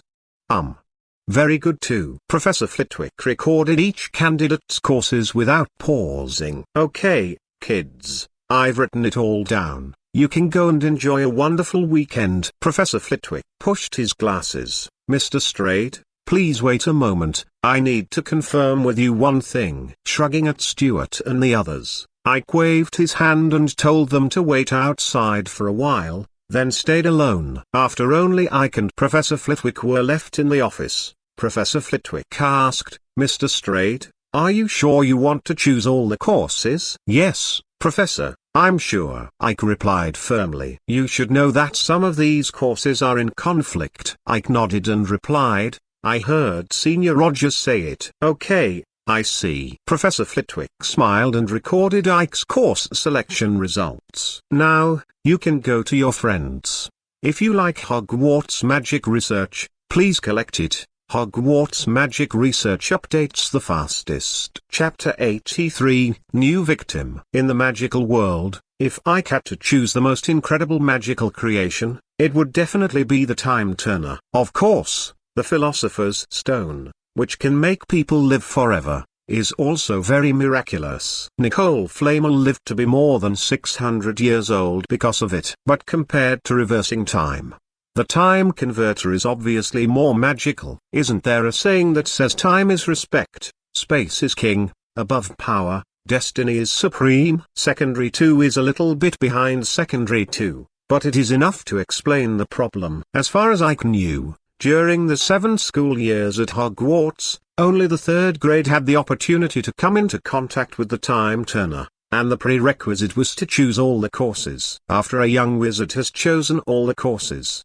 the professor will review them first. After passing, the professor wrote a letter to the Ministry of Magic, explaining that the student was a model student of good character and academics, and would never use the time turner for anything other than study. After receiving the application, the Ministry of Magic will send personnel to the school to check all the grades, plus and minus records of the student since enrollment, to make sure that what the professor said is true. After everything has passed smoothly, on the first day of the 3rd grade, this little wizard will get a time converter, which is only available for the 3rd grade for 1 year. If you still want to use it in the 4th grade, you need to continue to apply and repeat the tedious process. And if there are violations during use, the Ministry of Magic will take back the time converter and ban it for life. In severe cases, it will even break the wand and prohibit the use of magic, or get you a new way ticket to Azkaban. Ike was actually not sure if he could get the time converter, but after thinking about it carefully,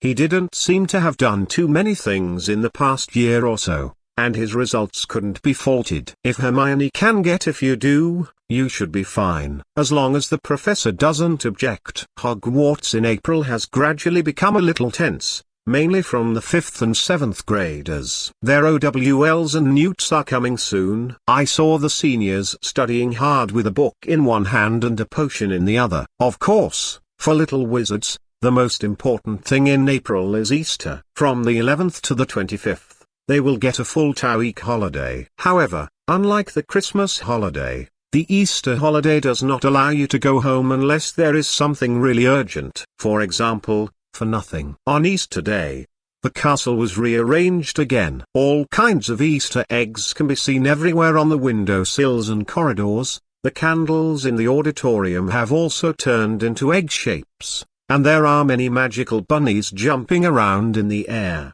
which is very interesting. Unlike previous years, the school did not bury some Easter eggs in the grass outside the castle for the energetic little wizards to find, but put the Easter eggs directly on the bedside table of each student. This caused some people to complain, but it didn't stop them from burying the egg themselves, then finding it again, and pretending to be surprised. The dinner was still sumptuous. A large amount of mutton and ham were placed on the long table, and a large turkey was roasted to a golden brown, emitting bursts of tempting aroma. Bread and mashed potatoes were placed in the shape of rabbits, and 2 cherries were dotted as eyes, which won unanimous praise from the little witches.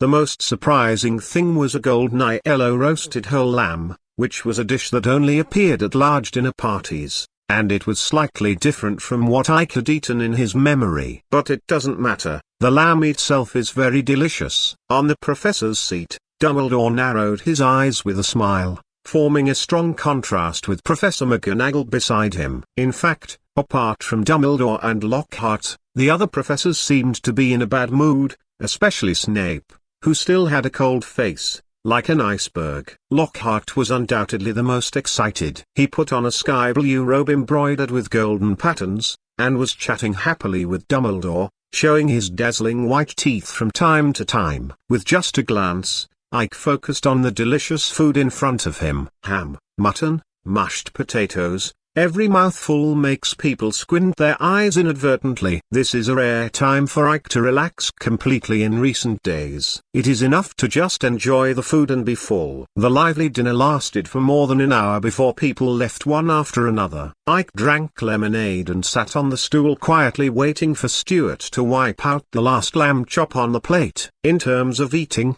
Neither Ike nor Terry is Stuart's opponent. Only Michael can compete with him when he is in good shape. In most cases, Stuart is the well-deserved big eater in the second year of Ravenclaw. Of course, if the scope is extended to the entire academy, Stuart is not enough. At least Ron from Gryffindor has a much bigger appetite than Stuart. About 20 minutes later, Stuart finally ended the fight. "Let's go, friends. There is still a party waiting for us in the common room. Senior Roger has prepared new fireworks. I really don't understand why there is a party after every holiday dinner, and Roger always prepares fireworks," Ike complained. "You are reading www. Com. This is his hobby," Terry said with a smile. "Just like you like cockroach piles. At least Senior Roger's preferences are normal." "Isn't it good to pile cockroaches?" Ike muttered, but he didn't say it out loud. He also knew that normal people wouldn't like this kind of strange candy, even if it's very delicious. Leaving the auditorium, the five of them walked slowly to the 8th floor together. There are small wizards in groups of 2s and 3s along the way, except for Ravenclaw and Gryffindor. It is also easy to distinguish. The one who walks slowly is probably Ravenclaw, and the one who runs and jumps for a while and talks loudly must be the little lion. Are they always so energetic? Michael watched 3 or 4 Gryffindors chasing and running past him, feeling quite helpless. Having stayed in Ravenclaw for more than a year, Michael more or less has some common problems of kittens. He thinks that Gryffindors are a bunch of brawny brats. Of course, Ike also had this kind of thinking a little bit. He felt that only Hermione in Gryffindor was a normal person. Walked up the stairs to the 8th floor, and hadn't gone far along the corridor when he found a large group of people suddenly surrounded by 3 floors in front of him. I couldn't help but tighten his heart, and looked at Stuart and the others with a trace of solemnity on their faces. Stepping forward quickly, he squeezed in with all his might, and saw a tall and thin man lying on the ground. His eyes were wide open, as if he saw something terrifying. There were a lot of fireworks scattered on the ground, and he still held one in his hand, which had already been used, and a pink lady's top hat was floating on his chest forward. It was Roger. There is a line of red letters on the wall next to it, with a strange stream of light still shining on it, like blood flowing. "Come to see me." This is the first one. Chapter 84, The Curse. "You guys go back first," Ike whispered to the foresaid. With one victim already present, Stuart and the others were a little safer. But it still cannot be ruled out that Comrade Xiaofu suddenly went crazy and created new attacks in the public. "Go back to the dormitory, it's safer than here." Seeing that the 4 of them were unmoved, I quickly persuaded them. "Then you are here?" Stuart asked. "I want to confirm something." Ike shook his head, and signaled the 4 of them to leave quickly. Although Stuart and others were worried when they saw this, they also decided to follow Ike's arrangement and left against the crowd. After the 4 of them left, Ike took his attention back. He came to the front, frowned, and looked at Roger, who was lying motionless on the ground from afar. Taking out the glasses that Dumbledore gave him from his pocket, he felt a little relieved in his heart. Roger still has magic power flowing in his body, slowly but surely, which means that he is still alive, which is a good thing. Ike was very afraid that Comrade Xiaofu would directly kill the killer. This is not impossible. It looks good so far, but not in the future. "Get out of the way. Don't crowd around here, go back to the dormitory." Professor McGonagall's voice came from outside the crowd, and following her voice, the crowd naturally gave way. "Prefects, take back all the students from your college." Professor McGonagall gave orders again, with a very serious tone. At this moment, a Ravenclaw student raised his hand, with audible fear in his tone. "Professor ... Professor, we don't have any prefects." Professor McGonagall glanced at the student, and then at Roger, who was lying on the ground. Before he could speak, Professor Flitwick arrived. "I'll take them back first, Minerva, and I'll look for you later." "I'm sorry to trouble you, Felius." Professor Flitwick nodded slightly, clapped his hands, and attracted the attention of the little eagles. "Okay, kids, go back to the dormitory with me now, and sleep well." The eaglets followed Professor Flitwick one by one, and walked in the direction of the Ravenclaw Tower. Ike didn't move, still standing where he was, quietly staring at Roger and the blood on the wall in a daze. Professor McGonagall knew something, so he didn't say anything, but urged the prefects of other colleges to bring the students back quickly. After a noisy moment, only Professor McGonagall was left beside Roger. "Mr. Strider," Professor McGonagall said, "help me carry Mr. Davis to the school hospital, where Dumbledore and the others are waiting for us." Ike nodded, took out his wand and tapped it in the air, and Roger's body immediately floated up. Then he followed Professor McGonagall and walked in the direction of the school hospital. When they arrived at the school hospital, Dumbledore, Snape, Sprout and Madame Pomfrey were all there. Madame Pomfrey took Roger and put him on a hospital bed, and then began a series of examinations. Not long after, Professor Flitwick, who was sending off the students, also arrived. After waiting for a while, Madame Pomfrey sighed helplessly. Seeing this, Dumbledore asked, "Bobby, how is Mr. Davis?" "He's still alive, that's all I can say." Madame Pomfrey looked sad and puzzled. "But I can't judge why he became like this. Maybe it's black magic, maybe it's a curse, I'm not sure. This is something I've never seen before." Dumbledore walked to Roger's bedside in silence, took out his wand, and chanted some spell in his mouth. The tip of the wand emitted a sky-blue light. Lightly tapped on Roger's head. The blue light trickled like water ripples, spread out in circles, and then disappeared into Roger's body. Faintly, a black mist emerged from Roger's body, but it retracted as soon as it appeared. "I probably know what it is." Dumbledore put away his wand and said, "This is a curse, an evil, cruel curse." There was a slight pause, as if lost in memory. Dumbledore hadn't spoken for a long time. "What curse, Albus?" Seeing this, Professor McGonagall could only interrupt Dumbledore's thinking. "Sorry, Minerva." After regaining consciousness, Dumbledore continued, "That was almost 50 years ago. At the beginning, I traveled with that person, looking for the true meaning of magic. In Istanbul, we accidentally got involved in a troublesome incident. That was the first time I saw this curse." Pushing the glasses on his nose, Dumbledore went on to say, "We all know that in the land of Africa,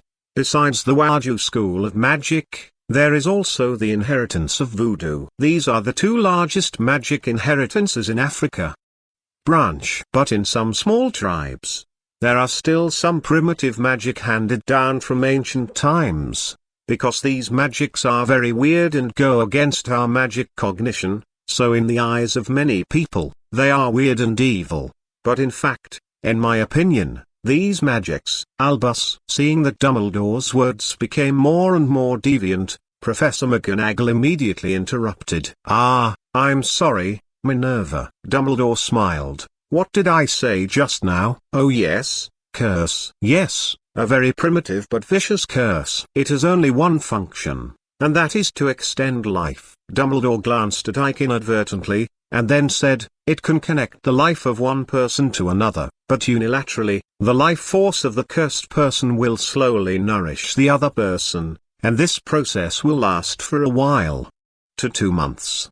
During the whole process, the cursed person is completely unconscious like Mr. Davis, and will only wake up when his life is completely exhausted, but only for a moment. At that moment, all the accumulated pain of the cursed person in the past 2 months will be superimposed and burst out instantly, and then sacrifice his last life to the person who cast the curse. Is there no way to crack it, Albus? Professor McGonagall asked. Dumbledore shook his head and said, "As far as I know, there is no other way than to kill the caster." The school hospital fell into dead silence, so quiet that everyone's breathing could be heard clearly. "Mr. Strider," Dumbledore looked at Ike with a calm look in his eyes, "you have to hurry up and find him. Although this curse will last for a month or two, you reading www will consume a lot of vitality. It is not so easy to recover, and if it takes too long, Mr. Davis will lose a part of it permanently." Ike is not surprised that Dumbledore made the matter clear in front of so many people. At this time,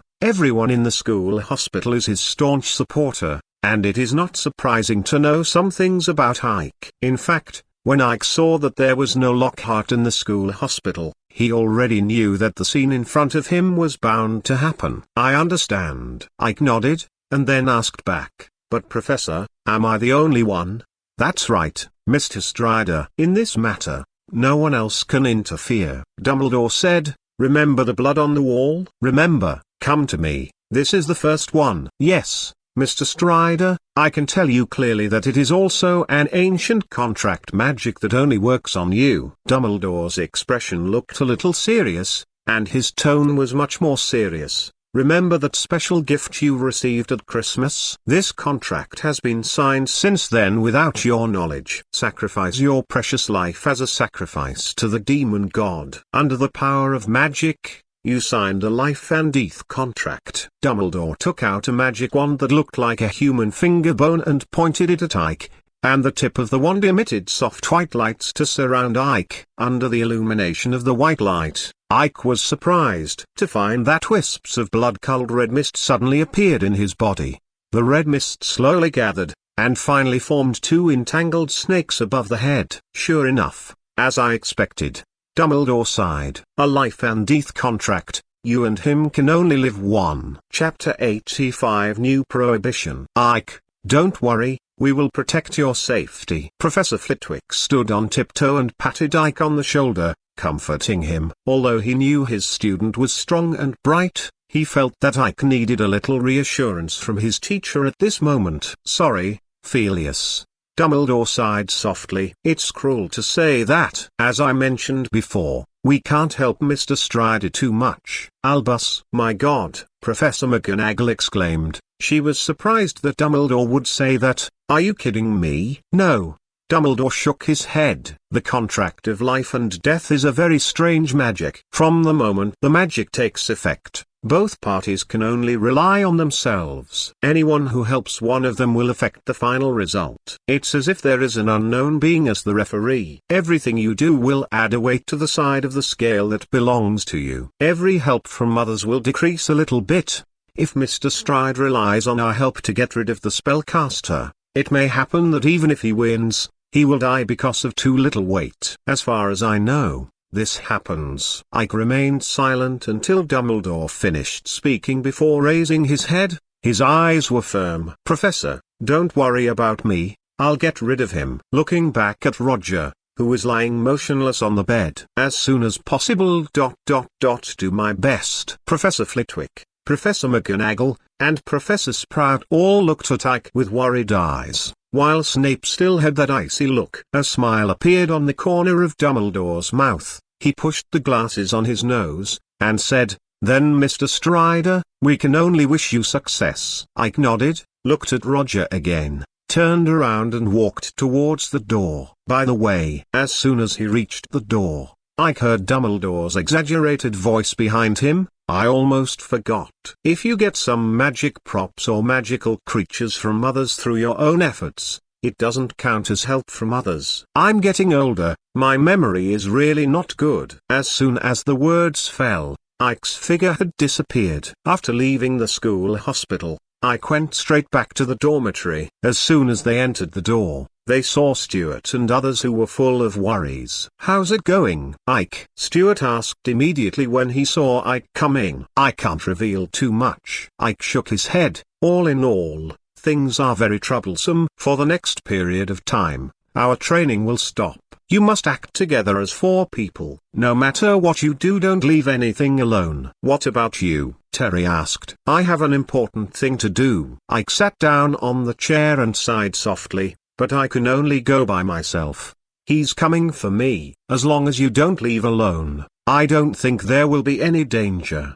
But what do you do? Don't worry about me. Ike laughed. As long as I can find the attacker, I will easily get rid of him. Although it's inappropriate to say that, I can't guarantee your safety when I'm with you. The faces of the 4 of Stuart were a little ugly, as if they were complaining about their lack of strength and unable to help Ike. Or like it hurt them because Ike's words were too blunt. Ike looked at the 4 of them and saw everything in his eyes. But there is no way. What he said is also true. Comrade Xiaofu is in the dark this time. Who knows when he will throw Avada from the corner again? What if Ike doesn't react this time? There are always times when people relax. I can't guarantee that being next to the four of Stuart will always protect them, just like he can't guarantee that they won't be attacked after he acts alone.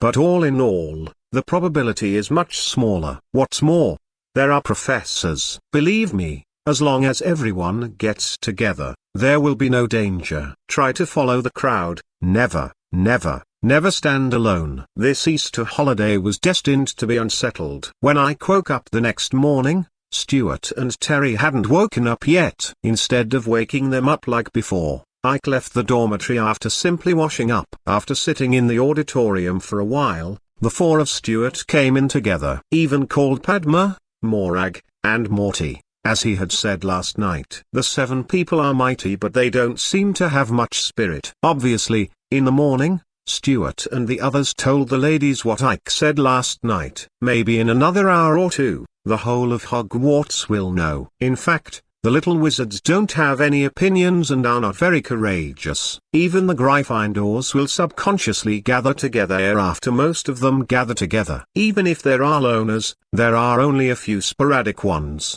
which will not affect anything. As long as he is familiar with Ike and has a good relationship, he will not be alone, and his goal will be achieved. After waving their hands, a few of them ran to the seats next to them and sat down. As soon as he sat down, Stuart whispered all the rumors he had heard this morning. There are all kinds of versions. Some Death Eaters sneaked into the school, the Dark Lord ran in, the heir to the Chamber of Secrets made another move, and so on. Every story is made up in a decent way, and it seems to be true at first glance. After a while, breakfast began. As soon as the little wizards ate a few bites, hundreds of owls rushed in, hovered on the ceiling, and dropped letters and newspapers. Our letter just landed in front of Terry. When he opened it, Terry's expression changed. My parents already know. As soon as the words fell, Morag, who got the latest Daily Prophet, let out an exclamation. He hurriedly spread the newspaper on the table,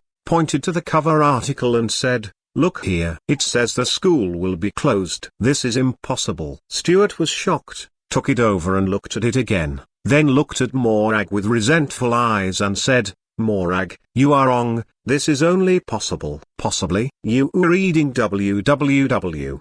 Is not a sure thing. The school won't be closed. Ike went up to look at it, and then said calmly, Dumbledore won't let the school be closed. Of course, it is not ruled out that the Ministry of Magic will take some action. After all, 3 students have been attacked. This is a big event. The auditorium was completely blown up. After reading the letters and newspapers, the little wizards shouted loudly and screamed piercingly. Ike even heard crying from the long Hufflepuff table next to him. Quiet. Just when everyone was in a mess, Dumbledore suddenly appeared in front of the professor's seat, and he calmed down the chaotic auditorium with just one sentence. I think everyone knows what happened last night. The professors appeared in their seats one by one, and Dumbledore was still standing, scanning the auditorium with his eyes, and said calmly, Indeed, Mr. Davis attacked tonight. However, Hogwarts will not suspend classes and close the school. I assure you that Hogwarts is still safe and will protect every student. Of course, in this extraordinary period, I would like to emphasize a few things to prevent the attack from happening again. First of all, no one is allowed to enter any abandoned classrooms in the castle. Don't go alone.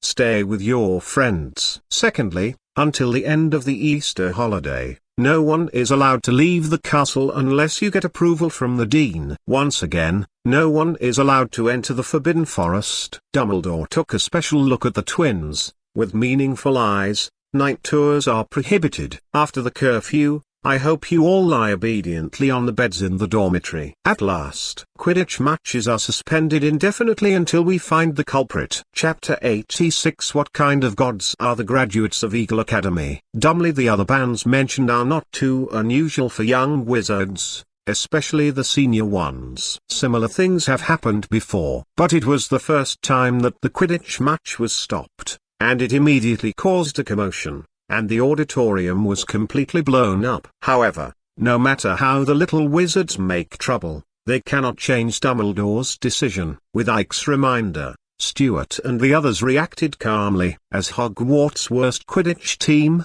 although the Kitty Hawks like it, there are very few fanatics. This is completely different from Gryffindor and Slytherin. After breakfast, the castle entered a state of martial law. There were more knights in armor in the corridors. Filch ran up and down the stairs in a hurry. Whenever a little wizard left the main army, he would yell, and then a barrage of vicious language.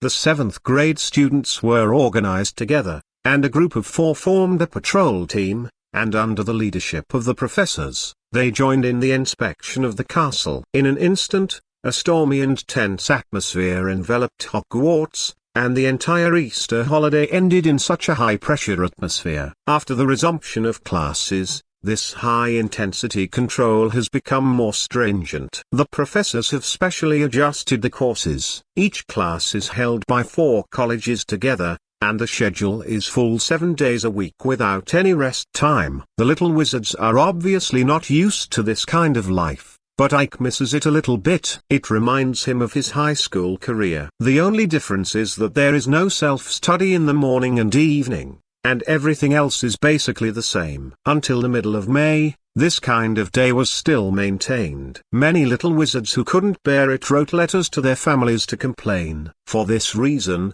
Dumbledore received a lot of shouting letters every day, and the Daily Prophet also published many articles criticizing Dumbledore's actions. But it is obvious that the will of the greatest white wizard of this century will not be changed for anyone. On May 20th, a day that is ordinary now but will be very interesting in the future, Professor Sprout's mandrake finally matured. Snape started brewing the potion early on, and was just waiting for this last ingredient. Soon, Percy, Punlow, Mrs. Norris and Sir Nicholas all recovered from petrification and returned to everyone.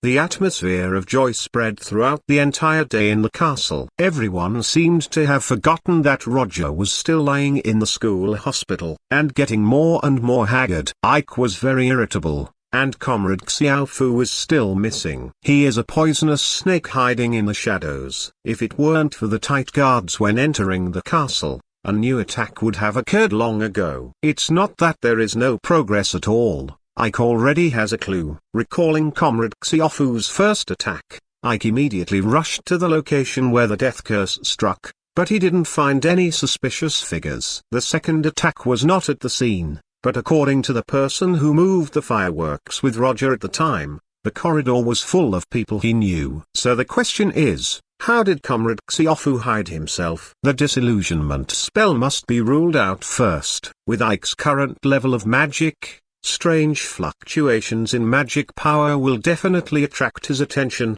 and Roger's attack also shows that he is not possessed by a student in the castle. According to the news from Hermione, Ginny has nothing unusual. In this way, the answer is already obvious: an outsider has slipped into the castle. At the beginning, Ike wasn't sure who sneaked in, and it wasn't until recently that he identified the intruder. Rita Skeeter, a reporter known in the magic world for her exaggerated and false reports.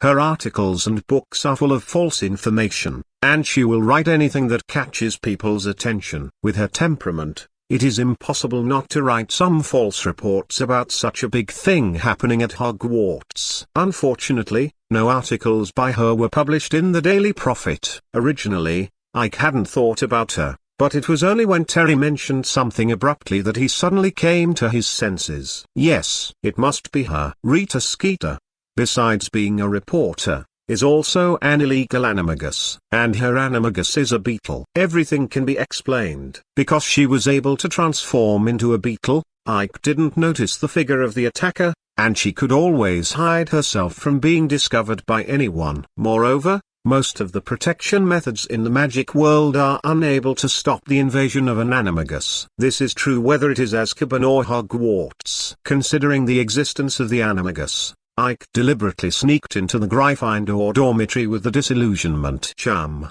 and checked the situation of Ron's mouse, Scabbers. On Pettigrew Peter's body, Ike didn't notice any strange magic fluctuations. Having been in contact with Comrade Lao Fu for so long last semester, what's more, Apart from the professor and Ike, no one knows about Comrade Xiaofu's existence. You are reading www. Comrade Xiaofu would not know that that dirty mouse would be a Death Eater. Looking back on what happened before the Easter holiday, it is not unbelievable that Rita would sneak into Hogwarts. The consecutive attacks and Lockhart's poor performance are all things that can attract Rita's strong attention. It wasn't the first time she'd infiltrated a wizard's home or even Hogwarts. It's just that this time, I happened to meet Comrade Xiaofu, who had just taken the life-sustaining potion. Ike, who basically restored the truth of the matter, was greatly relieved and had a goal. All that remains is to find a hidden beetle in the huge Hogwarts. This is not difficult.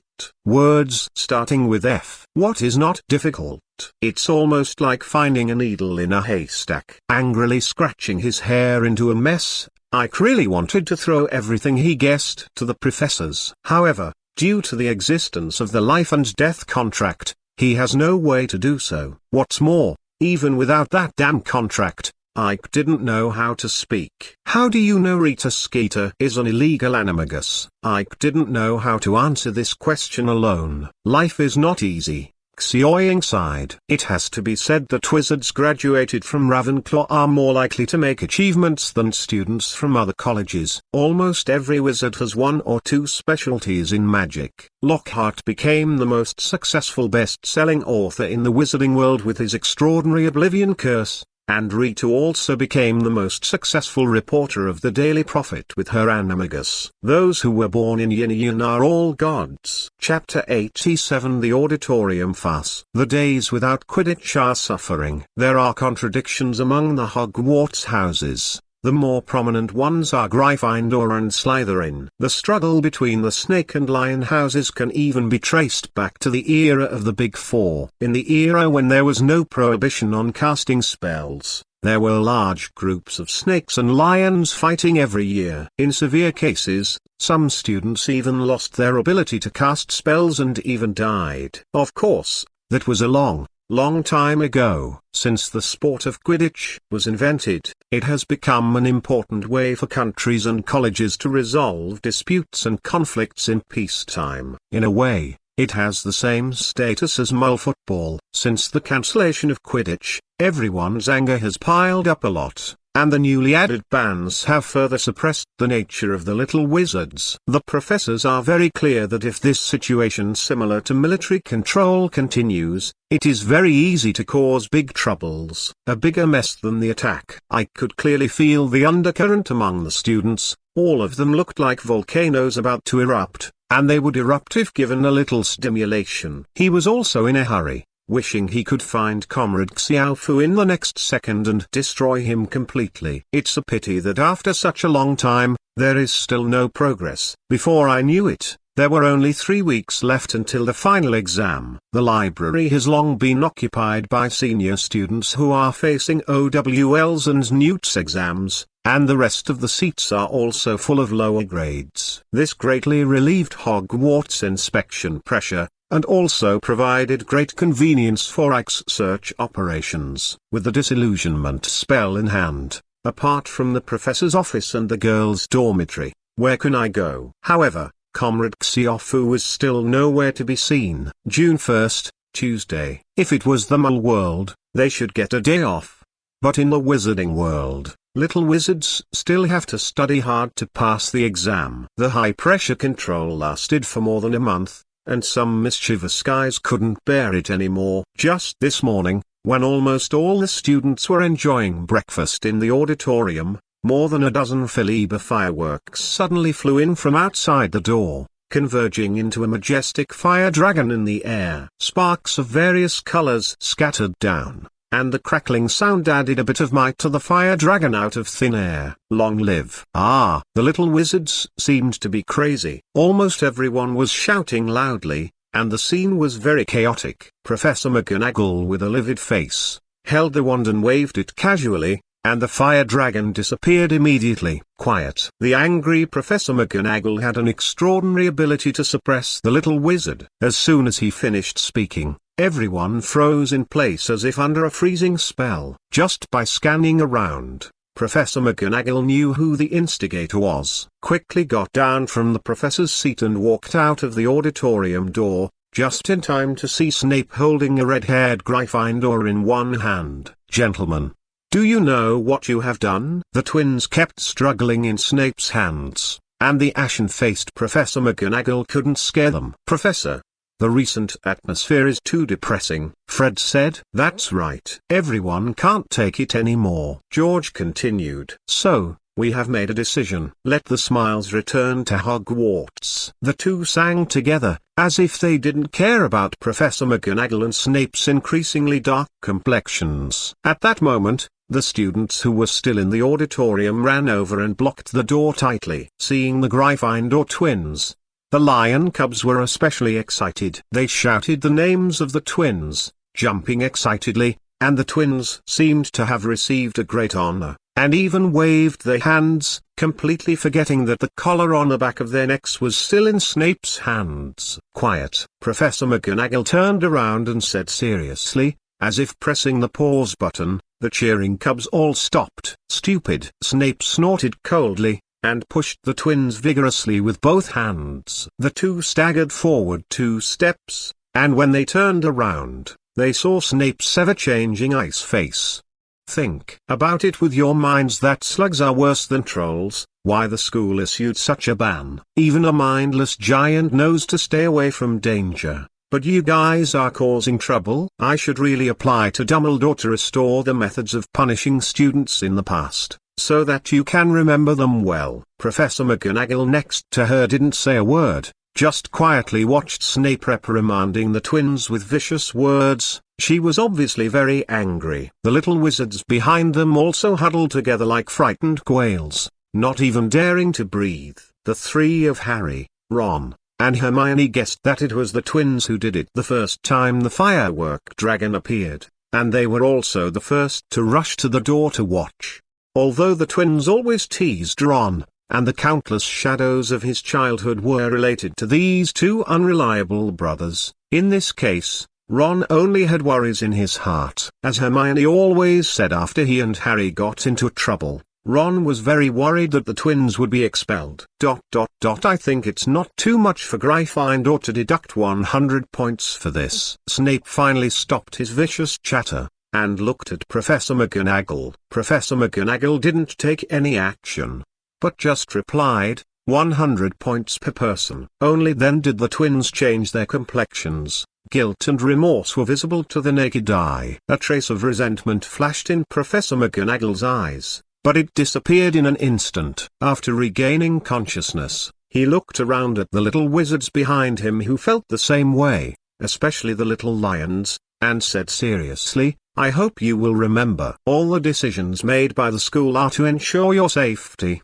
Don't forget, you are still students, and learning is the most important thing. Playing around, playing pranks, Hogwarts will not forbid you to do these things when it is safe. But you have to be clear." "What's the situation now?" "Mr. Weasley and Ms. Clearwater have just returned to us, and Davis showed up and is still lying in the school hospital. The danger is not over yet." After talking for a long time, Professor McGonagall calmed down a little, waved his hand, left after saying it's all gone. Snape glanced around with his cold eyes, let out a cold snort, then waved his robe, and followed Professor McGonagall. "Feel sorry." After the professor left, the crowd of onlookers gradually dispersed, leaving only some lion cubs gathered beside the twins. Looking at these indescribably complaining or comforting eyes, both Fred and George lowered their heads. The Gryffindors couldn't tell what mood they were in. Most of them didn't say anything. They patted the shoulders of the two of them one by one and left. In the end, only Harry, Ron and Hermione were left in front of the twins. Chapter 88 The Second Attack. "Fred, George, are you alright?" Harry's face was full of worry. The attitudes of Snape and Professor McGonagall were very clear just now, and even he felt that the twins' actions were a little too much. As Professor McGonagall said, Ravenclaw's Roger Davis is still lying in the hospital. "It's nothing. At least everyone was happy just now. That's enough for us." George turned his head slightly to look at Fred. "You think so, Fred?" "Of course." Fred bent slightly and put his hands on Harry's shoulders. "Listen, Harry. We are Gryffindors. Gryffindor has always been free, bringing you happiness. This is our freedom. However, we were deducted another 200 points." Hermione frowned, and said seriously, "The holiday is coming soon, and there is no way for us to increase the points." "All right, Hermione." Ron interrupted Hermione impatiently. "Don't say anything about points now. Even if you don't deduct the 200 points, do you think we have a chance?" "Ron." Hermione turned her head and glared at Ron, and Harry and the twins quickly stood between them. In recent days, the relationship between the two has been very tense, and they often quarrel after a few words. For some reason, Ron always contradicted Hermione's words, which annoyed the little witch very much. Harry was quite distressed being caught in the middle. He didn't want to see his two good friends having conflicts, but he didn't know how to persuade them. That's caused by different concepts. Hermione felt that the current control of Hogwarts was correct. She should focus on her studies and prepare for the final exam. If she had free time, she could also preview the next school year's homework. Ron, on the other hand, was thinking about how to help Harry find out who was behind all this, not about preparing for some final exam weeks in advance. I don't know why, but Ron has always held a lot of hostility towards Ike, always saying bad things about Ike. At this time, Hermione would always defend Ike. Then, there was another quarrel. Okay, calm down." Fred and George hugged each other, and coaxed Hermione and Ron to walk in two directions. Harry stood where he was, looking left at Hermione, then right at Ron, and then ran to Ron after a while. As a friend,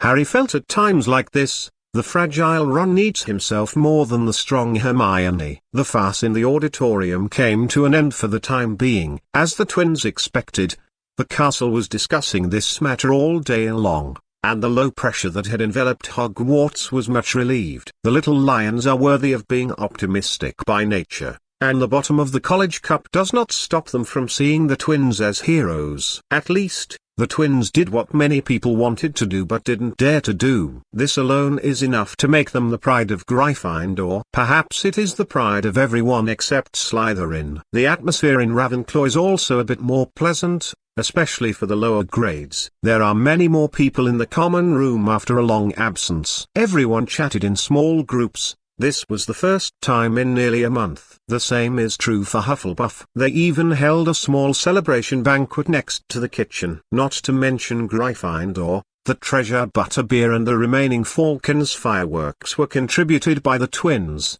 and the entire Gryffindor Tower was lively. Even if Percy has been working hard to maintain order, loudly exercising his duties as a prefect can't interrupt the cheerful atmosphere of the Cubs' celebration. In such an atmosphere, no one paid any attention to Percy, who was eager to show his existence just after being discharged from the hospital. As if no one noticed, Hermione quietly left the common room. Pushing open the door of the common room, the fat lady in the portrait went to nowhere. Maybe she stopped by and entered the lounge to participate in the celebration. Hermione thought to herself, she thinks it should be like this. Walking in the empty corridor, Hermione's head was empty, and an inexplicable feeling suddenly surrounded her. The evening breeze was gentle, and the moonlight outside and the flickering torches on the wall of the corridor disturbed her shadow and distorted it a little. Meow, cat meow suddenly sounded, which startled Hermione, who was distracted. She suddenly thought that Mrs. Norris had been discharged from the hospital, ran up in a panic,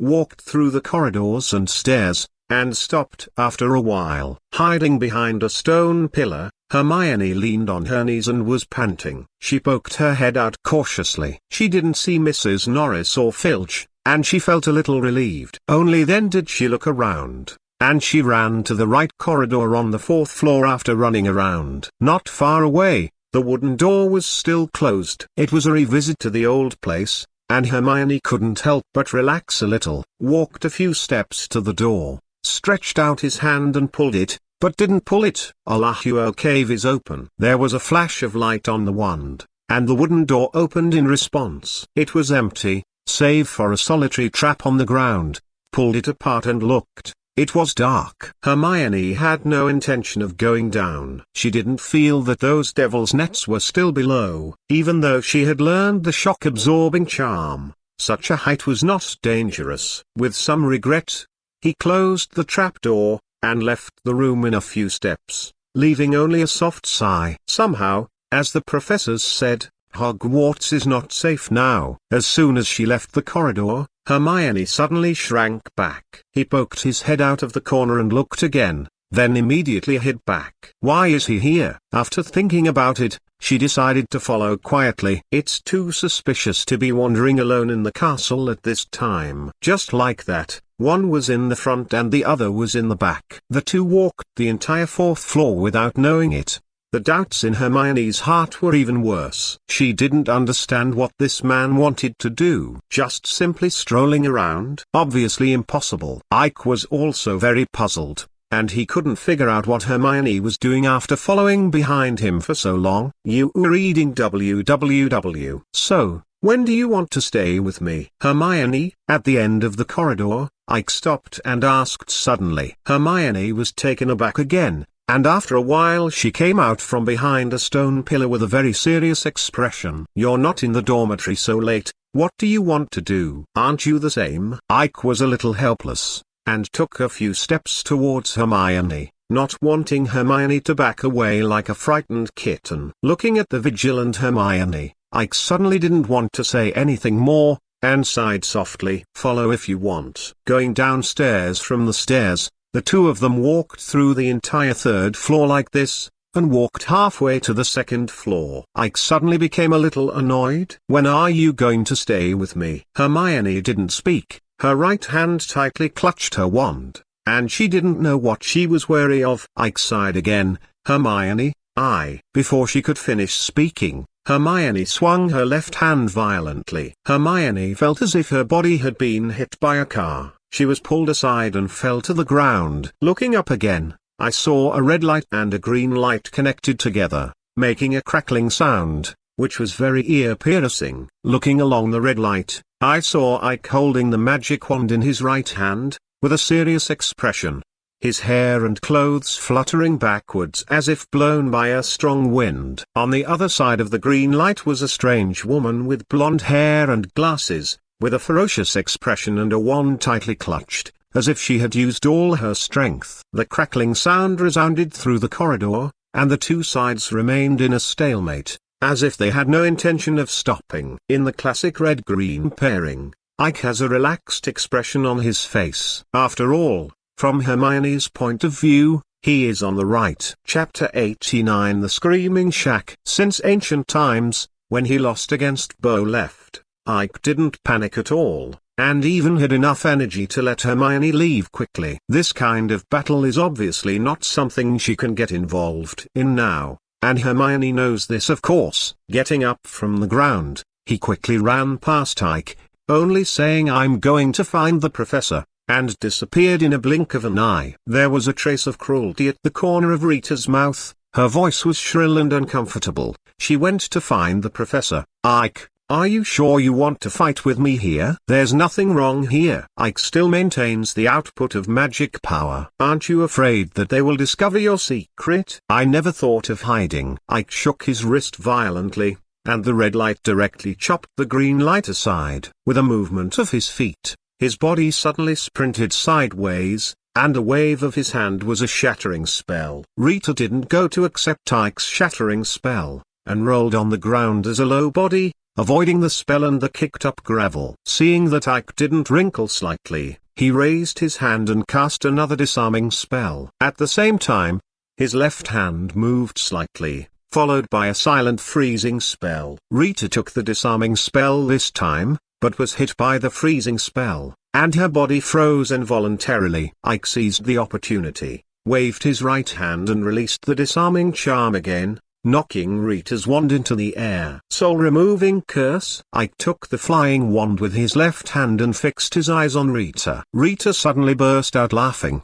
The laughter was piercing, and her face was unknowingly ferocious. Ike, you! Before he could finish speaking, Ike directly cast a stun spell, and Rita immediately collapsed on the ground and passed out. With another flick, a rope suddenly appeared and tied Rita firmly. Be cheated. After regaining his senses, Ike turned and ran towards the direction Hermione left. On the second floor of the castle, there is only one professor's office, which is Professor McGonagall. After a while, Ike arrived at the door of Professor McGonagall's office, and saw Hermione still knocking on the door. Okay, Hermione. There was such a big commotion in the corridor, it's impossible to say that the professors didn't know about it. Hermione also knocked for a few minutes, but Professor McGonagall didn't open the door, and Ike knew why. The contract that Dumbledore said. No need to keep knocking. Ike said, we have more important things to do. Us. Ike nodded and replied,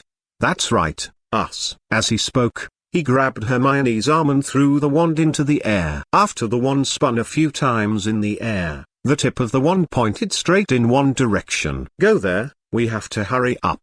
If he runs away, it will be too much trouble to find him. Hermione was staggered by the pull, and quickly ran a few steps to keep up with Ike's footsteps. Walked through the corridor and ran straight to a window. Ike didn't intend to slow down at all. He waved his left hand forward, and the glass exploded directly. Pulling Hermione without slowing down, he jumped out directly, and 2 more shock-absorbing spells landed on the 2 of them. Hermione let out an exclamation, but Ike didn't seem to hear it, and ran in the direction pointed by the wand. Stop, Ike. Stop. Hermione shouted loudly. There was fear in her eyes, and the Homping Willow getting closer and closer made her very scared, and the scene of the 2 being beaten into meat paste by the furious Homping Willow appeared in her mind. Don't be afraid, it won't hurt us, Ike said casually. Under Hermione's horrified eyes, the Homping Willow was not as angry as he said,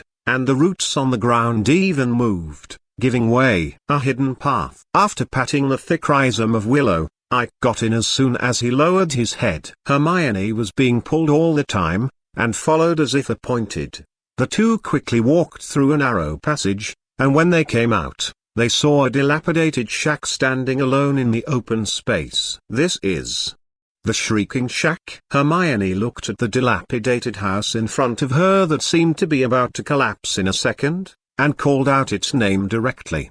That's right, the Screaming Shack. Ike let go of the right hand that had been holding Hermione's arm, and walked back and forth in the open space a few steps. Seeing that the tip of the wand was pointing at the dilapidated house in front of him, he raised his wand. Hold it in your hand. It seems that this is the place. Ike. Hermione stared at Ike closely, her tone a bit unkind. Should you give me an explanation? Of course, Hermione. Ike replied casually, but not now. When was that? Ike was silent for a while, and then replied, I'm sorry to involve you, but at the moment Rita shot at you. Bringing you by my side is the best way I can think of to protect you. Remember, no matter what happens, don't leave behind me. With that said, Ike walked to the door of the shed first. He raised the wand between his eyebrows, held it with his left hand, and then pushed. Follow me. A shattering curse directly shattered the rotten wooden door. Ike yelled and walked in directly. Hermione stomped her feet as if venting,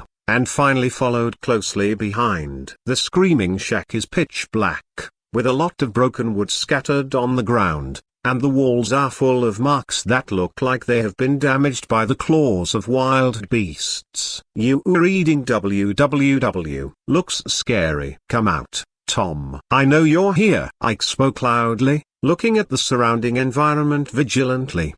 He didn't rush to open any door in the house, but just stood in the middle of the empty living room.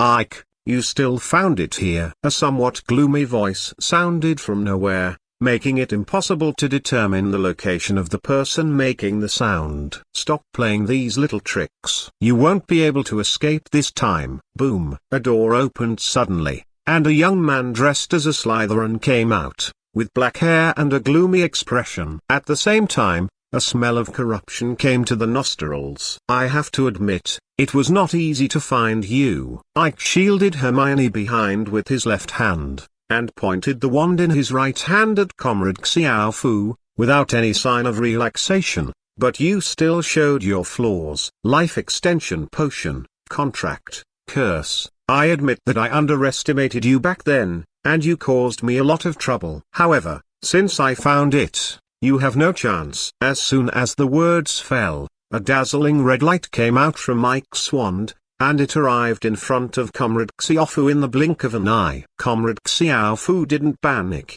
As if he waved his hand casually, he blocked it. "No chance." He. Comrade Xiaofu laughed suddenly, and the laughter was very piercing. "Ike, you know nothing about magic. You saved that damned mudblood, right? You still have to protect the one behind you, right? You're so smart. Why don't you think about it? If I don't want you to find, can you find it?" Chapter 90 Weird Comrade Xiaofu. Hermione's mind was in a mess. She couldn't figure out what was going on now. "Originally, I just wanted to go out to relax, but I ran into Ike who was wandering alone in the castle. Out of curiosity, he followed, but was attacked by an old woman with blonde hair and glasses. After that, he was inexplicably dragged by Ike to the Screaming Shack." Hermione was pretty sure there was no such guy named Tom in Slytherin House. Ghost knows where he jumped out of. Moreover, what are life extension potions,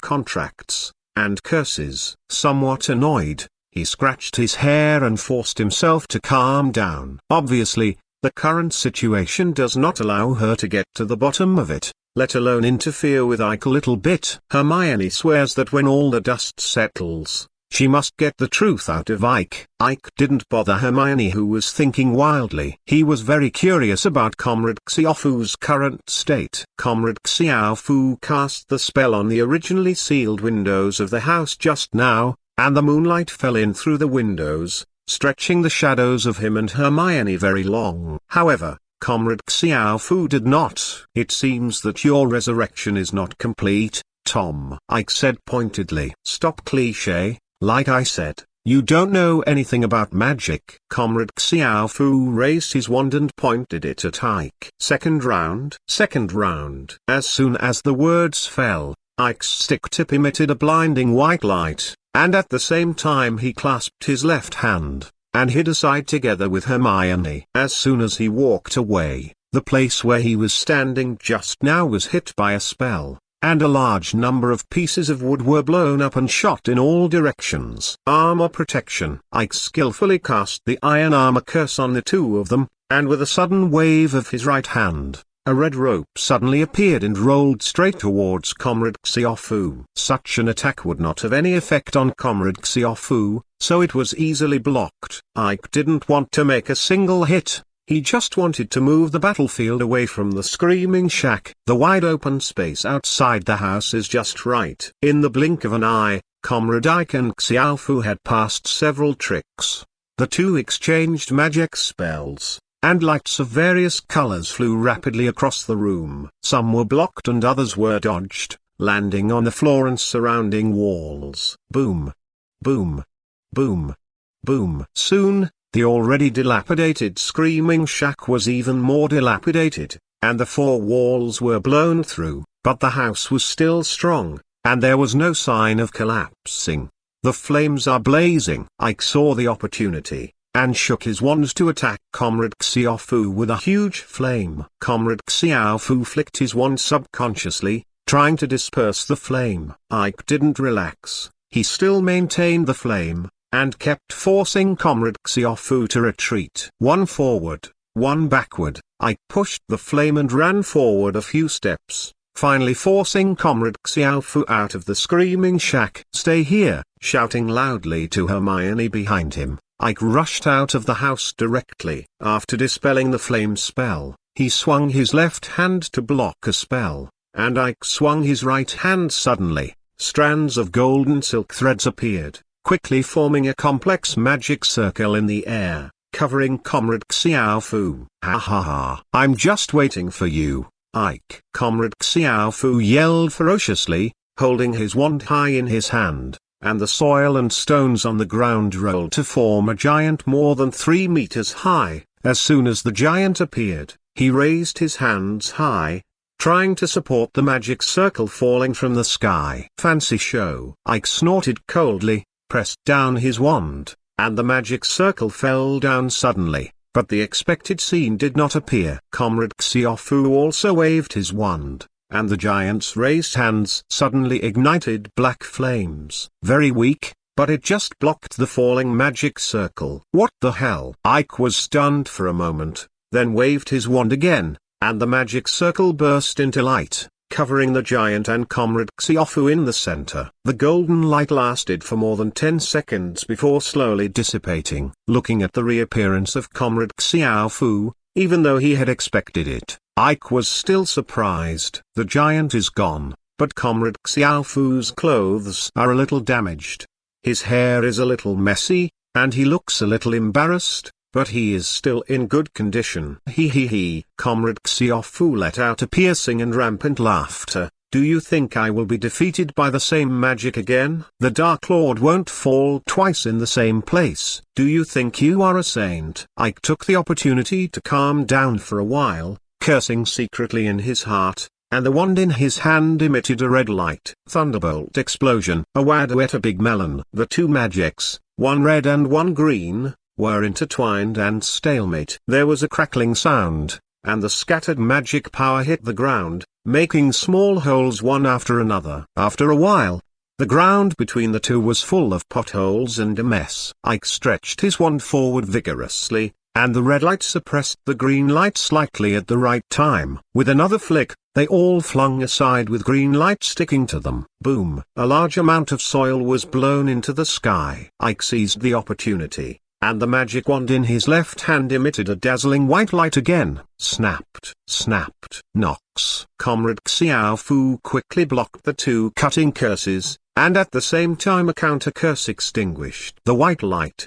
But in front of him, there was only Hermione standing in front of the shrieking shack in shock. Ike, come out! Comrade Xiaofu shouted, but got no response. You were reading www. Snorted coldly, and walked straight to Hermione. Hermione stepped back subconsciously, clutching her grapewood wand tightly in her hand, and pointed at Comrade Xiaofu. Don't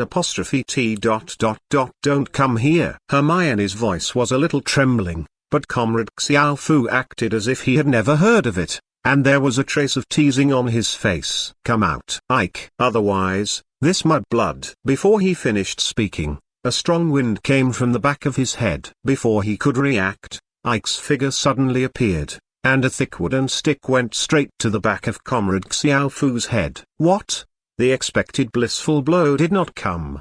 The wooden stick went straight through Comrade Xiaofu's head. Instead, Ike spun around uncontrollably, staggered and nearly fell. Disarm you. Comrade Xiaofu would not let this opportunity go. A disarming spell just hit the unstable Ike, knocking Ike upside down, and the wand also came out of his hand and landed on the ground in a whirl, in the hands of Comrade Xiaofu. Hey, Ike, as I said, you know nothing about magic. Break into pieces. When Ike flew upside down, he had a bad idea. As soon as he landed, he rolled to the side, just in time to avoid the shattering spell. Climbing up in embarrassment, he moved his right hand forward, and a small silver shield suddenly appeared, but was smashed to pieces immediately. The small shields kept appearing and being shattered. Ike had no time to pull out Rita's wand, which was put away just now, and could only support it with the LV6 Iron Armor Charm. Comrade Xiaofu completely gained the upper hand, which obviously made him very satisfied. While casting the spell, he shouted loudly, Die, go to hell. Chapter 91. Ike. Hermione shouted hoarsely, very anxious, but she couldn't get involved in the battle between the two of them at all. She had never seen such a high-intensity magic confrontation, and the only time it was relatively close was the demonstration by Ike and Snape. Since then, she has been very aware that there is a big gap between her actual combat ability and Ike. And the battle in front of her made her understand how big the gap was. Ha ha ha. Comrade Xiaofu laughed wildly, and the magic in his hand kept on hitting Ike like a torrential rain. He enjoyed Ike's awkward resistance, which gave him an inexplicable sense of satisfaction. Come on, come again. Where's the wand? Take it out. Ha ha ha. Just like that, Comrade Xiaofu bombed wildly for quite a while,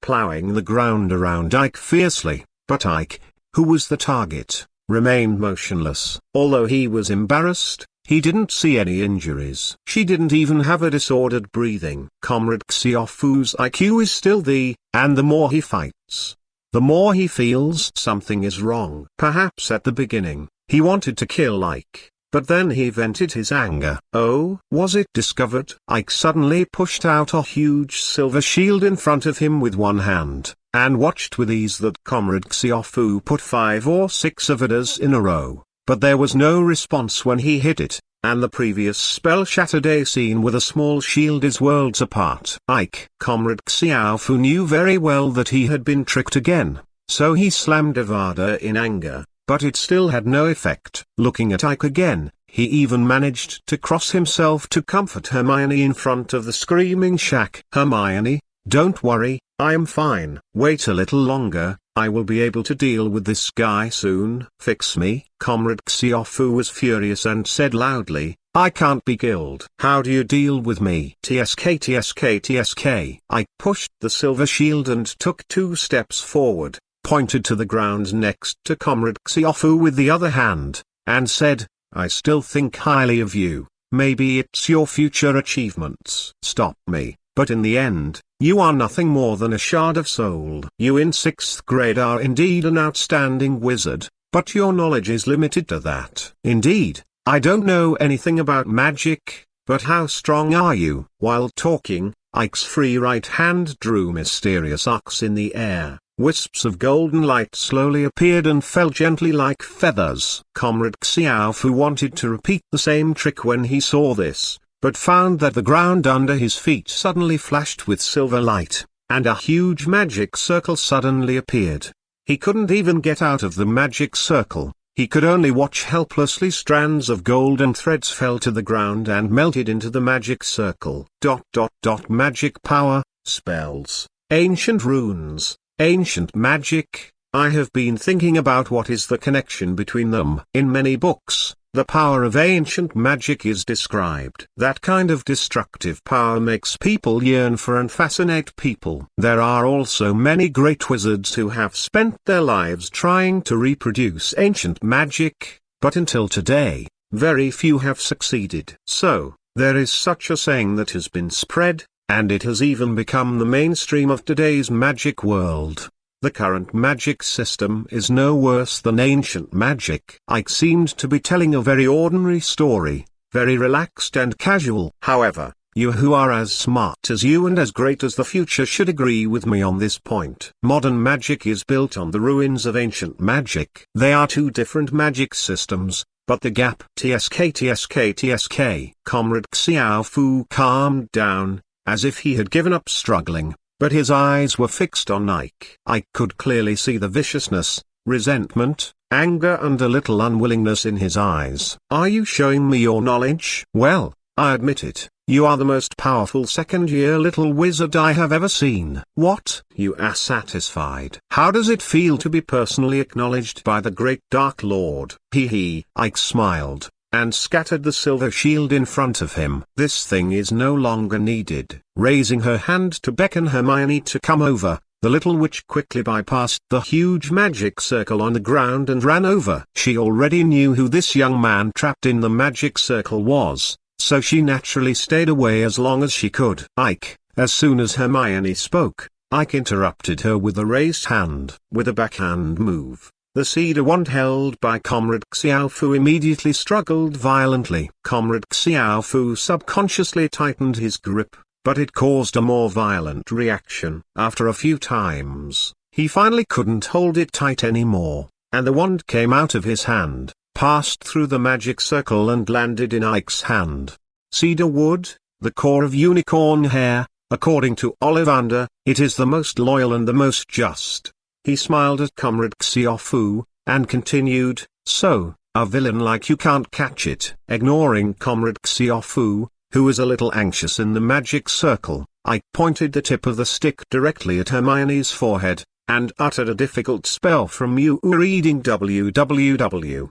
The thread was pulled out immediately. There are more and more thin threads, forming a red and black poisonous snake in the air, still struggling, but in vain. Ike, What is this? Why is it in my body? Hermione was taken aback and asked immediately, but Ike didn't answer the little witch's question. With a flick of the wand in his hand, he crushed the poisonous snake directly. At the same time, Comrade Xiaofu in the magic circle turned pale, and his chest was dented inward as if hit by a sledgehammer. Looking at his expression again, there was no change. Still so vicious and angry. You put another one on Roger's body, right? Ike said, but it doesn't matter anymore, as long as one fails. Oh, that's right. Ike pretended to think of it suddenly, took out the broken notebook from his pocket, and shook it with a smile on his face. This time, you can't escape. As soon as the words fell, the notebook was directly thrown to the ground, and the wand swung down violently. A black flame suddenly appeared and landed on the notebook. Comrade Xiaofu let out a scream immediately. His body seemed to be on fire, and even a large area of scorched black appeared on his face. But that's all. Until the notebook was burned to ashes, Comrade Xiaofu was still in the magic circle. Ha. Comrade Xiaofu panted heavily, his whole body trembling. His scorched skin fell off little by little with the ups and downs of his body, turning into black ash and disappearing. Ike looked at Comrade Xiaofu coldly, and suddenly shook his head lightly. With a light wave of his wand, a soft golden light fell on the magic circle. In the next second, the light shines. Goodbye, Tom. Chapter 92. Restored as before. Ike waved his magic wand, and the scattered wood and soil seemed to go back in time. Backtracking, back to its original position. After a while, the ground leveled off again, and the shrieking shack returned to its original appearance. There will always be a sense of emptiness after the war, not only because of the consumption of mana, but also a false sense of satisfaction after all the hard work has been rewarded. He walked to the door of the shed in 2 or 3 steps, and sat down on the steps. Ike's face showed a trace of fatigue for the first time. What's wrong, Hermione? Looking up at the little witch with a complicated expression in front of him, Ike asked with a smile. Ike. What's going on here? Hermione stood on the spot, clenched her hands in the cuffs covered by her robe. That person. I mean, is that really a mysterious person? Of course not. Ike shook his head. He's just the split soul of the Dark Lord. When he was in the 6th grade. 6th grade? That's right. The Dark Lord's real name is Tom Marvolo Riddle, and he's in the same class as Hagrid. If you ask Hagrid, he should tell you. There was a hint of surprise in Hermione's eyes, but she quickly caught the point of Ike's words. A split soul? What is that? A very evil black magic, and it is also the secret of the Dark Lord's immortality. Ike explained casually. It was a black magic invented by the despicable Haibo, who killed an innocent person by cruel means to split his soul. Stored in a specific item. In this way, if the object is not destroyed, this person will never really die. Even if the body is destroyed or killed, there is still hope of resurrection. And this item that holds the soul fragments is the Horcrux. Hermione quickly thought about the incident last year. So the mysterious man was going to steal the Philosopher's Stone last year? That's right. Ike nodded. His original body was destroyed because of Harry, but since the Horcrux was not destroyed, he won't really die. If the Dark Lord is really allowed to obtain the Philosopher's Stone and successfully concoct the elixir of life, he will really come back intact. Maybe it was because the behavior of telling the secret in this way made people look very honest, and Hermione's vigilance in her heart was slightly relaxed. Slowly walking to sit next to Ike, the little witch sighed softly, and asked again, "What is that snake you took out of my head before?" "How could it be in my head? To be precise, I didn't take it out of your head." Ike turned his head to look at Hermione, and explained seriously, "It works in your soul." Senior Roger also has one. This is also a very vicious and evil black magic. It will unknowingly absorb a person's life and feed back to the caster. Before the Middle Ages, many evil black wizards used this magic to maintain life. I remember that there is a Secrets of Ancient Black Magic in the library, which contains relevant records. In fact, I think that the witch-hunting movement in the Middle Ages has a lot to do with this black magic. You know, black wizards have no scruples. In order to continue to live, They will even absorb life from village to village. Hermione froze for a moment, and quickly recalled the books in the library in her mind. She swore that there was no such thing as Ancient Book of Dark Arts in it. You went to the restricted area. Of course, Ike replied. Students are not allowed to enter the restricted area at all. Except for the professor's approval note, as long as you won't be caught, there is no difference from other places. As I remember, Harry has been to the restricted area quite a few times. It seems that he has been there since the last school year. Looking at Hermione, who was a little surprised, Ike went on to say, Hermione, the daily teaching at Hogwarts is far from enough for people like you and me. Instead of spending most of the time on review and preview, it is better to learn some other knowledge by yourself. At this point, it is very necessary to learn the disillusionment spell. Okay, I'll learn when I get back. Hermione nodded, taking this matter to heart. She felt that she had found the reason for Ike's strength, and after she knew it, she would definitely catch up soon. In terms of study, Hermione is not inferior to others. By the way, the Chamber of Secrets. Hermione suddenly remembered what she had been investigating with Harry and Ron for almost a whole year. The crisis in the Chamber of Secrets has not been resolved yet. That person ... Is he the heir of Slytherin? Yes, he is indeed the heir of Slytherin and the one who opened the Chamber of Secrets. But rest assured, the issue of the Chamber of Secrets has been resolved, I think. About half a year. Hermione's voice suddenly became louder, and suddenly felt that it was a bit impolite, so she quickly lowered her voice. I mean, the crisis in the Chamber of Secrets was resolved half a year ago. What about the monster inside? That. The basilisk, its corpse should be in Professor Snape's private collection now, and it may have been consumed a lot. Ike said calmly. The basilisk died peacefully with the help of the professors. Then why didn't you tell us? Because Tom has not been caught. The crisis in the castle has not been completely resolved. So Dumbledore will martial law Hogwarts after Roger was attacked? That's right. Ike stretched himself, and his fatigue has subsided a lot after resting for a while. Stand up, move your limbs a little. It's so late. Hermione realized that it was almost 10 o'clock after hearing the words, and stood up. Then let's go. He nodded, but did not move his feet. Of course, but before that, there is one more thing to do. As soon as the words fell, he quickly pulled out his wand, and threw an explosive spell towards the corner of the wall. In Hermione's surprised expression, a blond man in a gorgeous robe rolled out from the corner directly. It was Lockhart. Pointing the wand at the rather embarrassed Lockhart, Ike's tone was playful. Professor Lockhart, why are you here so late? Is it to see the scenery? Ha ha, ha ha. Lockhart smiled awkwardly. You were reading WWW. Got up and straightened his clothes, with a characteristic smile on his face. Mr. Struer, Miss Granger, ha ha. The moonlight is beautiful tonight. Professor Lockhart, please answer my question. Ike was unmoved. Why are you here? Of course. Yes. Forget everything. Lockhart faltered, then suddenly pulled out his wand, and an oblivion curse hit the two of them. Ike was prepared and blocked it directly. With a slight movement of his left hand, a stun spell hit Lockhart, knocking him down directly, and even snoring.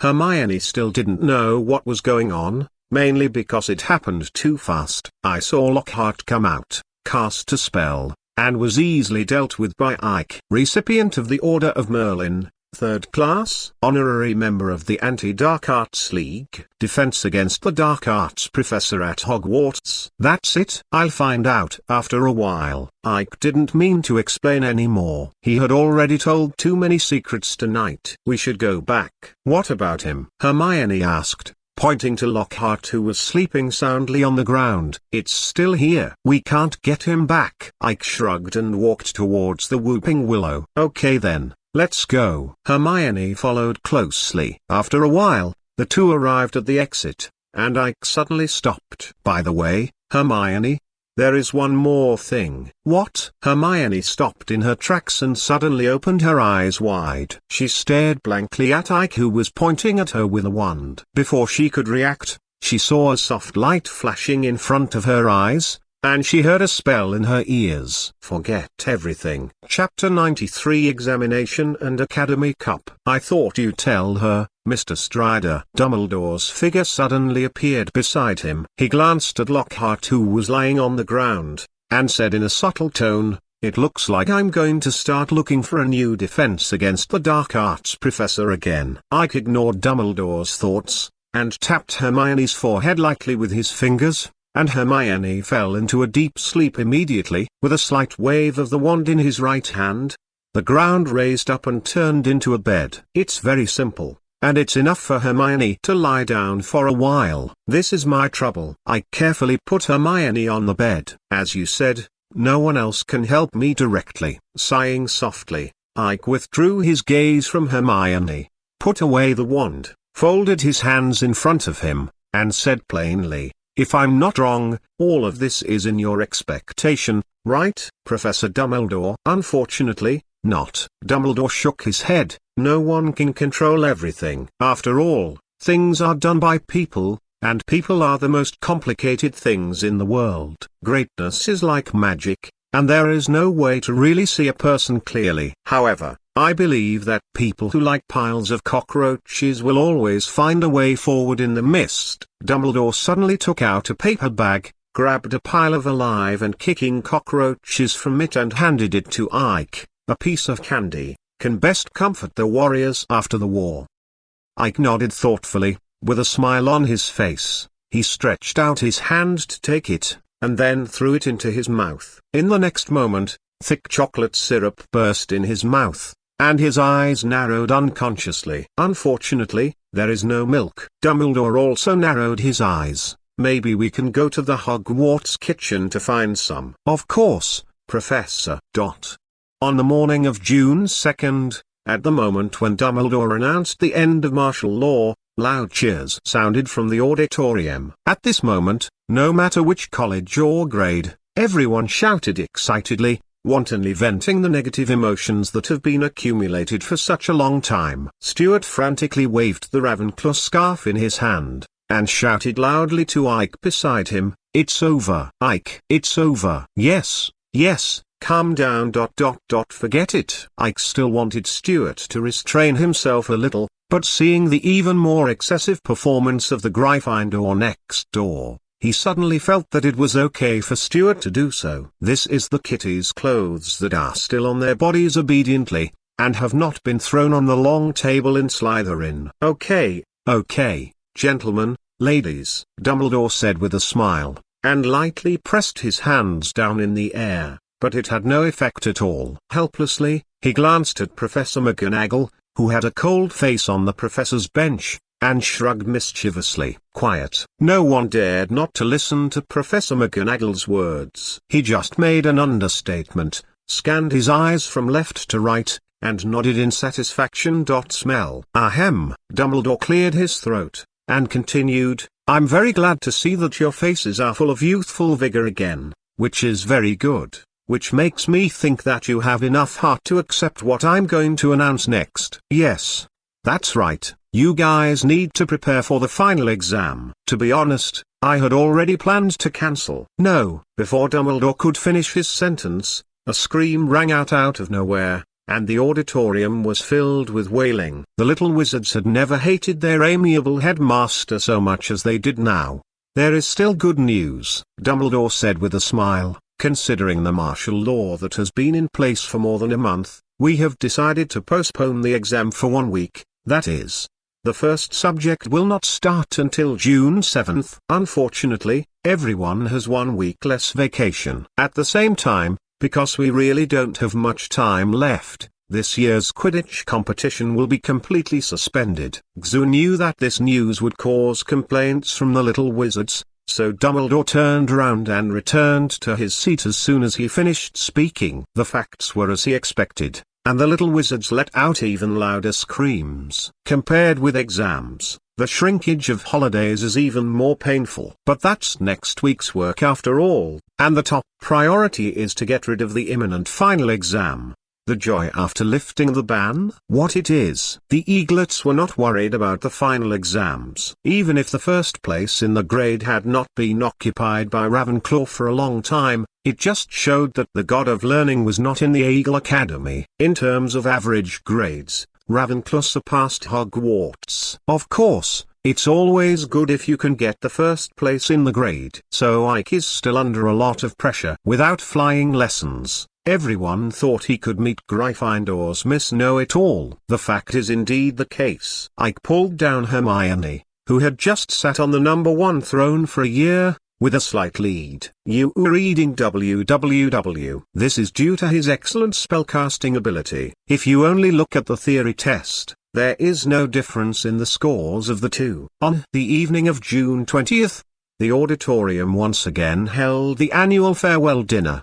Blue flags were hung all over the auditorium, and the faces of the eaglets were full of smiles. This is almost expected. In the absence of Quidditch, the Ravenclaws have no opponents at all. After all, the culprit that has restricted the Eagles from winning the Academy Cup in recent years is Quidditch. Professor Flitwick was delighted. This was the second time in nearly a decade that Ravenclaw had won the House Cup. Except for Gryffindor's sudden rise last year, this trophy could almost be called the Slytherin Cup before. If it weren't for the Kitty Hawks who won the championship in 198,485, it would only be based on the achievements of the past 10 years.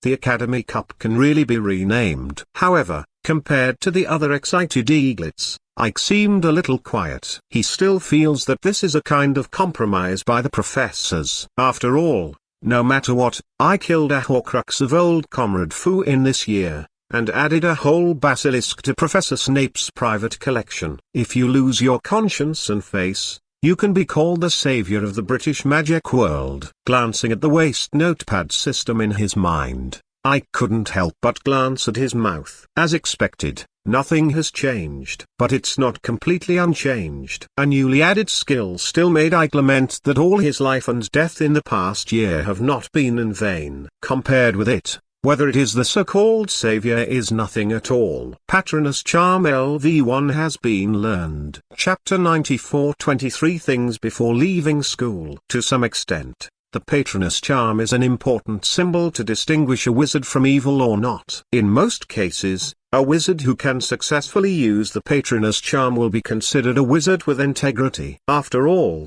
there are countless examples that prove this point. When many dark wizards with evil hearts used the Patronus Charm, not only were they unable to summon the Patronus, but they suffered backlash and were devoured by the maggots summoned by the magic wand. Of course, this is not absolute. In Ike's memory, the evil Umbridge was also able to summon the full Patronus. What's more, Ike hasn't been able to fully summon his patron saint, and even the white smoke he summoned can't last for a long time. Still need to practice more. The school year of the second grade was undoubtedly fulfilling, and Ike also gained a lot. Except for the black magic such as the Death Curse and Fierce Fire Curse, and the extremely difficult magic such as the Illusion Curse and the Patronus Curse, the other basic magics have basically reached LV6. And the few that have not reached it are almost the same. It can be said that only in terms of the mastery and power of the spell, Ike is already on the same level as some famous wizards. The only difference is the combat experience. As for wizards like Dumbledore and Comrade Old V who stand at the top of the magic world, Ike still has a long way to go. But no matter what, he has seen what the magic of LV7 looks like before. And the direction of progress has already been pointed out. It was a state where magic theory and magic power control were perfectly integrated. Only with the knowledge that could be learned in school, it was impossible to get to that step. So before leaving, Ike took Ravenclaw's manuscript. This may be the most precious thing in Hogwarts. In addition to the runes and magic circle rubbed from the Sorcerer's Stone, these are the most precious things Ike has now. It seems that you found that treasure, Mr. Straight. Not long after the dinner, in Professor Flitwick's office, Professor Flitwick said this to Ike. Ike didn't have the slightest intention to hide it. He was sure that this manuscript had been found by many people before, and Professor Flitwick himself might be among them. Yes, Professor, I want to study more during the vacation, Ike replied. This is a good thing. Professor Flitwick nodded, and handed Ike a few delicious cakes. I always think that the most important thing for a wizard is knowledge, especially the legacy of a legendary wizard. However, I hope that when you will no longer be able to gain knowledge from it, you can put it back in its original position. I will do it, Ike agreed. This is the property of Hogwarts. He. Professor Flitwick laughed happily. That's right, that's from Hogwarts. But the knowledge you have learned belongs to you. Ike knew a long time ago that the professors in the school are not simple, and it is even more impossible for Professor Flitwick, who can become the head of Ravenclaw known for his wisdom, to be an insignificant the wizard. Having dealt with these professors so much, Ike is very clear about their habits. Compared to tearing apart the facts and putting them in front of you, they prefer to make insinuations around the bush. Maybe it's to make students think more. Anyway, there must be another deep meaning in it, but Ike can't think of it for the time being. Back in the dormitory, Stuart and Terry had almost packed their luggage. They were sitting on the bed chatting with Michael and Anthony, and they agreed to find a chance to get together during the summer vacation. Perhaps the few beards protruding from their chins gave them the illusion that they were already grown-up children. They actually thought that as long as they made an appointment, Ike really wanted to tell the 4 children in front of them who had not been beaten by society.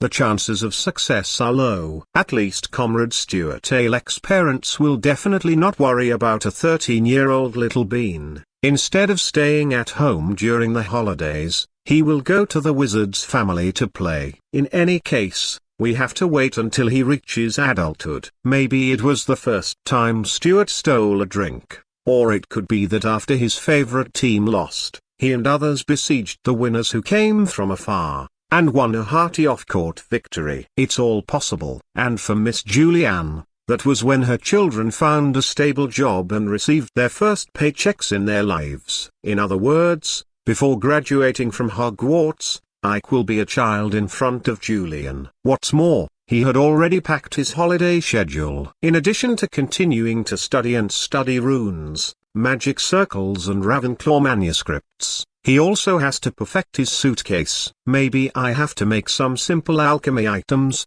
make some potions, and earn some pocket money for myself. Although Ike still has more than 1,000 galleons left, the appearance is different, but the habits engraved in the soul are still there. So Ike definitely couldn't accept Terry's invitation. In the early morning of the 21st, the little wizards enjoyed their last breakfast at Hogwarts, and boarded the train back to London with their luggage. You were reading www. Like last year, there are still not many returning passengers this year. Chatting with Stuart, I reached the terminal before I knew it. Julian still stood at the exit with a benevolent smile, and gave Ike a long-lost warm hug. Ike took a deep breath. It was a scent of lavender mixed with sunshine, which would make people relax unconsciously. Mother Julian, let's go back. Ike held Julian's arm, with a smile as bright as the sun on his face. Can't wait, little Ike. Julian fondly rubbed Ike's hair, and suddenly found that little Dowding was almost on the same level as her. It's already grown so tall, it seems that it won't be long before it will surpass me. Little Ike. Really? I didn't even pay attention, Ike responded. By the way, what's going on at home? Is everything all right? Very good. Everything is very good. The two chatted about those old-fashioned topics all the way, and then returned to Gloucester peacefully.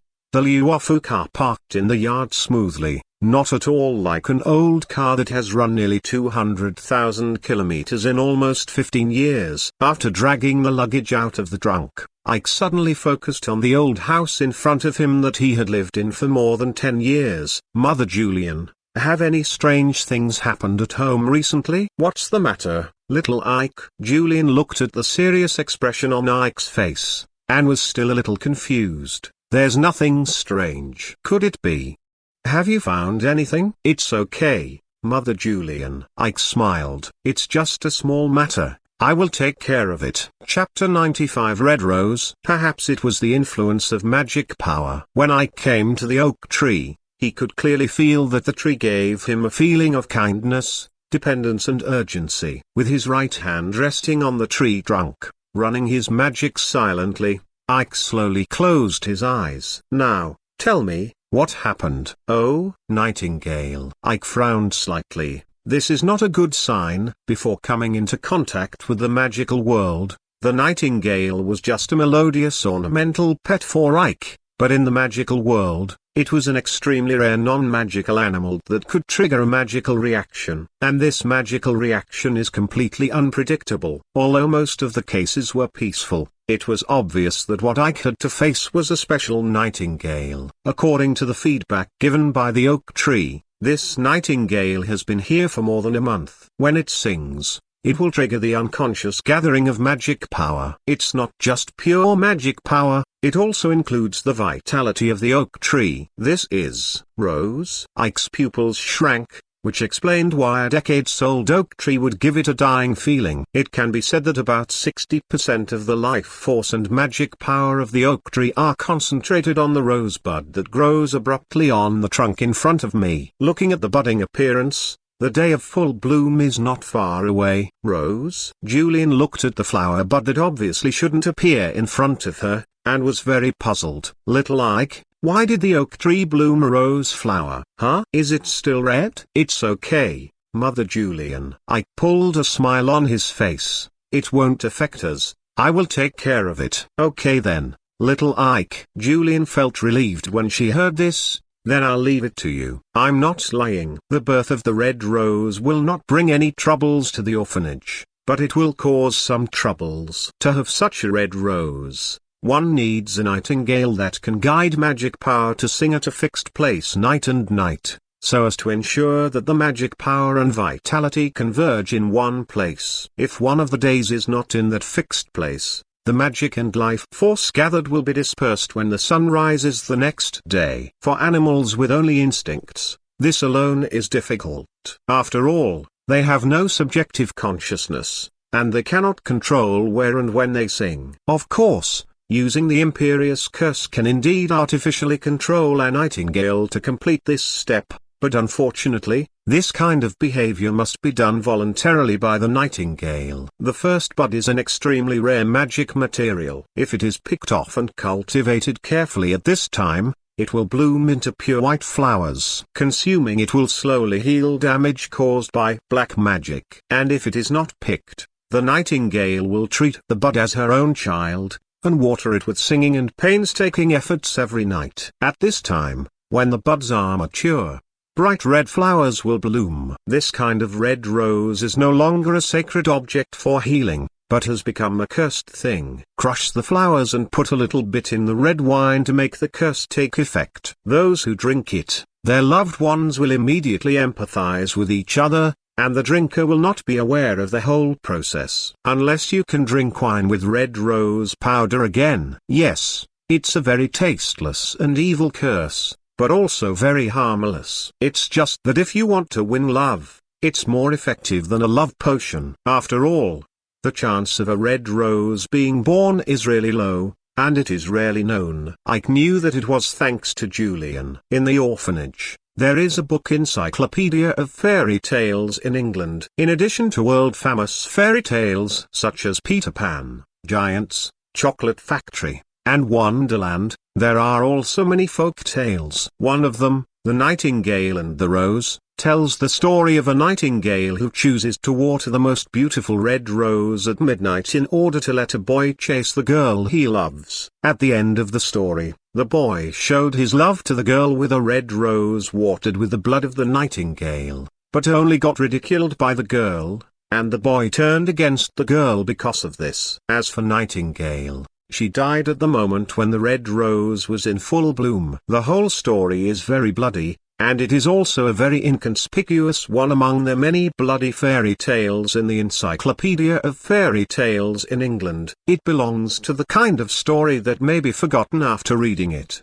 But such a bloody story was recorded in the first draft of Professor Wendy Quenruidian's book Curse and Curse-Breaking Curse. This first draft was included in the restricted books section. In addition to publicly released curses such as the Leglock Curse and Unraveling Curse, there are also a large number of weird and evil curses such as the Pharaoh's Curse, as well as weak curses such as the red rose. It was only after seeing this Ike that I knew, if Ike hadn't seen this red rose, it would have withered after it bloomed and turned into spring mud to feed back to the oak tree, and the ignorant nightingale would have died without knowing why. But since Ike discovered it, all of these can be avoided. You are reading www. The life force and magic power of the oak tree will be replenished, and the nightingale will not die. It's enough to cast a healing spell on the nightingale and feed it a little fresh juice before the red rose blooms. And Ike will harvest an extremely rare red rose. Ike has thought about its usefulness, and everything is waiting for it to mature and bloom. After patting the hardworking oak tree, Ike returned to his room with peace of mind. He ran out just as soon as he threw the luggage into the room. He hadn't packed it yet, but he just had to pack it up, and it was almost lunchtime after the packing was done. Ike's return makes the little beandings in the orphanage very happy. After all, he is the only student admitted to the London school for so many years. For these children who grew up in Gloucester, London is an imaginative place, beautiful place. Even though Ike had been pestered to tell me some things about London last year, the little beandings were still not satisfied. The whole lunchtime passed while satisfying these little beandings who were full of curiosity and thirst for knowledge, and Ike finally ushered in a little respite. After dinner, it was time for inquiries with peers and brothers and sisters who stayed in Gloucester to go to school. Older people also pay different attention to the problem, and of course the difficulty of the problem is also greater. The kind of questioning that you say and I basically don't stop, reminded Ike of some unbearable past events. Fortunately, all the problems ended with the end of the dinner, and Ike handled it well. After returning to the room and resting for a while, Ike took a bottle of white fresh juice and quietly left the room when he heard a faint melodious song of birds outside the window. There's no other way. You can't use magic outside the school, so you can only feed that nightingale more. The left and right effects are the same. Chapter 96 The Gift of Nature. At the tip of the moon, a nightingale pressed its chest against a rosebud, and a melodious song sounded, and the thorns under the flower bud pierced in bit by bit. Strangely, not a single drop of blood flowed from the wound, but the flower bud seemed to be a little redder again. Ike slowed down and walked up quietly. Nightingale didn't seem to notice it, and still sang loudly. Don't dare to reach out. Curses and curses. Breaking curses doesn't contain any records about this peculiar magic ritual. Ike doesn't know what consequences it will cause if it gets involved, and it may cause huge damage to this poor little guy. Fortunately, it seems that it will take some time for the buds to bloom, and Nightingale can still be saved. After staying under the oak tree for about 4 or 5 hours, the nightingale finally seemed to stop singing. These few hours have made Ike exhausted enough. His hand has been sticking to the trunk, guiding the magic power silently, which more or less made the oak tree relax. At least that's the message that the oak tree sent back. Suddenly, Nightingale stopped abruptly. The little guy sang all night and spent another night of hard work. He almost lost his grip on the tree trunk, and he flapped his wings twice to stabilize himself. Ike hurried forward and grabbed Nightingale carefully. The little guy was obviously frightened, but it was too weak, and stopped after struggling a few times. "Hey, darling, I won't hurt you." Ike slowly spread his left hand, opened the bottle cap with one hand with his right hand, and brought the mouth of the bottle to Nightingale's head. "You can feel it. Well, this is a good thing. Drink more." Nightingale seemed to have noticed something. Perhaps out of instinct, she felt that the liquid in the transparent bottle in front of her was good for her. Looking back at Ike with an encouraging look on his face,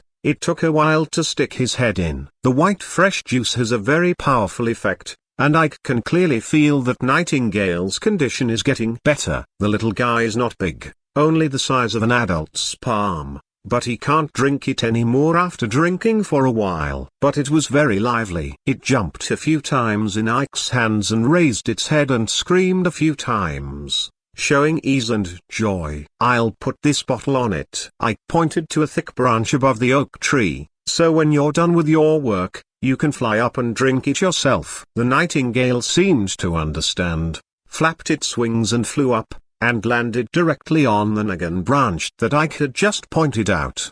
That's right, that's right, that's right there. Ike first put the cap on the bottle tightly and put it in his pocket, hugged the tree trunk a few times before climbing up, took out the rope he had prepared earlier to tie the bottle, and then opened the cap. I'll replenish the fresh juice inside. It's definitely enough for you to drink. Ike gently wiped Nightingale's head with his fingers. Don't worry, you'll be fine. Oh, by the way, I'll introduce you to a new friend. Moving his shoulders, Jimmy rubbed his eyes and crawled out of Ike's collar, obviously woken up. Nightingale was startled by Jimmy, jumped to hide behind the bottle, and tilted her head to look over. It's called Jimmy, and it will stay here these days to ensure that the bottle will not fall, Ike said, and took Jimmy down. He wasn't worried about the relationship between Jimmy and the nightingale at all. Bouturcles are natural tree guardians and the darling of nature. Except for the insects that harm the trees, they will not harm the birds that occasionally rest on the trees. Moreover,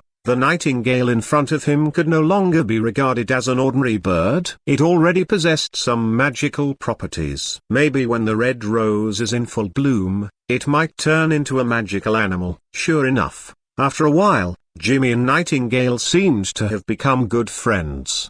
The two little guys were jumping around next to the bottle, very happy. Secretly heaving a sigh of relief, I quietly climbed down from the tree. After almost a night outside, I was really tired. Going straight back to the room, the whole person went to the bed after lying down. I fell asleep after a while, and it was almost noon when I woke up again. Yawning big, I rubbed his eyes and walked out, still a little dazed after washing up. He is very familiar with this feeling. It is a reaction to excessive consumption of mana. Replenishing the magic power of the oak tree is not an easy task. It is just a nascent magic plant, and its magic power is very poor in guiding. It is very good to input 10 magic power and get 2 points. This requires Ike. Not only must he maintain the input of magic power, he must also guide the magic power that has not been absorbed by the oak tree not to dissipate, but to continue to cling to the tree trunk. Although it is not difficult to do this with Ike's current magic control,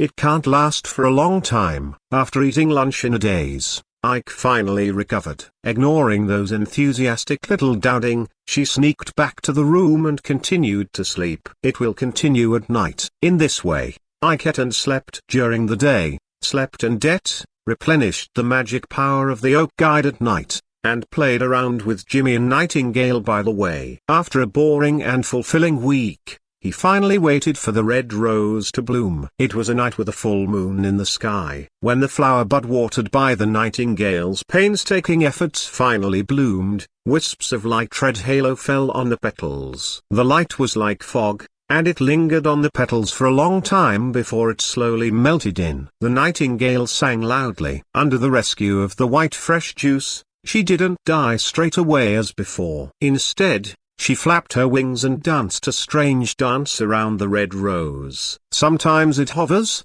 sometimes it pulls up, sometimes it dives, and it even flops up on its belly a few times. Along with the singing, a lot of white mist appeared on the red rose, slowly enveloping the nightingale. This is obviously a good thing. You are reading www. Nightingale is even more cheerful. Even Jimmy leaned over and sucked some quietly. The white mist slowly disappeared, and the feathers on Nightingale's body slowly changed color. The gray and white feathers gradually fade away, leaving only dazzling white, which looks very beautiful. A strand of bright red blood-like feathers suddenly sprang out from the top of the head, like a dull feather, moving back and forth with the nightingale's dancing. Very cute. Stretching out her hand, Nightingale landed directly on it, rubbing her head against her fingers, looking very close. Ike was taken aback. He clearly felt that there was a lot of magic in the nightingale's body. As he expected,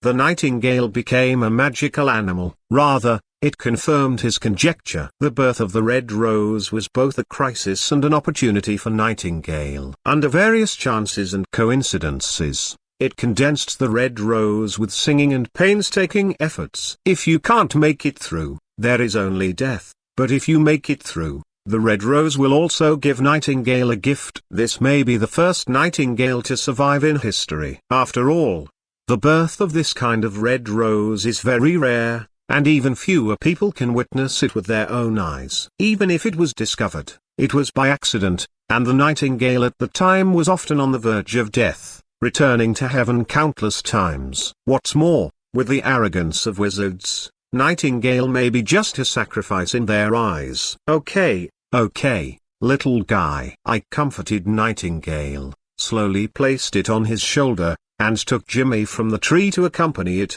then carefully picked off the red rose, put it in the box you prepared earlier. Ike has already found a place for this thing, and will call Stuart tomorrow to borrow his owl. After leaving school, apart from not being able to use magic, that's the only troublesome point. Chapter 97 Intelligence plus N. It was rainy in England in early July.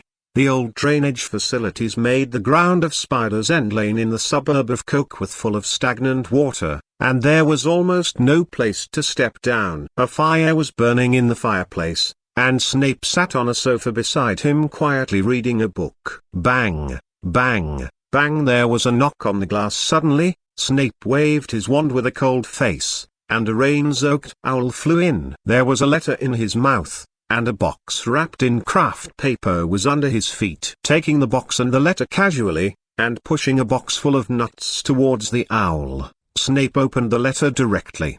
The letter is not long, with only a few hundred words, and it takes less than a blink of an eye to read it. Snape seemed to have been greatly stimulated, and his face became even paler. Throwing the letter into the fireplace beside him suddenly, he opened the box with a wave of his magic wand, and saw a bright red rose as if it had just been plucked. Crush the flowers as if to vent. Take a bottle of red wine from the side cabinet and pour it into a glass, then stir up a little bit of crushed powder, put it in the red wine, and drink it up. Lily. Snape felt that his soul was pulled out, and his whole body lost all strength. He let the half glass of red wine spill on the ground, and he collapsed on the ground. Tears welled up in his eyes before he knew it. Potter. Roaring heart-piercingly, the outburst of anger startled the owl who was happily eating nuts beside him. Regardless of the delicious food in front of him, he flapped his wings and fled from the window. Ike didn't expect that the facts were as he had guessed,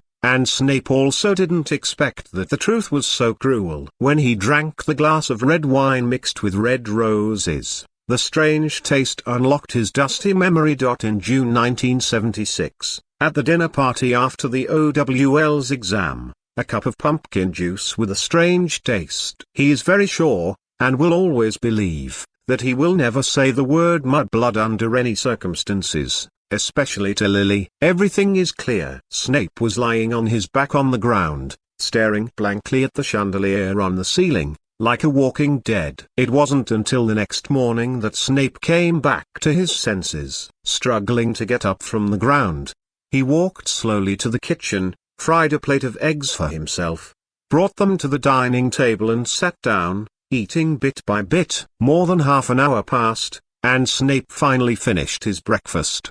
He casually pushed the plate to the middle of the dining table, and silently went to the basement, took a bottle of potion from the cabinet, wrote a note and put it in a box together with the potion, and called the owl to let it send away. Then he waved his wand, and the figure disappeared. Ike recognized the potion as soon as he received it. This is the famous Buffy Brain Refreshing Potion, a potion that can enhance the brain power of the user. Its production difficulty is almost as difficult as that of Felicia Potion. There are almost no real Buffy Brain Refreshers on the market, and almost all the ones sold are cut and castrated versions, which have a short acting time, poor effect, and serious side effects, which may even permanently damage a person's brain. Naturally, Snape's products are different from those defective products on the market. Some improvements have also been made, which can permanently improve a person's brain power, but the price is only a month when the head will be muddled. Without the slightest hesitation, Ike directly drank a whole bottle of Buffy Brain Refreshing Potion. The rarity of this kind of thing that can permanently increase attribute points is self-evident. It has to be said that Ike still underestimated the side effects of Buffy's Brain Refreshing Potion. Throughout July, Ike was in a state of waking up, reacting much slower, and often answering questions that were not relevant. This strange behavior naturally caught Julian's attention, but Ike couldn't explain it immediately at that time. It took a lot of effort to stabilize Julian, and Axe simply locked himself in the room, except eating, going to the bathroom, and even staying in bed every day, until the owl sent the book list for the new school year to end this difficult period day. The effect is extraordinary. Many problems that could not be figured out before can now be solved with a little thought. In just 1 week, the research on alchemy and Ravenclaw manuscripts is equivalent to the results that could only be achieved in the previous month. Very remarkable results.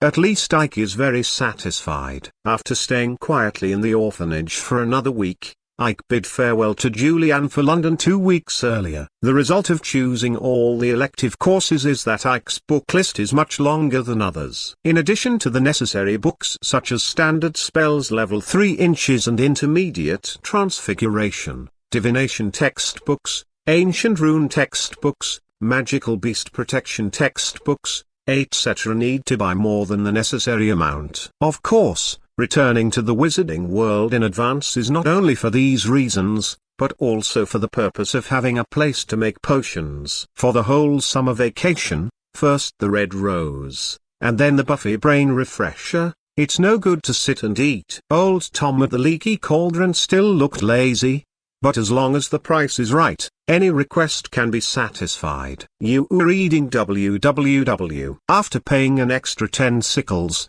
Ike successfully obtained the right to make potions in the room. Old Tom even provided a gadget to absorb the bad smells from the potion-making process. It took half a day to buy all the books for the new school year, and another half day to buy enough potion ingredients. Ike locked himself in the room again, and old Tom sent 3 meals a day to the door. Ike didn't plan to make any difficult potions, but only made anti-swelling agents and white fresh essence. The former can be used to eliminate swelling caused by magic, and the latter is the most common healing potion. The daily consumption of these two kinds at the Street Mungo's Hospital for Magical Injuries and Injuries is extremely high, and selling them is a surefire business. Although he won't make a lot of money, stability is better than anything for Ike. The raw materials cost Ike 57 galleons, sold for 112 galleons, and made a net profit of 55 galleons in half a month. This salary is already higher than that of many staff members of the Ministry of Magic. Of course, there is no comparison with officials, let alone those professors at Hogwarts. But it's enough, plus Hogwarts' annual fixed stipend, excluding the money for buying textbooks, plus an owl that he finally made up his mind to buy. Ike still has a balance of dozens of galleons.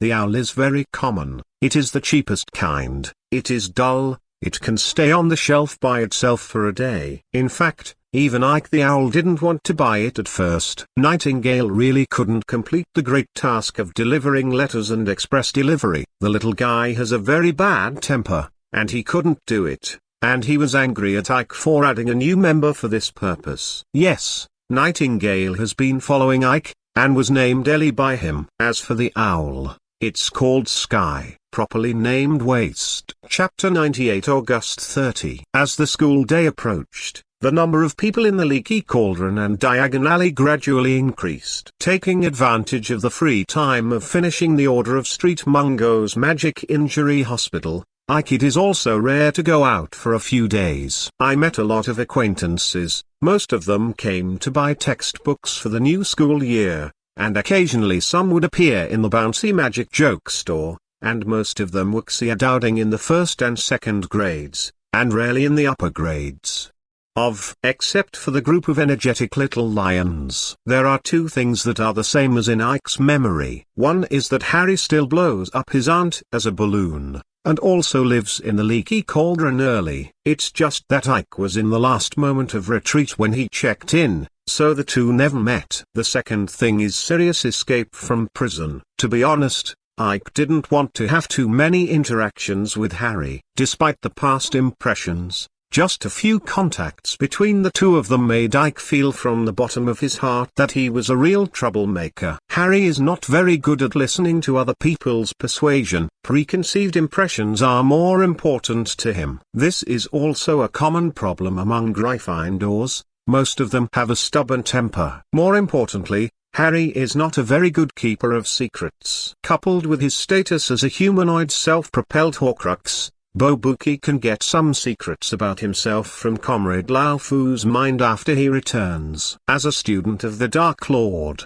Ike is very fancy. At least until he gets Comrade Laofu's magic knowledge and the treasure from the Slytherin Chamber of Secrets. Ike will not turn against Comrade Laofu, maybe even give a little help in some aspects. There are a total of 12 subjects in the OWL's exam. In addition to the mandatory courses of potions, history of magic, astronomy, herbalism, charms, defense against the dark arts and transfiguration, the other 5 are divination, arithmetic and divination, and fantastic beasts. Conservation lessons, ancient rune studies and mole studies. In these courses, fantastic beast protection and mole studies, Ike doesn't plan to put too much energy into it. With his current level, even if he takes the exam immediately, he can guarantee himself a no. And the ancient rune has always been something Ike studies, and it is a subject that should be treated a little bit. What really required Ike to put in a lot of energy was the 2 divination courses and arithmetic divination that candidates had always regarded as rewarding courses. Divination in the magic world has always been something more mysterious than magic. What can be predicted will definitely happen, no matter what variables appear in the process. It will happen. Just like the famous Savior prophecy, the Dark Lord obviously wanted to struggle after knowing about it, but unfortunately things backfired in the end. Ike really wants to learn divination, because of the existence of the waste notebook system. As long as the divination level can be displayed, Ike can raise it to the lowest level of LV6, and at that time, he can consciously make up for his shortcomings through divination.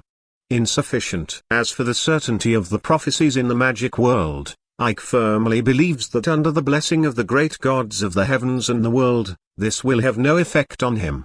Can't be changed. It's pure nonsense. The only thing that worries Ike is whether or not divination can show the level, which indicates whether divination is a talent or a skill. If it's a skill, then it's good, but if it's a talent, don't panic. There is also arithmetic and divination. Although arithmetic divination can only be regarded as a substitute, previewing is a good habit. Before the start of the school year, Ike read all the textbooks of the 5 elective courses as bedtime reading materials. As he expected, except for the 2 divination courses, none of them exceeded Ike's current reading. There is a lot of knowledge, and even the study of ancient runes needs to be deeper. In addition to fantastic beasts and where to find them, which has been used since 1927, the teaching materials for the protection of fantastic beasts class also include the Monster Book of Monsters, a textbook designated by Hagrid. After some comparisons, I can only say that Hagrid is definitely Hagrid. Apart from being fun, the Monster Book of Monsters is useless. On August 30th, Ike seldom had a good night's sleep and didn't come out of the room until almost 10 o'clock. After a simple wash, I sat alone in the lobby of the Leaky Cauldron and enjoyed brunch.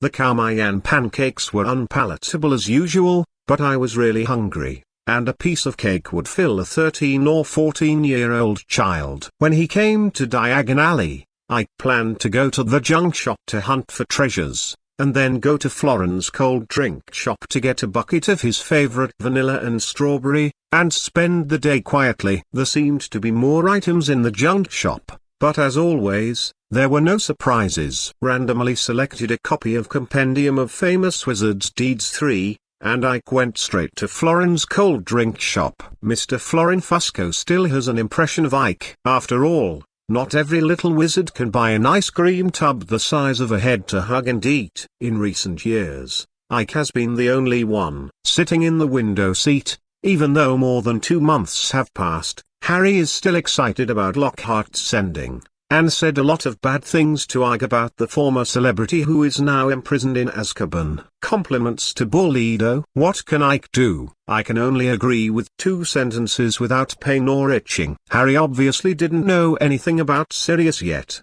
even though the arrest warrants had been posted everywhere. Ike didn't have the idea to solve Harry's confusion, so let Mr. Weasley do this kind of thing. Just like what I once said to Comrade Deng, he is not the savior's nanny, nor is he a follower. It didn't take long for the ones that were well dealt with to be dealt with, but the difficult ones came. Hermione's expression is very subtle, 3 points vigilant, 3 points curious, 3 points bewildered, and 1 point close, holding a cone from time to time to eat without saying a word, just staring straight at Ike, staring at Ike with horror. The effect of the forgetting curse is not permanent, and it is likely to be undone by itself under certain conditions. What's more, Ike's forgetting curse was only at the level of LV3 at the time, which was even more unsafe. Looking at Hermione's current posture, it is obvious that she remembered something, but she couldn't tell whether it was a dream, a fantasy, or the forgetting spell. She can only be sure that this matter must have something to do with Ike. Did you do something to me? Cough, cough, cough. Ike choked and coughed for a long time before he recovered. Seeing Ike's reaction, Hermione was more sure that what happened to her was related to Ike, and her 3-point blankness turned into anger, like a lioness with fried hair. Ike stride. You better tell the truth. Chapter 99. Cold. Perhaps half a month after the start of the holiday, Hermione would have the same dream every night when she fell asleep. In the dream, I stood in front of a dilapidated house, surrounded by darkness, with green or red flashes from time to time. The lights staggered, making a crackling sound, and the green light became brighter every time they staggered. I don't know how long it took in the dream, but everything disappeared. There is no light, no room, just pure darkness. Every time Hermione would wake up with a start, it would take a while to recover. Fortunately, the dream won't appear after falling asleep again. It's just a little irritated by being tossed. After another half month, the dream has a new development. The room is gone, the light is gone, and only 2 vague figures can be seen confronting each other. One was slightly taller and the other was slightly shorter, but no matter what Hermione did, she couldn't see the 2 of them clearly. Until the end of August, the dream changed again, and it was this change that made Hermione suspect Ike. In the Pale World, 2 people of similar height walked one after the other. Suddenly the person walking in front turned around, and then there was a blinding white light. He could only hear a faint incantation, but he couldn't hear what it was. In fact, Hermione was only a little skeptical at first, and only asked Ike tentatively, who expected Ike to miss some falsehoods, so she was convinced. Looking at the angry Hermione in front of him,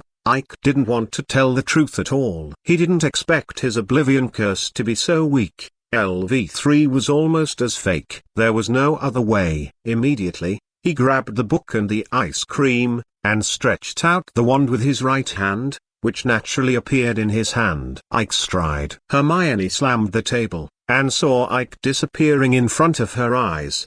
He quickly stretched out his hand to grab it, but he didn't catch anything. Turning around suddenly, I saw the door of Florin's ice cream shop opened by itself, and a passerby outside the window was hit by something invisible and staggered. Illusion curse. HMPH.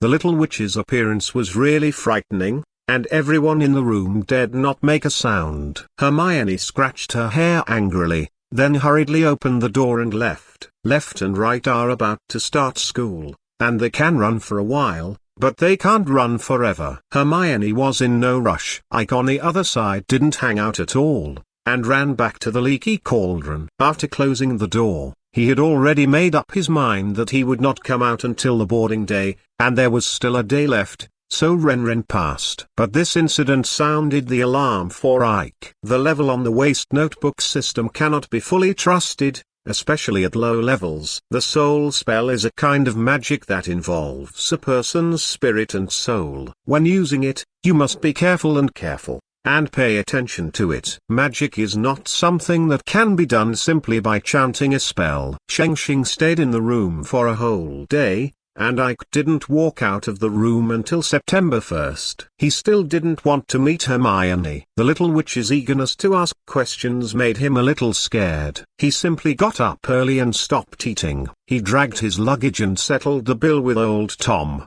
and went straight to King's Cross Station. When the people from the Ministry of Magic just turned on the magic at the station, Ike was the first to rush in, found a car or a box at random, and got in. To be on the safe side, he even put on his own thing's illusion spell, and locked the door of the box by the way. No one can come in. Anyway, there are quite a few boxes in the car that cannot be opened, and no one cares if there is one more or one less. It is normal for a train that has been in operation for decades to have some problems. Even the patrolling student union president and prefects just reached out and pulled the door, and ignored it when they found it couldn't be opened. Ike maintained the disillusionment charm all the time, and didn't make any sound, just nestled in the seat and looked out through the window. When the train started, he breathed a sigh of relief. He didn't go out either. He didn't plan to show up before arriving at the station. Everything will be discussed at school. Anyway, when the time comes, everyone's attention will naturally be attracted by another matter. The train moved slowly, and gradually the number of people in the aisle increased. Most of them were visiting, and some were looking for their friends. Ike saw Stuart and others pass by twice, and also saw Hermione dragging Harry and Ron back and forth 4 times, and the last time he even quarreled with Draco and the others at the door of the box a few words. It didn't happen like the previous 2 years in the big conflict. Gryffindor trusted the prefect to perform his duties well and stopped several people in time. However, Harry and the others did not quarrel with Draco, but Ron and Percy quarreled, and the Weasley twins dragged them away at the critical moment. It will be lively after watching it happily, and it can be regarded as a little relieved.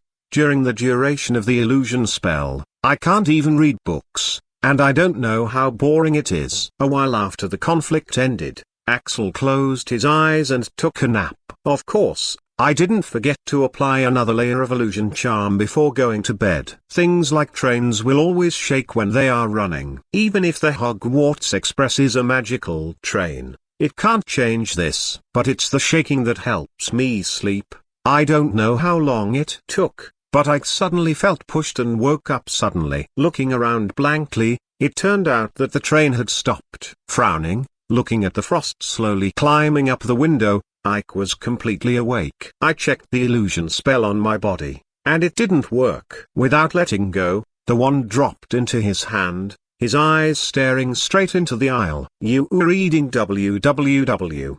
Is here. Silently, Ike's whole body tensed up. One after another, dark figures slowly floated forward, but they were covered in tattered cloaks. A pair of scabbed hands protruded from under the cloak, skinny, like a mummy. Even through the glass, Ike still felt a sense of depression. It was the same as it was written in the book. It was a feeling of happiness being sucked away, as if nothing mattered anymore. Ike was running a clumency. He didn't know if this magic was useful, but it did calm him down. However, this also attracted the attention of the Dementor outside the door. The Dementor is very sensitive to people's emotions. The sudden disappearance of a faint fear will naturally arouse its curiosity. With mummy-like hands pawing on the glass, the torn cloak was slowly stuck up. A hand was slowly lowered and landed on the handle, but it did not open. This result seemed to anger it, and it slowly turned its head, and the cloak on its body suddenly rippled quickly. Not long after, 2 other Dementors floated over from the other side of the aisle, directly blocking the window tightly. Crack, crack. The doorknob rang rhythmically, and the door was still tightly closed, which made the Dementors even angrier. Crack, crack, crack. The box door was hit hard, and they wantonly spread fear, causing the little wizards in the box next to them to huddle together. Quietly, Ike lifted his illusion spell, and stared directly at the three terrifying things with emotionless eyes. The right hand holding the wand naturally hangs down, but a little white light is faintly emitted from the tip of the wand. With the flickering white light, the Dementors accelerated the frequency of hitting the glass, and the cloaks on their bodies fluttered wantonly. So, you can't see it. Chapter 100, a preliminary study of non-existent magical creatures. There is a kind of creature in the magic world. They are born from human emotions and feed on it. When the conditions for their birth are met, they will suddenly appear, and they will suddenly disappear under certain conditions. It is the current consensus in the magic world that non-existent magical creatures cannot be truly killed. According to historical records, no wizard has ever used magic to actually destroy a non-existent creature. Therefore, the existing magic that can deal with non-existent creatures is all for the purpose of expulsion. For example, the funny curse for Boggarts, the Patronus curse for Dementors. With the blessing of Occlumency and the Patronus charm, Ike didn't yell like other little wizards, and he didn't have any fear. Instead, he carefully observed the three Dementors in front of him with an inquiring mind. After making sure that the three guys couldn't come in for a while, Ike even called for a notebook and a quill and started to record. Weaker in strength, with independent consciousness but low intelligence. The cloak seems to be a magical item. Visually, the Dementor can only move around with the cloak, and no lower limbs have been found yet. The quill quickly wrote on the notebook, and drew a circle on magic item, and added a question mark at the end. The face is covered by a hood, so you can't see the face clearly, but from the hands, it is speculated that the face should also be in a skinny state. Maybe, we should open it and take a look. As Ike thought about it, he used Occlumency with all his strength, but the Dementors were still hitting the glass desperately. After thinking for a while, Ike directly extinguished the white light on the wand. Sure enough, as he expected, the three Dementors paused abruptly. Although they were still beating on the glass, the frequency obviously slowed down gradually. Ike waved his wand, dispelled the protective magic on the box door, and helped the three Dementors who had been busy for a long time, and opened the door directly. The Dementors obviously couldn't understand why the door that had been smashed for a long time would open, but this did not prevent them from floating in to search. However, under the protection of Occlumency, Ike blocked all his emotions, just stared at the Dementor with a pair of emotionless eyes, quietly waiting for the opportunity. The box was not very big, but from the outside, it was packed full when the three Dementors came in. But Ike didn't feel crowded, and the three cloaks floated against his body, giving people the feeling that it was a cloak. It seems that there is no substantial, palpable body inside. It was cool, a silky and eerie coldness. Even in the state of Occlumency, Ike's goosebumps still stood up unconsciously. However, the Dementors still didn't find that there was a big living person among them, and they turned around several times but found nothing. Just as he was about to turn around and leave, Ike suddenly reached out and grabbed the hood of a Dementor, and lifted it up abruptly, revealing a grey face that was also covered with scabs. There are only 3 dark holes in the whole face, a pair of empty eye sockets, and a big hole with changing outlines underneath. The Dementor was obviously taken aback. It opened its mouth wide, almost half the size of its face, and made a cluck, cluck sound. This is what Dementors do when they absorb human souls. But it's a pity that Ike jumped backwards onto the table the moment he lifted his hood, which happened to be staggered. He quickly raised his wand, and a little white mist appeared on the tip of the wand. Ike was about to shout, "Call God to protect you," when he saw a large group of bright and spinning white lights pushing a group of Dementors flying over from one end of the carriage. Ike's eyes were sharp and his hands were quick, and the Patronus charm was fleeting, and he just pushed the 3 out of the carriage. Not long after the white light passed, the male and female chairpersons of the student union and the prefects of each college came out. Led by a middle-aged wizard in shabby clothes, they checked the status of the students from compartment to compartment. The situation is still very optimistic, except that after Harry still fainted, there were also dozens of little Dowding in the lower grades who were frightened and cried, which was heartbreaking. The seniors were much more optimistic. When the train started again, they gathered together in twos and threes to brag about their performance just now. After all,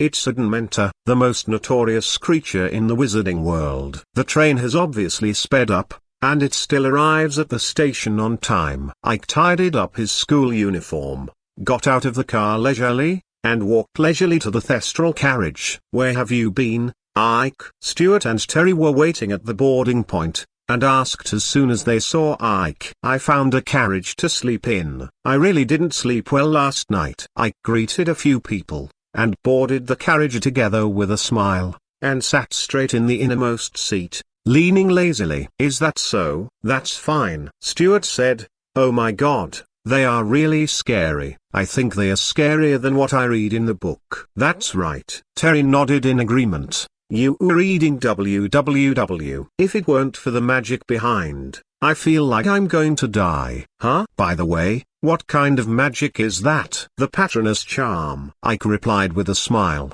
"The oldest and most powerful defense against white magic in existence, and the nemesis of Dementors. It is said that only a very small number of upright and powerful wizards can successfully use this magic. Of course, this is just a rumor, but it is true that most dark wizards cannot use the Patronus Charm." Ike straightened up a little, pointed to the outside of the carriage, and said, "I think everyone should start learning the Patronus Charm." "Look outside. It's better to learn than not to learn." "Oh my God!" Stuart exclaimed. "Why would Dumbledore allow these guys to appear here?